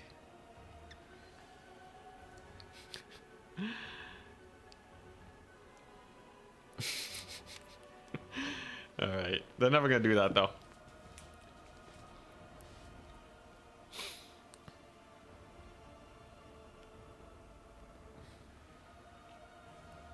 Be still my beating heart.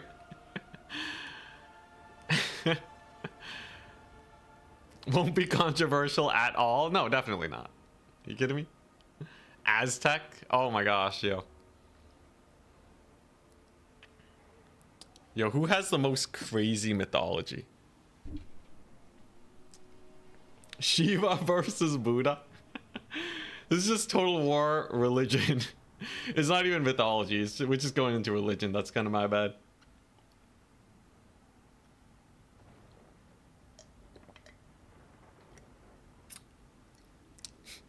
Total war. Modern warfare. They update it based on the current geopolitics. Alright, nah, I shouldn't go there. I shouldn't go there. We're just remaking Smite, guys. Does Smite have Jesus, though? Okay, I shouldn't. I shouldn't.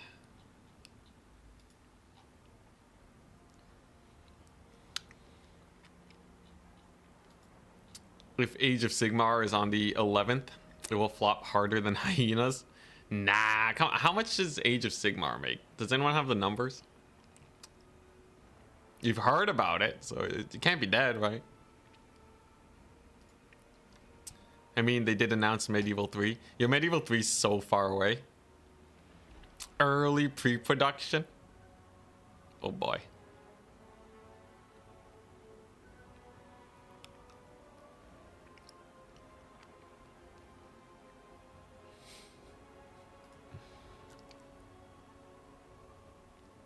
Age of Sigmar is apparently doing worse than Old World. Okay, so there's no way it gets made then, right?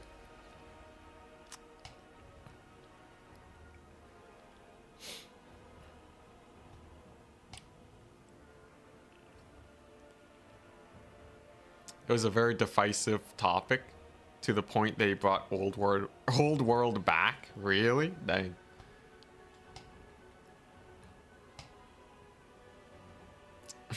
Scientology. Yo. What was it? Spaghetti meatball monster thingy thing? I believe in you, Anticity. Thank you. Just one more best of 3. My next opponent could be difficult, though.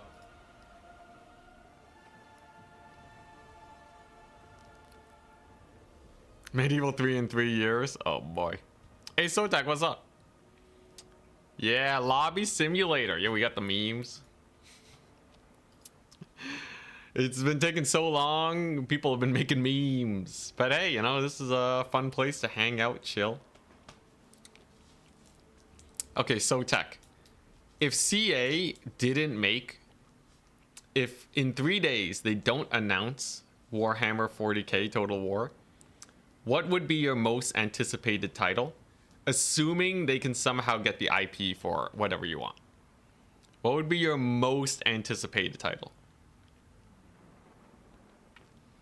I need to know. Here we go. Will Sotek earn chat's respect? If he says Age of Sigmar, everyone's gonna flip a table.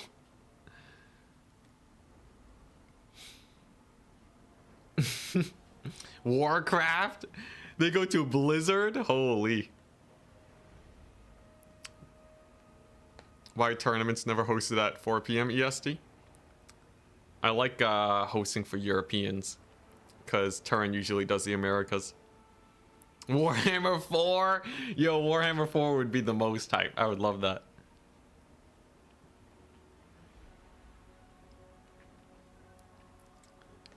Yo, I would totally play a Total War in Africa. I feel like I don't know enough about history, the history of Africa, outside of like Egypt and the Nile. But like, that's it, man. Anything south and west of the Nile is just nothing to me. So I feel like as a way to get people into that part of history, I would dig it. All right.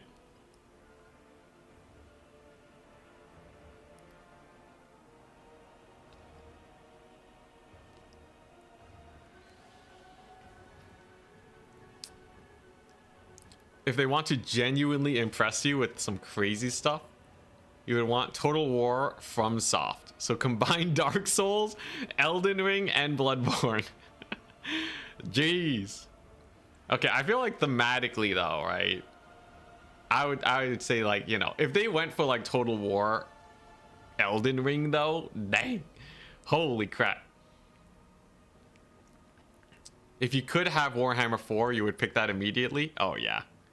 This game needs more. Although, I'd rather they just... Unless they're doing a completely new Warhammer 4. On a new engine, start fresh, right? That would be the best for me. Because I think this engine is starting to... I'm feeling its age, man. I want them to start fresh and have a frequent DLC release schedule again, man.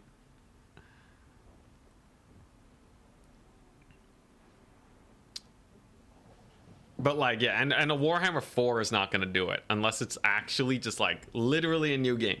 Because Warhammer 3 is basically just a DLC for Warhammer 2 that also screwed up a lot of stuff. We need new. We need something new, fresh. Dune, hell yeah. Total War Souls would be boring though. I think there's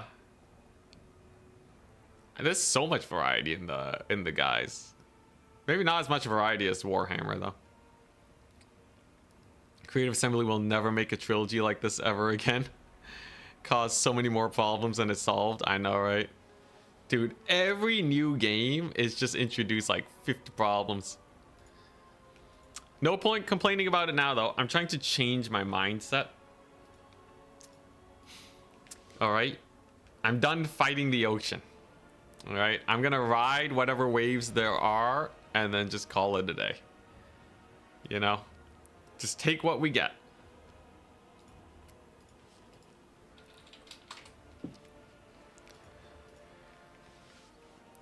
You know, I'll still obviously tell CA about bugs and stuff. Make sure all of those are adjusted for. Let them know about the multiplayer scene and the balance, but like, I think, you know, I'm like 25% of the way between like where I was before and where Legend is. Where Legend is like, I'm done, I'm dipping. For me, I'm like, you know, like arm's length away from really trying to dig in.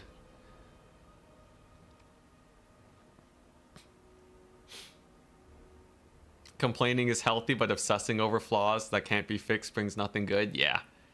And most of the stuff can't be fixed at this point. Unless they really plan to keep releasing DLCs for a long time. They did say End Times wasn't the last, right? Total War Horus Heresy? Okay, yeah, so you get Horus Heresy, you get 40k, and you get Total War Old World all together. Split the community as much as possible.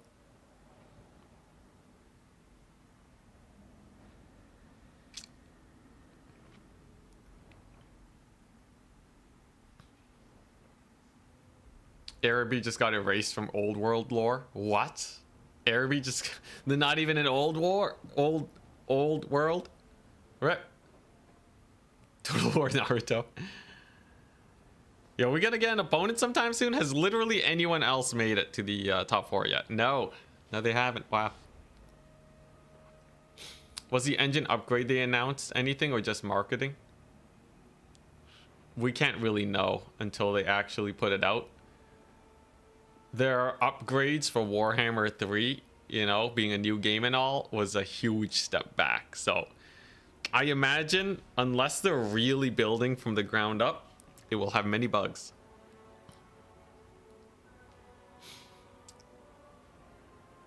Sultan Jafar is probably being removed or changed into someone else. Oh my goodness.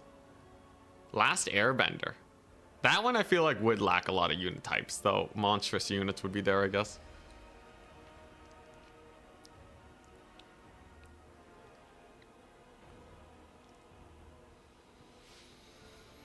Oh boy. Can you believe I've only played 3 best of 3s? A stream this long, I could have gone like, you know, 14 games in by now. Game of Thrones, that one's classic, yeah. Game of Thrones fell off harder than Warhammer though. I guess it'd be a match made in hell. Warhammer 4, new engine, cleaned up code, completed map, Araby, Ind, and Koresh. Ah, yeah. Okay, here's the thing though, right? So Warhammer 4 on a new engine, I would be fine if they didn't have all the factions in at the beginning. Like, I want like a new game, but it's still Warhammer. Is that so much to ask? People would hate that, though, right? Because it's like, you know, they're just reselling the same old DLCs and the same characters again. It just doesn't really work. I think what I really want at the heart of things is just Warhammer 3 to be that perfect game. If this was Liechtenstein, yeah, that format's real good. This is a little bit more it's a little bit more straightforward though, this format. Yeah, you're not buying all the DLC again? Yeah. Yeah, that's my bias. See, it gives me all the DLC for free. So, if you're ever worried about bias, there it is. All right. You know, every time I talk smack about the game, it's probably worse than it is because they're giving it for free. I'd probably talk more smack if I had to pay money for the DLCs.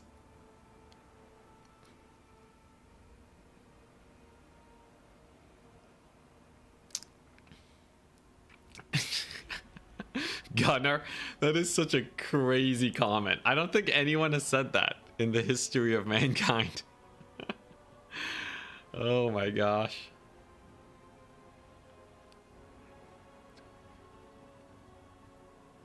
They can make the map bigger. Yo, I think I remember like there being issues with like adjusting the map back in the day.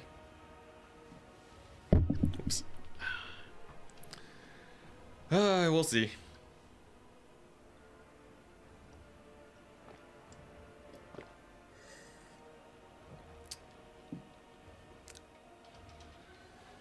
I bet they still made you pay for the blood DLC. Thankfully not. Anyways, they should be finishing up their game soon. J Phoenix and Chimbambu.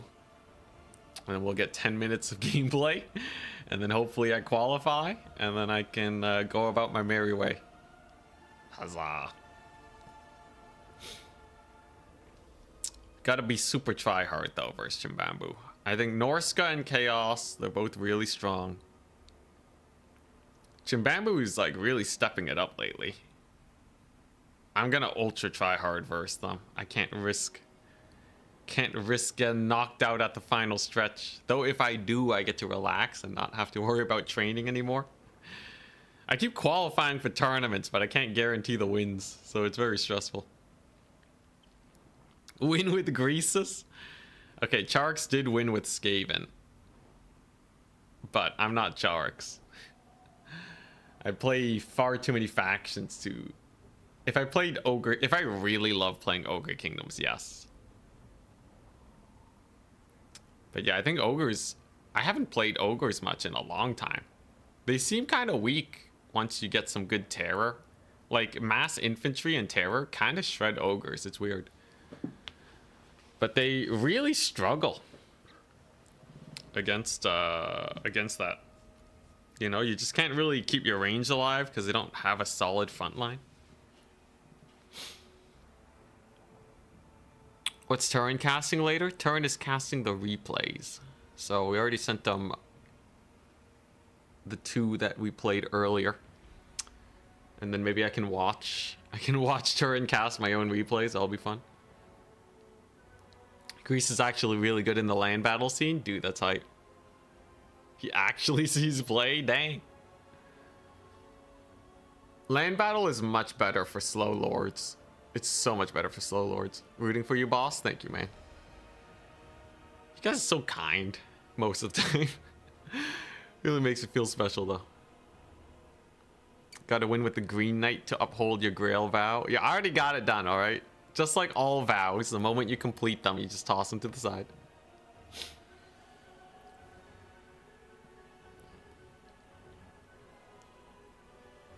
Yo, if J Phoenix wins, though, we're probably okay, right? I played versus J Phoenix like years ago. There's no way he's in practice. Overall, most fun faction to play. Slanesh was really fun. Now that the army ability is nerfed, though, it doesn't feel as power trippy. But I would say like a really fun faction. I like gunpowder. I think Empire Kite. So I really like playstyles that make your opponent feel terrible. Not because I like them feeling terrible. It's just I really like it when it feels like I am in control of as many engagements as possible, which means I'm kiting most of the time. And one of the most fun factions to kite with is the Empire or the Wood Elves. Waywatcher Kite and War Wagon Kite. WW, man. Yeah. WW. Wait, is that no, this is WW. They yeah, it's so good. Because your opponent gets to do nothing. They just sit there and try to mitigate losses. Which is why I'm gonna play Tau when 40k comes out. Absolutely. I am totally gonna just Tau it up and go for a mega gun build. And break the meta. Just enter the tournament twice and play as 2 players so you have less downtime. You joke, but some people cheated by doing that. Actually. Way back in the day. I don't think they're around much anymore, but that was pretty annoying. Yo, Tyranids. Tyranids, do they have a lot of shooting? I don't know. Any faction that is really shooty in 40k, I'm gonna play them. Hey, SNES. Cam, thank you very much for the tier 1 sub. You're gonna try Dawn of War 4? Absolutely. Sounds very fun.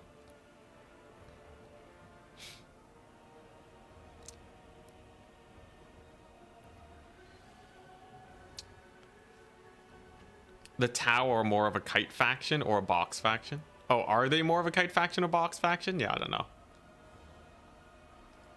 Oh god, he's gonna be a Tau main. Yo, I'm so excited. Tau and what? Eldar or whatever? I think Eldar are pretty kitey, right? Aren't they like the 40k Dark Elves? If they are also very kitey, I think I could have some fun there in the same way I enjoy Wood Elves.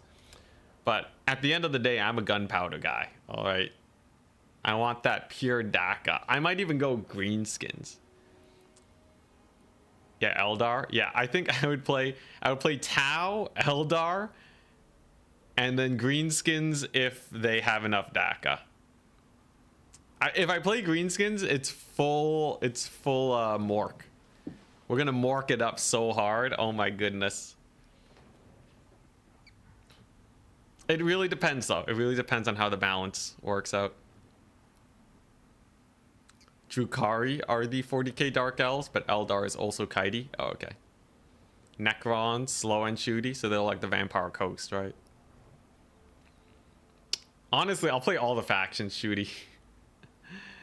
Everybody DACA. Hoping Vampire Coast gets some love with the new undead on the horizon. Well, all the undead have been dying to get some updates, so having the whole Nagash situation should be good for all of them. At the very least, it looks like there'll be some new mounts. That's pretty cool.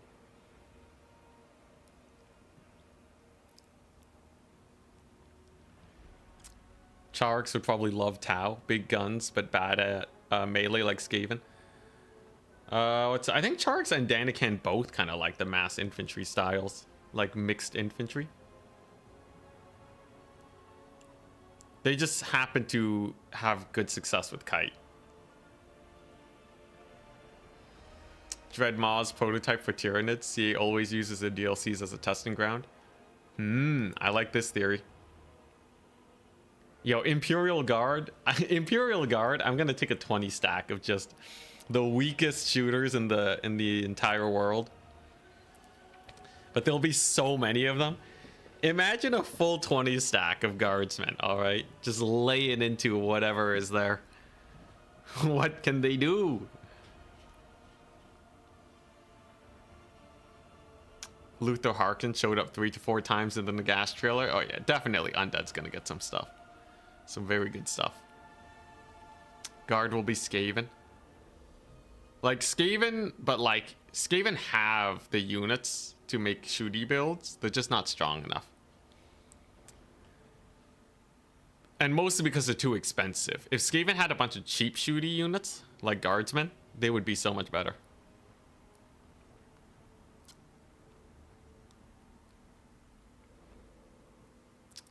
But yeah, I think many 40k factions will be exciting for me.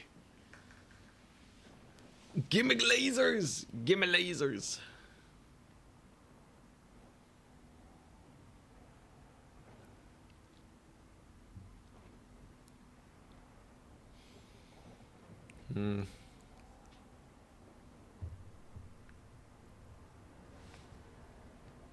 I got a message, but not from my opponent.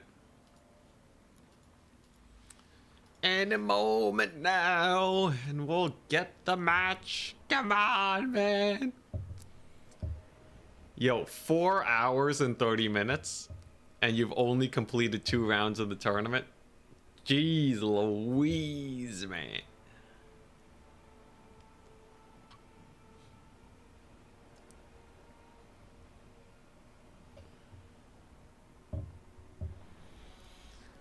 Whew. Man, yo, I want to play more Wood Elves, but Wood Elves just not good enough versus Chaos and thing.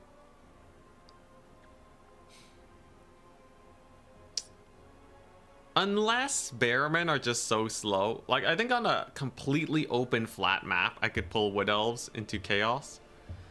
Maybe even Norska. But, like, the whole Hellstriders or Ice Wolf situation is pretty rough. Turn's gonna have the replays cast before you get to your next match. Non-zero chance, man.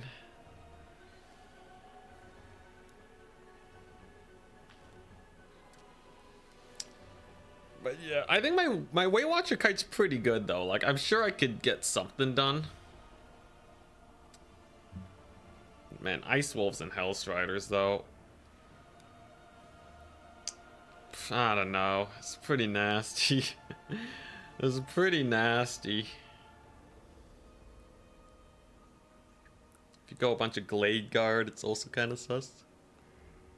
Hey, what to do? What to do?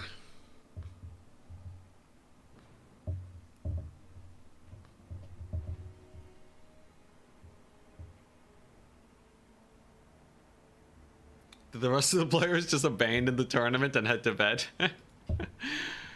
Well, no one has made it to top 4 yet, so I maybe the website blew up. I don't know.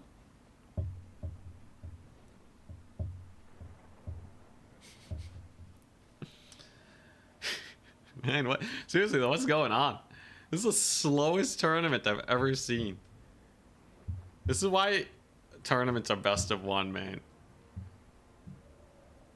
Man, how I wish there was a system to enforce army building rules. People sometimes will take a really long time to make their armies. Website seems to be working. Any interest in testing Alistair after we saw that jank behavior on Turn stream? What's the jank? I miss the jank.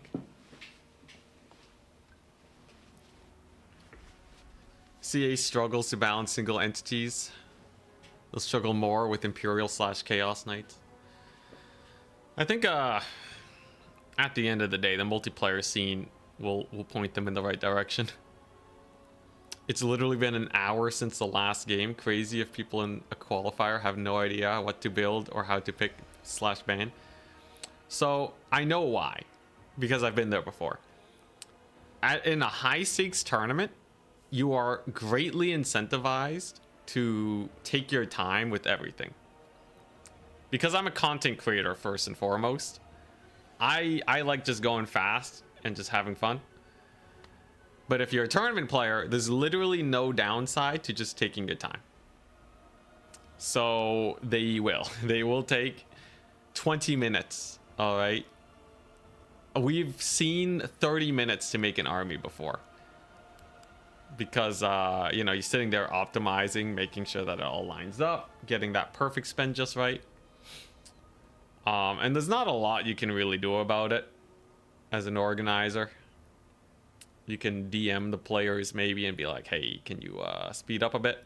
But if both players have the same incentives, why not just take a little bit longer?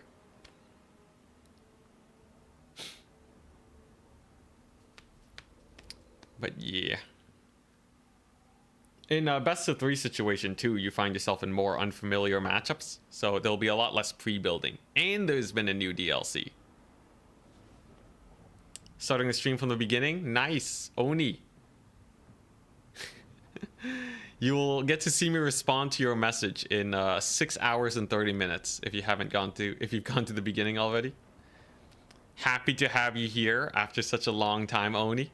Thank you very much for the good luck. By the time you get here, the results will have been determined. Is there a bracket posted somewhere? In the description. Follow the link. Only gonna watch all the matches before the next one starts? True. You can just watch the matches. Holy crap. Oh my gosh. Bro, that's brutal.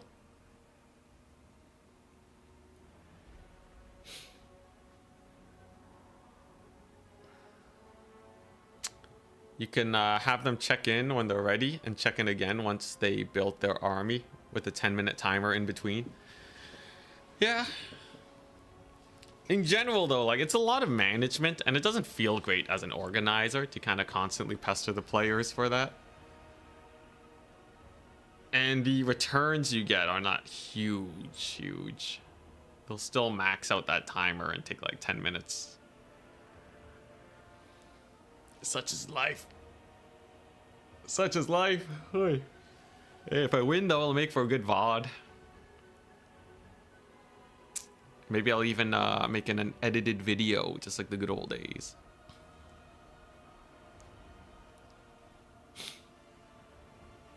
Edited tournament run. Only if I win, though. Otherwise, I'll be too sad to make the content.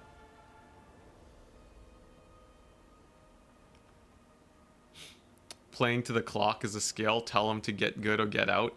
Yeah, see, that's the thing, right? Can you imagine Turin doing that? Like, you can do that, but it doesn't feel good to a lot of people, you know? You can host your own tournament and try to get people to speed up, and you find yourself messaging a lot of people.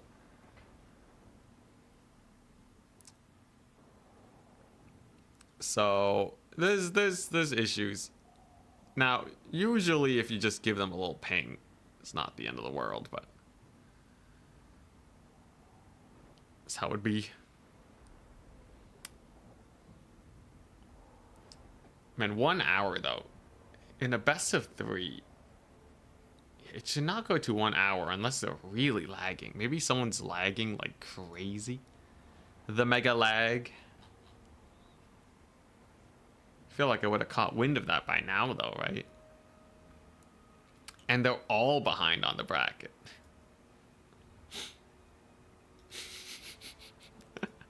Nice. Got another meme. Yo, oh my gosh, the downtime is so long. People, yeah, I guess we get to enjoy the memes. Oh. If 6 games, even if all 6 games were 20 minutes, that only adds up to 2 hours of gameplay. So in the most optimal situation, right? That means I still had to wait 2.5 hours of downtime. And that's if the games last 20 minutes. They typically last 10 minutes or less, sometimes 5 minutes.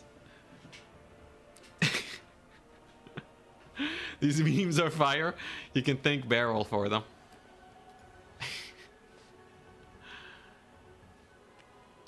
Are people just sitting in Army Builder all day or what? I'm pretty sure they died at their desks. Holy crap, he's done. Yo. Oh, we did it. He's here. He's actually here. Holy crap. Oh my god. Alright. It's done. It's done. Oh. Oh. Alright, I'm top bracket, which means I get Slanesh, hell yeah.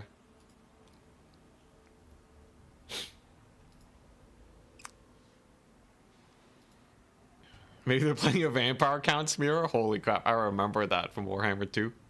It's hilarious. Alright, so first pick, a Slanesh. They're good versus everybody now. That Bretonnia doesn't give me a hard time. What are their first picks gonna be? Norska Beastmen. Well, that gives me Warriors of Chaos. So if it's Norska and Beastmen, who do I want for the last one? Wood Elves are kind of sus. It's Proving Grounds. We want a melee faction here. Ooh, actually, yeah, it's kind of awkward, right? This map. It's Norska and Beastmen.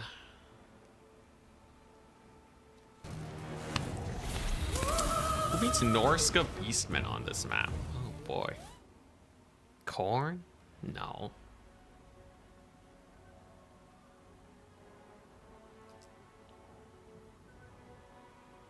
Vampire counts or Coast? Coast ain't bad.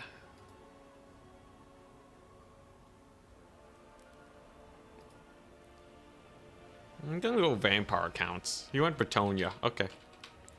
Slanesh, Chaos, and Vampire counts versus Norska, Beastmen, and Bretonnia. Let's see if we can get the Slanesh versus Bretonnia bait. So I'm gonna ban Norska versus Vampire counts because they got a bunch of new tools, and that's a little awkward. Chaos and Slanesh though are solid picks. Solid picks. So I think we're sitting comfortable. Holy crap, lots of gifted subs. Frost, thank you so much for gifting the tier 1. Young Flexer, thank you so much. You guys have been very generous. I appreciate it. Alright. But yeah, Bretonnia should not be super comfy on this map. There's so many trees. Slanesh should have a field day here. Wake up, people, we're about to play. Yeah, let's go. I got a super lock in. Vampire counts versus Beastmen and Bretonnia. Bretonnia should not be able to kill Vampire counts. Bretonnia kind of suffers on the DPS department. They don't have a lot of deeps. Not at all. Need a favor from me? What's this favor? Slanesh, the best faction? Your favorite or both? I think both. Bans Bretonnia Chaos, Bretonnia Vampire counts. Nice. Very nice. Okay. So he's saving Bretonnia for Slanesh. That's interesting. I have Beastmen versus Vampire counts, Chaos versus Beastmen, Slanesh versus Norska, Slanesh versus Beastmen, Slanesh versus Bretonnia. This is all pretty comfortable for us. I'll probably ban the Slanesh Bretonnia, not because it's bad for me, but because all these other matchups are just so good. And then force Slanesh, Norska, or Chaos. Norska? Yeah, I'll ban Chaos Norska just to get rid of that. Okay. We can force him to play Beastmen versus Slanesh, Chaos, or Counts. That's great for us. If I play Slanesh versus Norska, that's pretty chill. Especially on a map with so many trees. Ice Wolves are just less effective. Norska got a lot, but Bearmen don't really help them versus Slanesh. So, I think we're good. I believe us to be in a fine position. I'd love to do another Slanesh versus Bretonnia, but we're tryharding. We're tryharding. Completely disregard the tourney, leave this screen, and start a new PvE campaign. Samitsuke, you mad lad. I could have played a campaign with all this downtime, though. That might have been a smarter idea, but... Here we go! Just 2 more best of 3s and we're good.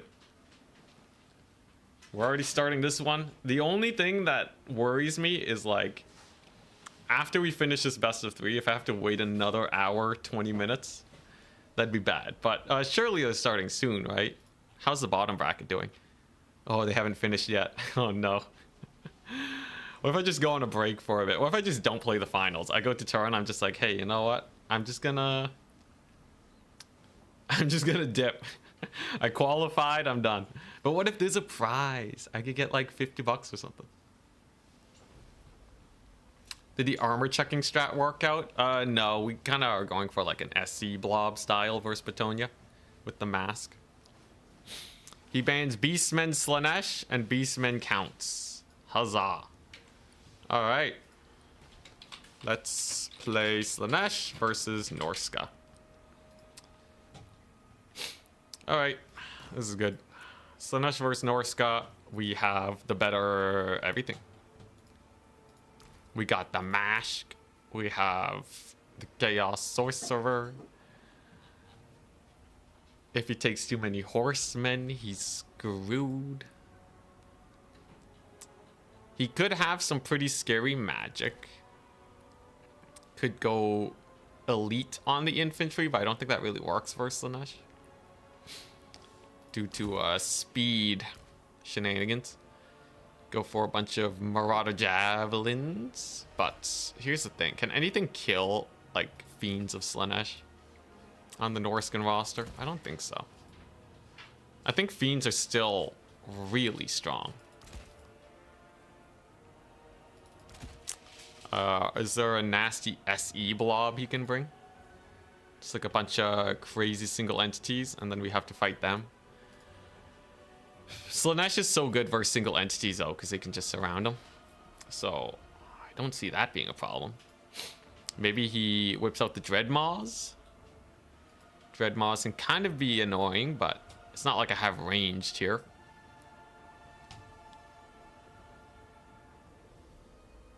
Yes, Slanesh versus Norska. What else did they get? Chimeras? So chimeras are a bit of an issue, right? Their breath attacks are insanely strong, and they are immune to flanking. So that definitely helps them out a lot. If they ever land, though, they're probably just dead. Though, he can definitely bully me with chimeras, similar to how Alberic can get some bullying done. I will probably want to have at least like an extra single entity character lying around just in case we run into like double chimera. And if we manage that, I think we're fine.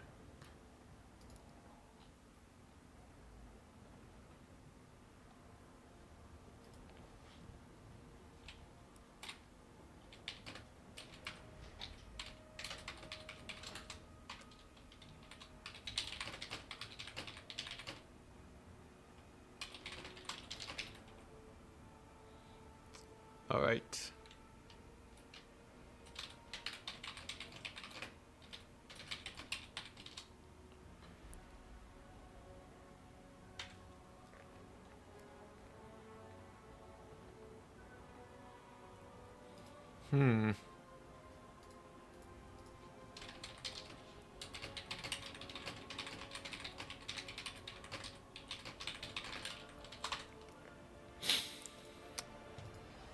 What else do I want versus Norska? They could have skin wolves. Skin wolves can be pretty annoying. Some skin wolf action. Anything else? I don't think so. I think I kind of have everything I need, more or less. Just don't die to chimeras, right? Just don't die to chimeras. Skin wolves, they can kill fiends. Yeah, they can get surrounded by Hellstriders, though. It's not the prettiest thing. I think I have everything I need here. This feels like a good Slanesh build.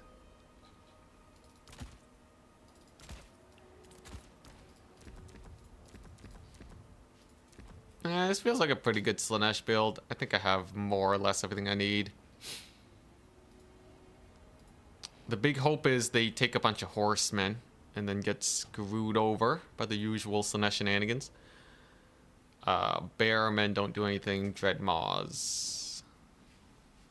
Yeah, the Chimeras... It really depends on how good their breath attacks are. I don't have many opportunities to dodge those. And I have, like, no air control. But I think if I just kill everything on the ground first, it's probably okay. Praeton spam for sure. Do Praetons even beat Chimeras in a 1v1? $50 is a lot of milk. What's this about? $50 for milk? 2 more best of 3, so another 3 hours. Hopefully we just get it back to back and we're done in like 2 hours. Has the bottom bracket started? No. Navigator and Hitman Hippo are still playing. Oh my god. How is that possible? The slowest matches known to man. Huh. Classic, yeah, it's a Norska Chaos Slanesh Fest today. They're definitely super strong. But yeah, roughly speaking, Norska doesn't do that well if they don't command the mobility fight.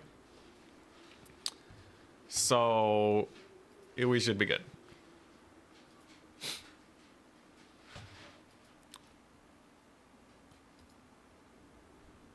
Slanesh is quite excited to fight against Bearmen. We'll see how many he brings. Are they both playing build up? All 4 people in the bottom bracket that are still playing? Is Dreadmaw broken? If you bring it in reserve, or at the very least if it dies and you try to resummon it, it doesn't really work too well.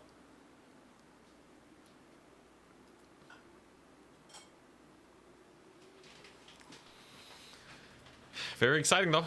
So as usual, the mask. The mask is just good. Never leave home without her. I have a ton of Forsaken. Good luck, have fun. A ton of Forsaken. In theory, if I just, you know, walk forwards, capture the points, try and take some good fights, we're good. Now, I don't have a way to rampage Chimeras. So they will have their way with me. It's going to be 3 breath attacks a pop. Potentially, they could just kill everything here if they do it just right. But I have a feeling that we're fast enough to outpace the breath attacks as long as I'm on the move. That's the plan anyways. Of course, if there's a lot of Chimeras, I can just win the ground game.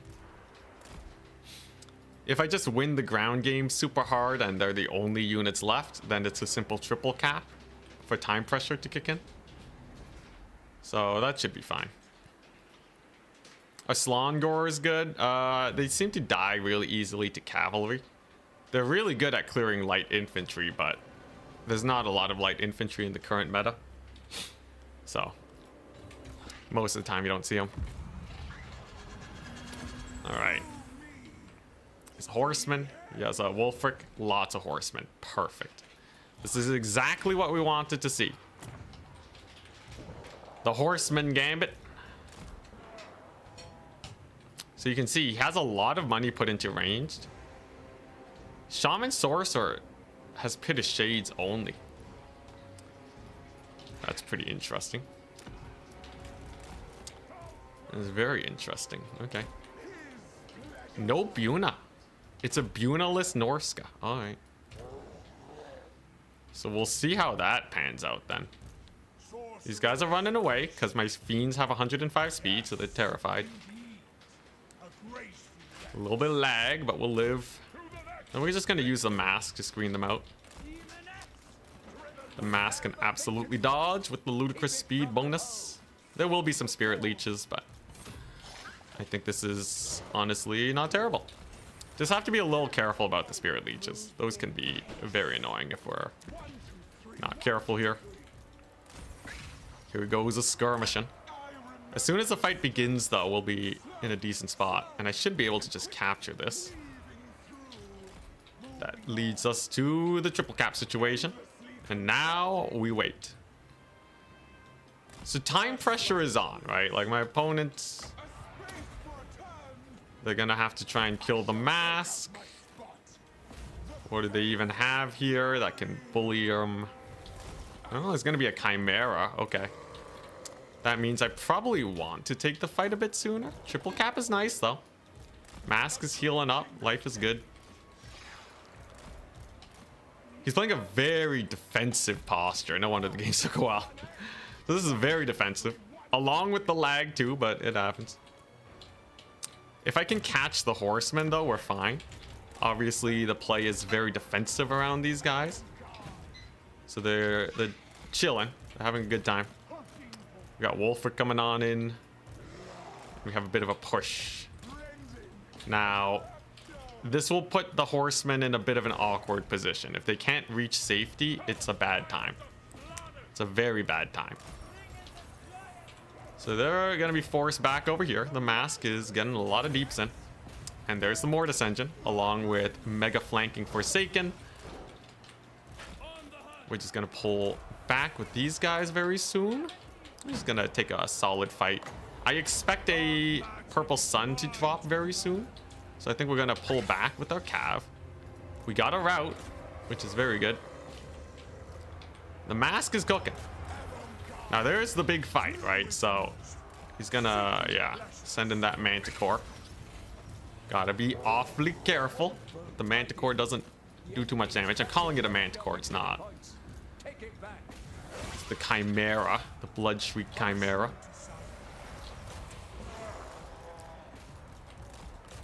If I can just punish the doggos here, though, we're fine. We're definitely shutting down a lot of these guys very well. Yeah, a lot of the range units are going down. Javelin's kind of suffering. There's the purple sun.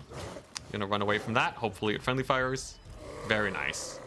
Got a little bit of a friendly fire purple sunnage. That's actually huge. The friendly fire purple suns today. Really helping us out. All right, nice. And now there goes many of the skirmishers. The Forsaken are just bringing these guys to Pound Town. And we have lots of infantry at our disposal to save our cavalry.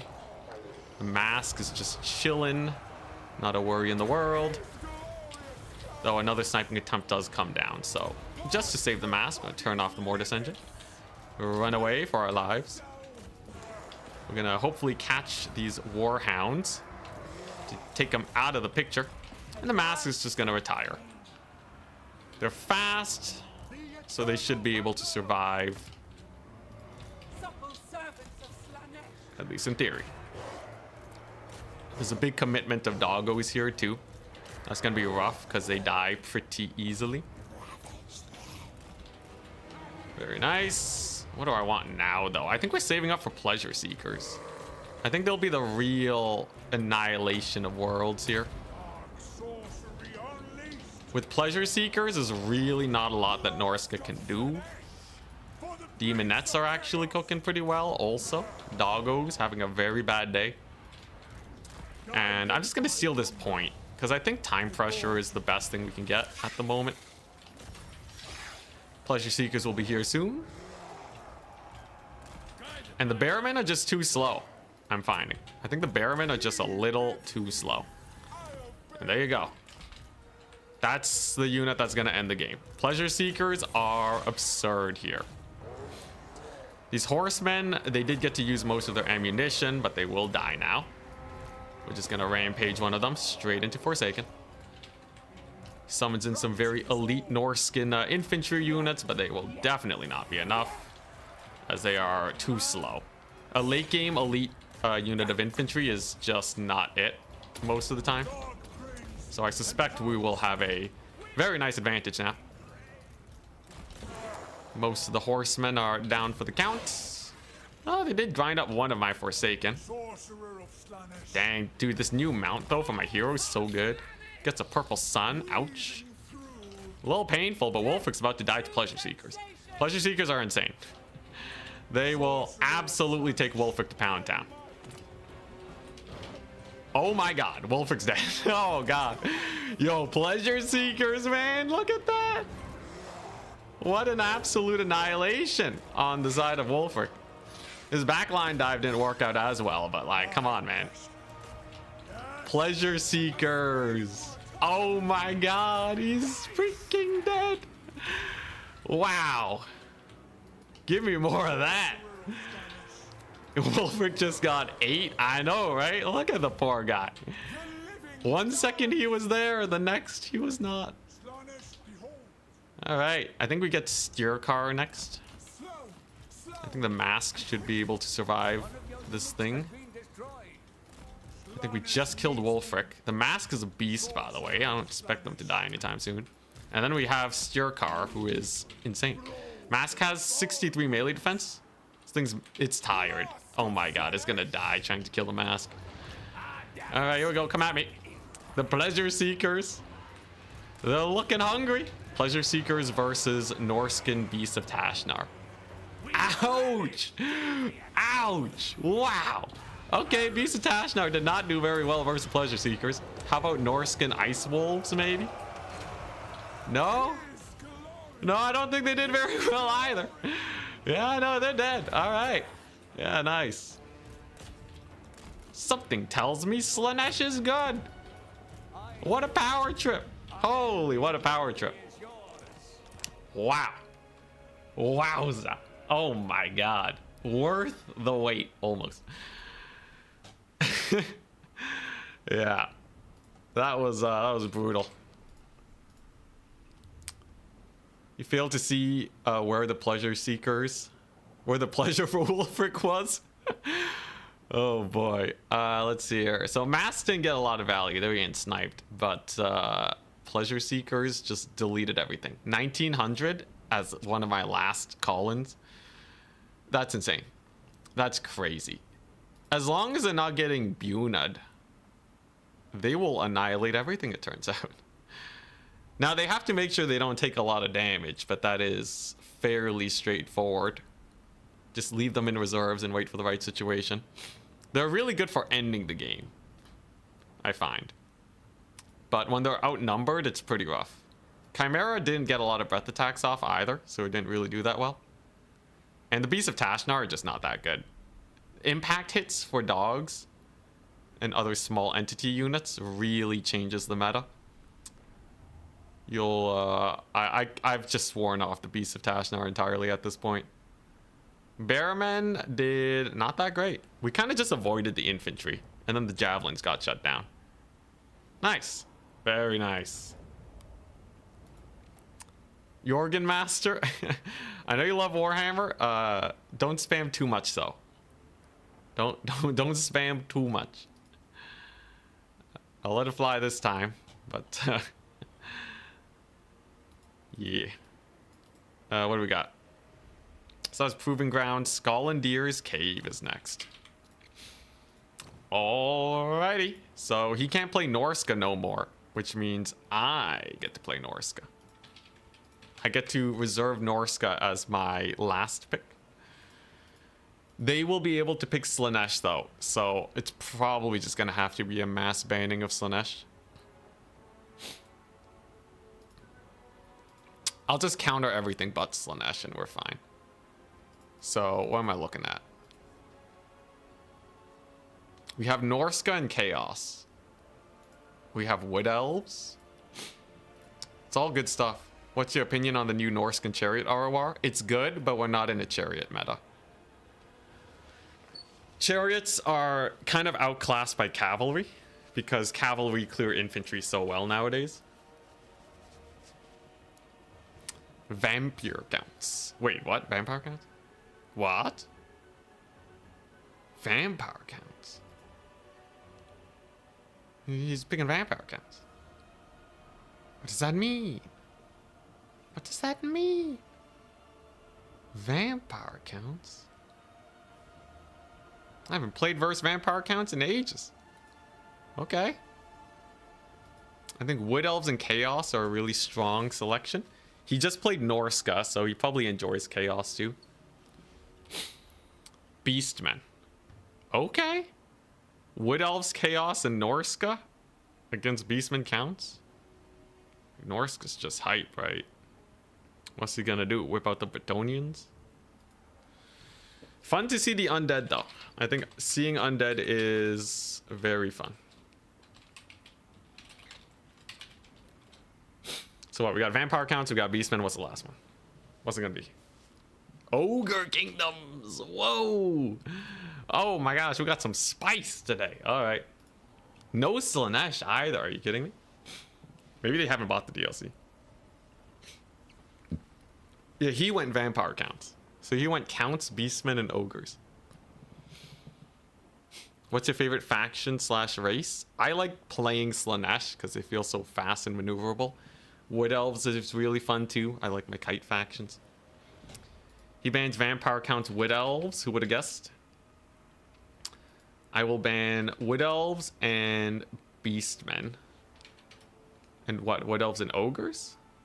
I think Chaos and Norska have to be good versus Ogres now. I can play Wood Elves versus Ogres though. The map is not bad for it either. So maybe I do leave that open just for the fun matchup. And then ban like the vampire counts just to be safe. Yeah, that's what we're gonna do. I think I can beat his vampire counts with Chaos and Norska, but it's so much safer to just go with a vanilla, you know, cavalry on cavalry fight. Beating vampire counts is really a knowledge battle, and I'm just not super trained there. And ogres, I think bearmen slaughter ogres. Maybe I'm totally wrong, but we'll see. He bans vampire counts Norska. He bans ogres in Norska. Makes a lot of sense. So I can do, oh man, I really want to play Wood Elves versus Ogres because I feel like I do it well, but realistically speaking, it is a riskier matchup.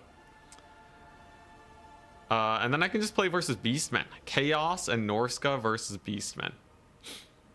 Or we leave the Ogres. Or I just play Chaos versus either. Okay, it's Chaos versus Beastmen or Ogres. I think I have a pretty mean Chaos. Like, Chaos is good. Is bro winning about dang time? We're doing it! So Chaos versus Beastmen is great because Chaos just has so many more tools. Superior infantry. It's pretty chill. Ogres, generally speaking, they don't like being rushed. They are super prone to routing, so if you have a little bit of terror, it just gives them a ludicrously hard time. Just a lot of damage, a lot of terror, you kind of just walk forwards, and they're dead. Also, Chaos has Steer Car, which is like the ultimate in screw you for Ogre Kingdoms. I think, yeah, I think that would be nasty, man. That would be super nasty. In fact, Steer Car is kind of good versus Beastmen and Ogres, I'm not gonna lie.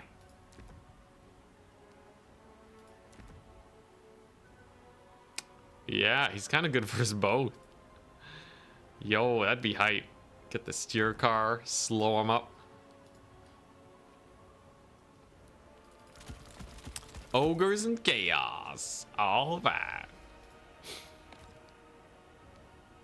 This should be pretty chill. So I will need a source of terror. Leadership reductions are very good here. If you can rout the ogres, they will not be a problem for you. Do I have a source of easy peasy lemon squeezy terror though? Honestly, these guys are not bad. And then I can do this, which is actually perfect for Ogre Kingdoms. Oh my god, this is so good. Oh, he has a build done already? Okay, well that's kind of scary. Okay, yeah, but this is this should be super annoying for Ogre Kingdoms. In theory, this should be super duper annoying. The giant. Get the giant out. I feel like he just gets shot up. Okay, nice. So money-wise, things line up pretty well.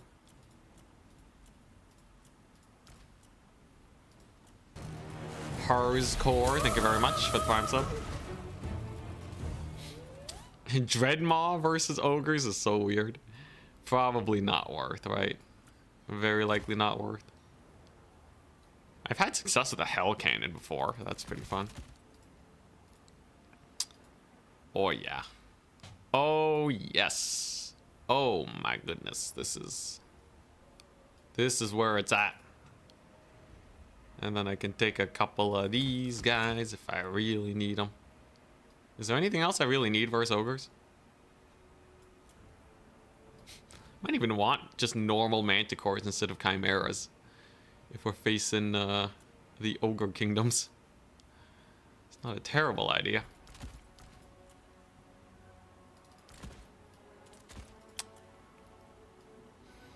What else do I want? Build looks pretty good.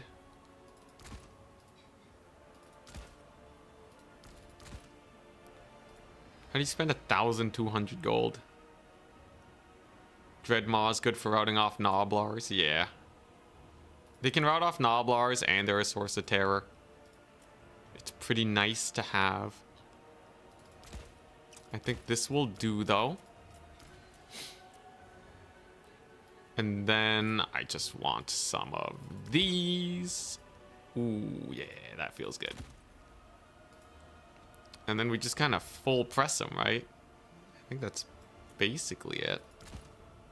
Honestly, oh man, Ogre Kingdoms have felt really weak lately. So I'm really interested to see if he has something that can tussle against this build. But it always feels like they're just constantly chain routing. Now, he can have some Iron Guts. Those guys are pretty solid for holding the line. He could just spam a million Man-Eaters. That would be quite something. But I think this build here, I think this one will be good enough. Full court press, yep. Ogres are weirdly susceptible to being rushed. If they go for a gun build or a mass chaff build, rushes tend to give them a really hard time. At least that's what I've noticed. Can you believe the other semifinals hasn't even started yet? Navigator's still facing Hitman Hippo. It's been 5 hours. They've completed two best of 3 series. I'm never gonna get to sleep. I'm never gonna get to sleep. You have to root for your ogres on this one. I apologize too, because I'm gonna be try-harding against them. I bought Steer Car. Steer Car is the ultimate in the ogres are screwed, because they are a faction that has so much chaff. I'd be really surprised. I'd be really surprised if they can survive against this. So look at this. Ogres are a mega chaff heavy faction. 15 units in his army. If I just walk forwards and don't stop, use Steer Car to get in there and bully his face with his sign of depravity, I think he's screwed. I have Doom and Darkness, which we've learned is exceptional versus ogres. Doom and Darkness wrecks their world so hard. I have a Hell Cannon. In case he has a build that I feel like I can't rush into, we just use this for another leadership hit. I have Terror in the form of the Rotting Riders.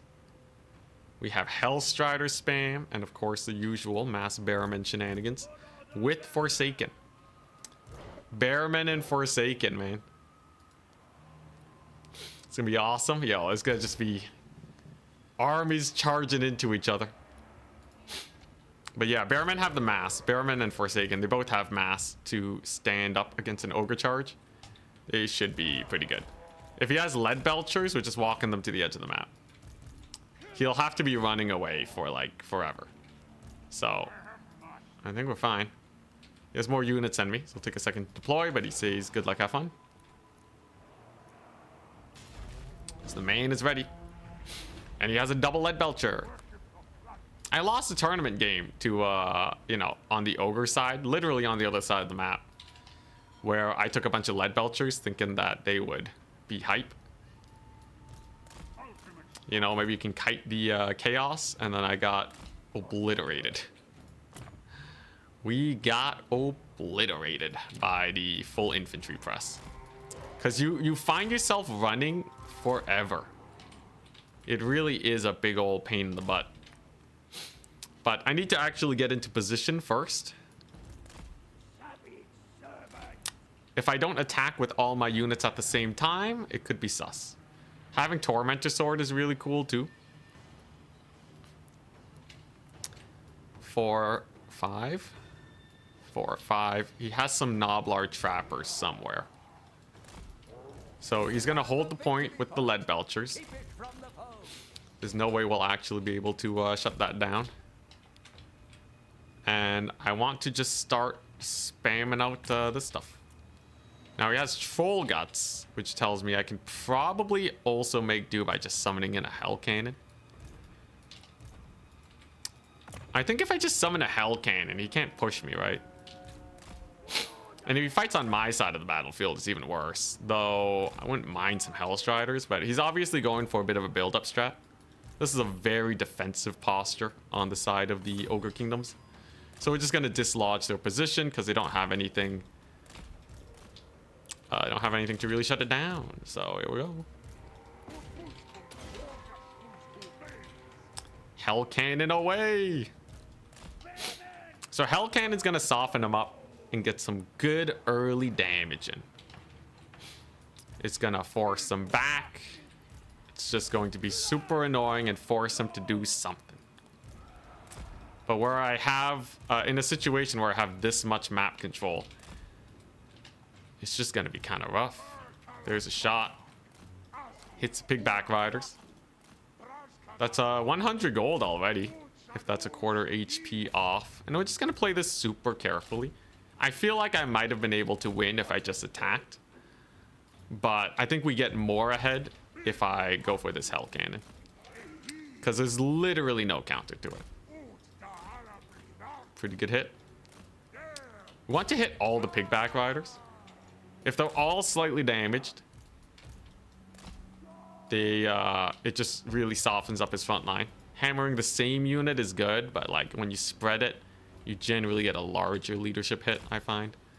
Although getting Stirkar to cook will be important. We're just going to overwhelm him with a massive amount of infantry. Go, my Hell Cannon.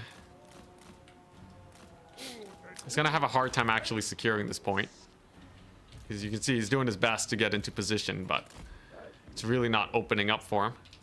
As a Hell Cannon gets yet another shot right into those pigback riders. Value's through the roof for us, so I'm pretty happy. Now, he does have Golg's Man-Eaters. That's definitely the most elite part of his build. They'll be much harder to rout. I'll have to be very wary about those guys. Hitting them with the Hell Cannon will be good, though. It's just value for days. He's very slowly making his way to the second point. As it stands, though, we have a ludicrous amount of infantry. And the openings are starting to show themselves here, right? Yeah, there's no way he can defend these guys. I'm calling it. If I can take at least an even fight and hold on to this point, I think we're in a good position. So we're going to send Stirkar onto this Noblar. And the goal is to get them killed as fast as humanly possible so that we can make use of our thingamabob. All right, here we go. Yeah, we really want to make use of our steer car ability. We're gonna get some of these guys in the backfield. Just charge in there. Get the Forsaken in. I have my Hell Cannon. It's helping out. All right. And this is where we begin the mass routes. So steer car is going to be debuffing all these guys. We're gonna have more Hellstriders here. We get a pretty solid charge over there, and I just want to shut down the lead belchers.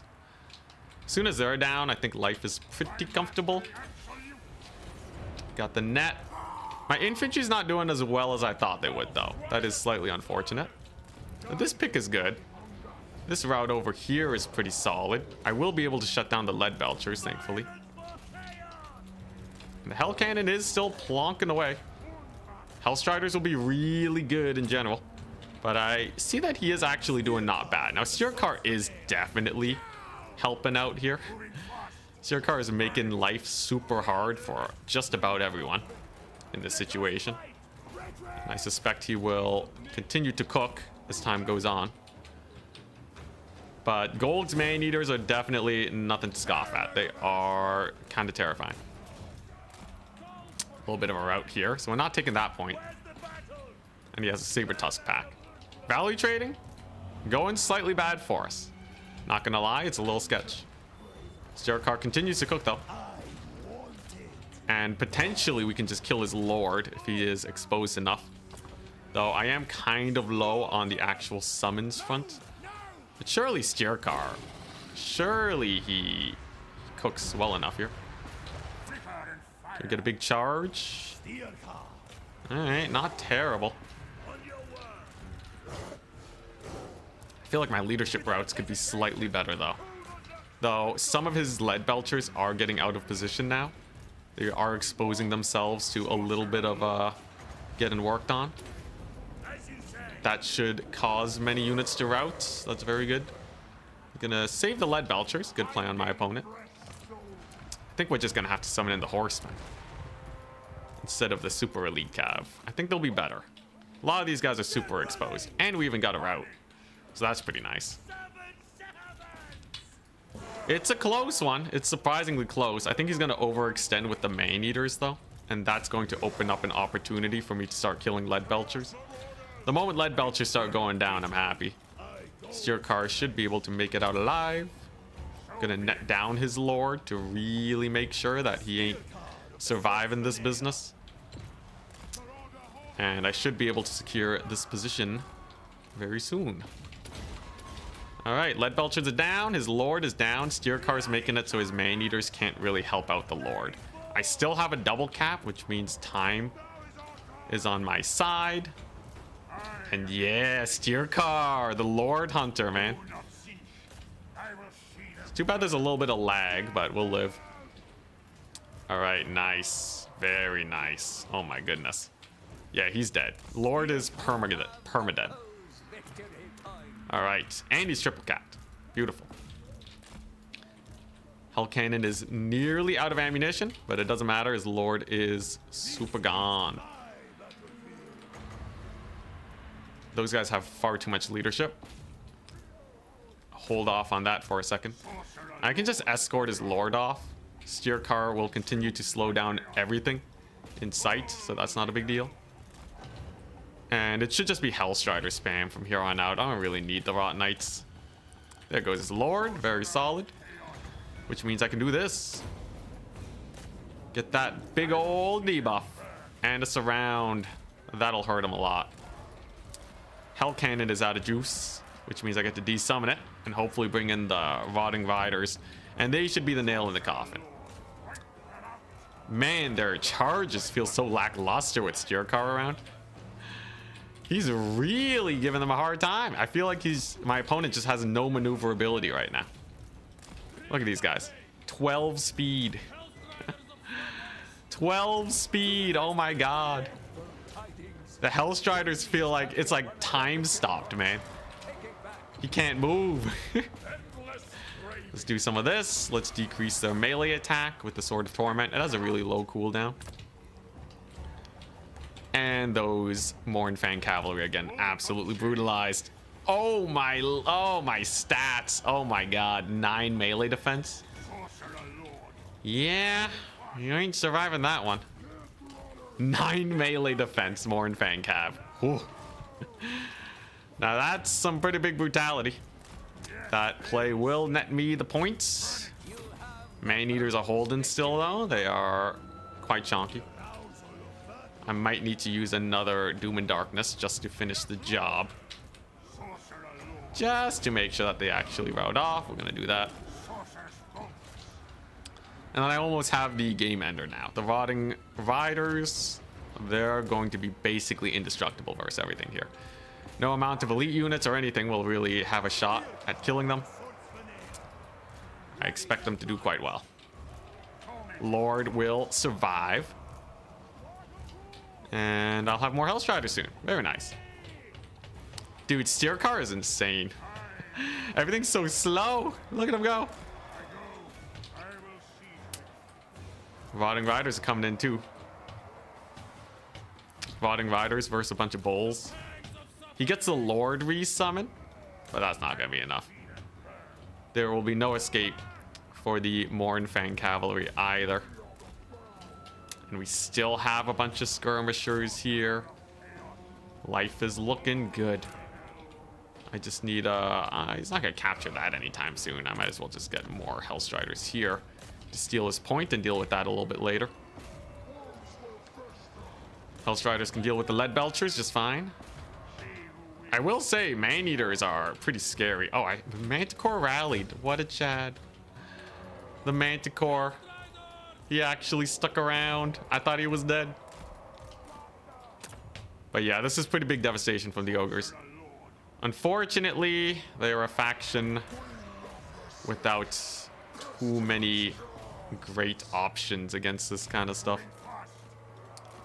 Steercar is given his debuff again because some of these guys are getting low.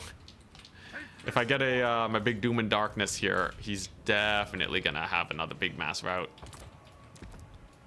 So Forsaken should do, and there's Doom and Darkness. Let's see how good this is. Half leadership, but that's only 23. Doom and Darkness brings them straight into terror route range. So they're gone. Oh my god. And they can't even run. Everybody's slowed. Yo, Steercar is fun, man. He's so fun. Oh my god. He's so cool. He just sits there and removes the ability to do things. Look at him go. Pigback Rider's got no melee defense. We still got the double cap. Nothing coming on in, just a couple Pigback Riders. We got a horseman over here. How's my lord doing? He should be a little bit more safe for sure. He has the belly slapper. Let's see. He also did manage to take this point eventually, but I think overall life is still fairly good. Oh my god, those bulls! 17 speed! Oh, this is great. Steercar has the power of positivity. And I can just rear charge these guys now. That should get him down. If it doesn't, I have a Doom and Darkness, which will equally shut him down, but it looks like this is more than enough. Let's just chuck it out though. Hopefully my lord doesn't explode from the overcast. He should have a decent amount of life. Yeah, there we go. Oh man. Oh, that was brutal. Everybody route. That'll be a fun one for Turin to cast, that's for sure. Gee. Very nice. Very nice. Rotting Riders got mega values. 1768. Huge. Very, very huge. Well, send those to Turin. Steercar did great. 1850. My lord got the mass routes. His lead belchers were actually fairly well played. Manticore got 800. The infantry rush wasn't as good as I thought it would be. Bearmen actually don't have a lot of DPS and they're kind of slow. I think you would usually want to stick with Forsaken if you're doing this. Maybe like a sprinkling of Bearmen. Excuse me, but you have to be real careful. I would say probably Doom and Darkness, Forsaken, and Hellstriders is probably the way to go. Steer Car is nice. He's kind of just funny. Hell Cannon got ludicrous value. 1765. 3 off of the Rot Knights. Okay. Dang, man. Now we wait for 2 hours. Yeah. Here we go. Yo, Steer Car got so much value. That's a lot more than I thought he would get. I guess it's because he sniped the Lord. Poor Morinfang Cavalry got bullied. Dang. Solid. Solid. So that was the Warriors of Chaos versus Ogre Kingdoms. First game was Slanesh versus Norska. Very nice. Solid 8 wins in a row today. Feeling pretty good. Fun fact, Navigator and Hitman Hippo are not... they're not facing each other yet. Or they're not even done. Navigator and Hitman Hippo. I might... just so I can get food, I might just end the stream because it's getting really late. And then you guys can catch the finals on Turin's stream or something. Because I don't feel like streaming until like 10 whatever, right? Needed more Forsaken. Anytime Anticity doesn't take max Forsaken. Yo, I love them so much. 46 speed.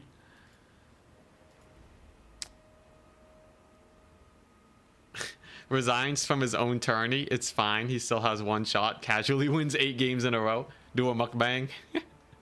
Seriously though, I'm not gonna wait for 2 best of 3s to finish. That could literally be at midnight by the time we actually see it. Does anyone know if Turin is streaming? I can chill till Turin streams and then raid him. He's still upcoming.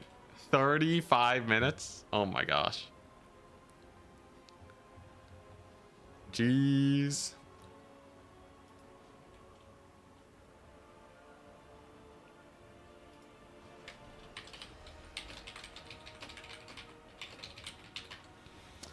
But yeah, I think I might just call it. Turin is streaming, so what we're going to do is we're going to link you guys to Turin's stuff. He will be streaming soon. He has a YouTube thing set up, so yeah. It's been a long day for me. I'm kind of ready to just chill and hang out in Turin's chat. So check it out. Head on over. Link is all set up. We'll have a fun time with the Agrandista finals. Is it ending after top 4 or is there finals? I think there is going to be a finals. I don't know.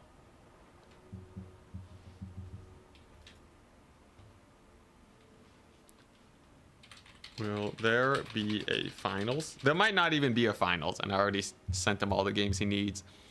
But yeah, that was great. Top factions. Slanesh is insane now, especially that new anti-Bretonnia build.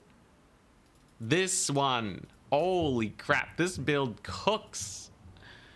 Bretonnia doesn't have enough single entities to fight this, and then you use your horsemen to generate a good amount of value, and then Mask is the one that wins you the game, because they kill everything that gets into the fight. Steercar gives the soporific musk debuff, and then you have Phantasmagoria to net down the flyers. So if they take a fight, they're staying there, and you bet you're gonna win with this. Very strong build with Pavane. If they go mass infantry, Steercar is really good, and then you just spam spears on all the points in life is good. Wait, Anticity, before you go, wait till midnight for next message. Say what? Maybe do a short victory campaign in the meantime. Dude, I can get a long victory campaign done with how long it took to get our games in. Bloody ages. But yeah, links have been posted. For Glamour Aura, they have Glamour. It's baked in. But yeah, I guess that also, yeah, that is something included. True. You can enfeebling foe. It's all great. But to all you guys, I hope you enjoyed. Tomorrow, we're going to do a blind pick tournament. I might play like an SFT, though. We'll see. Hope you guys had a great day. And I'll see you guys then. Special shout outs to our top tier supporters, to Michael Phillip, Miss New Booty, Clint, Bayushi Thomas. And to all our Patreon supporters, Calculandia, Obese Chicken, Pisano the Duck, Naldor, and Ogendorner. You guys are great. And you keep the lights on here, so very much appreciated.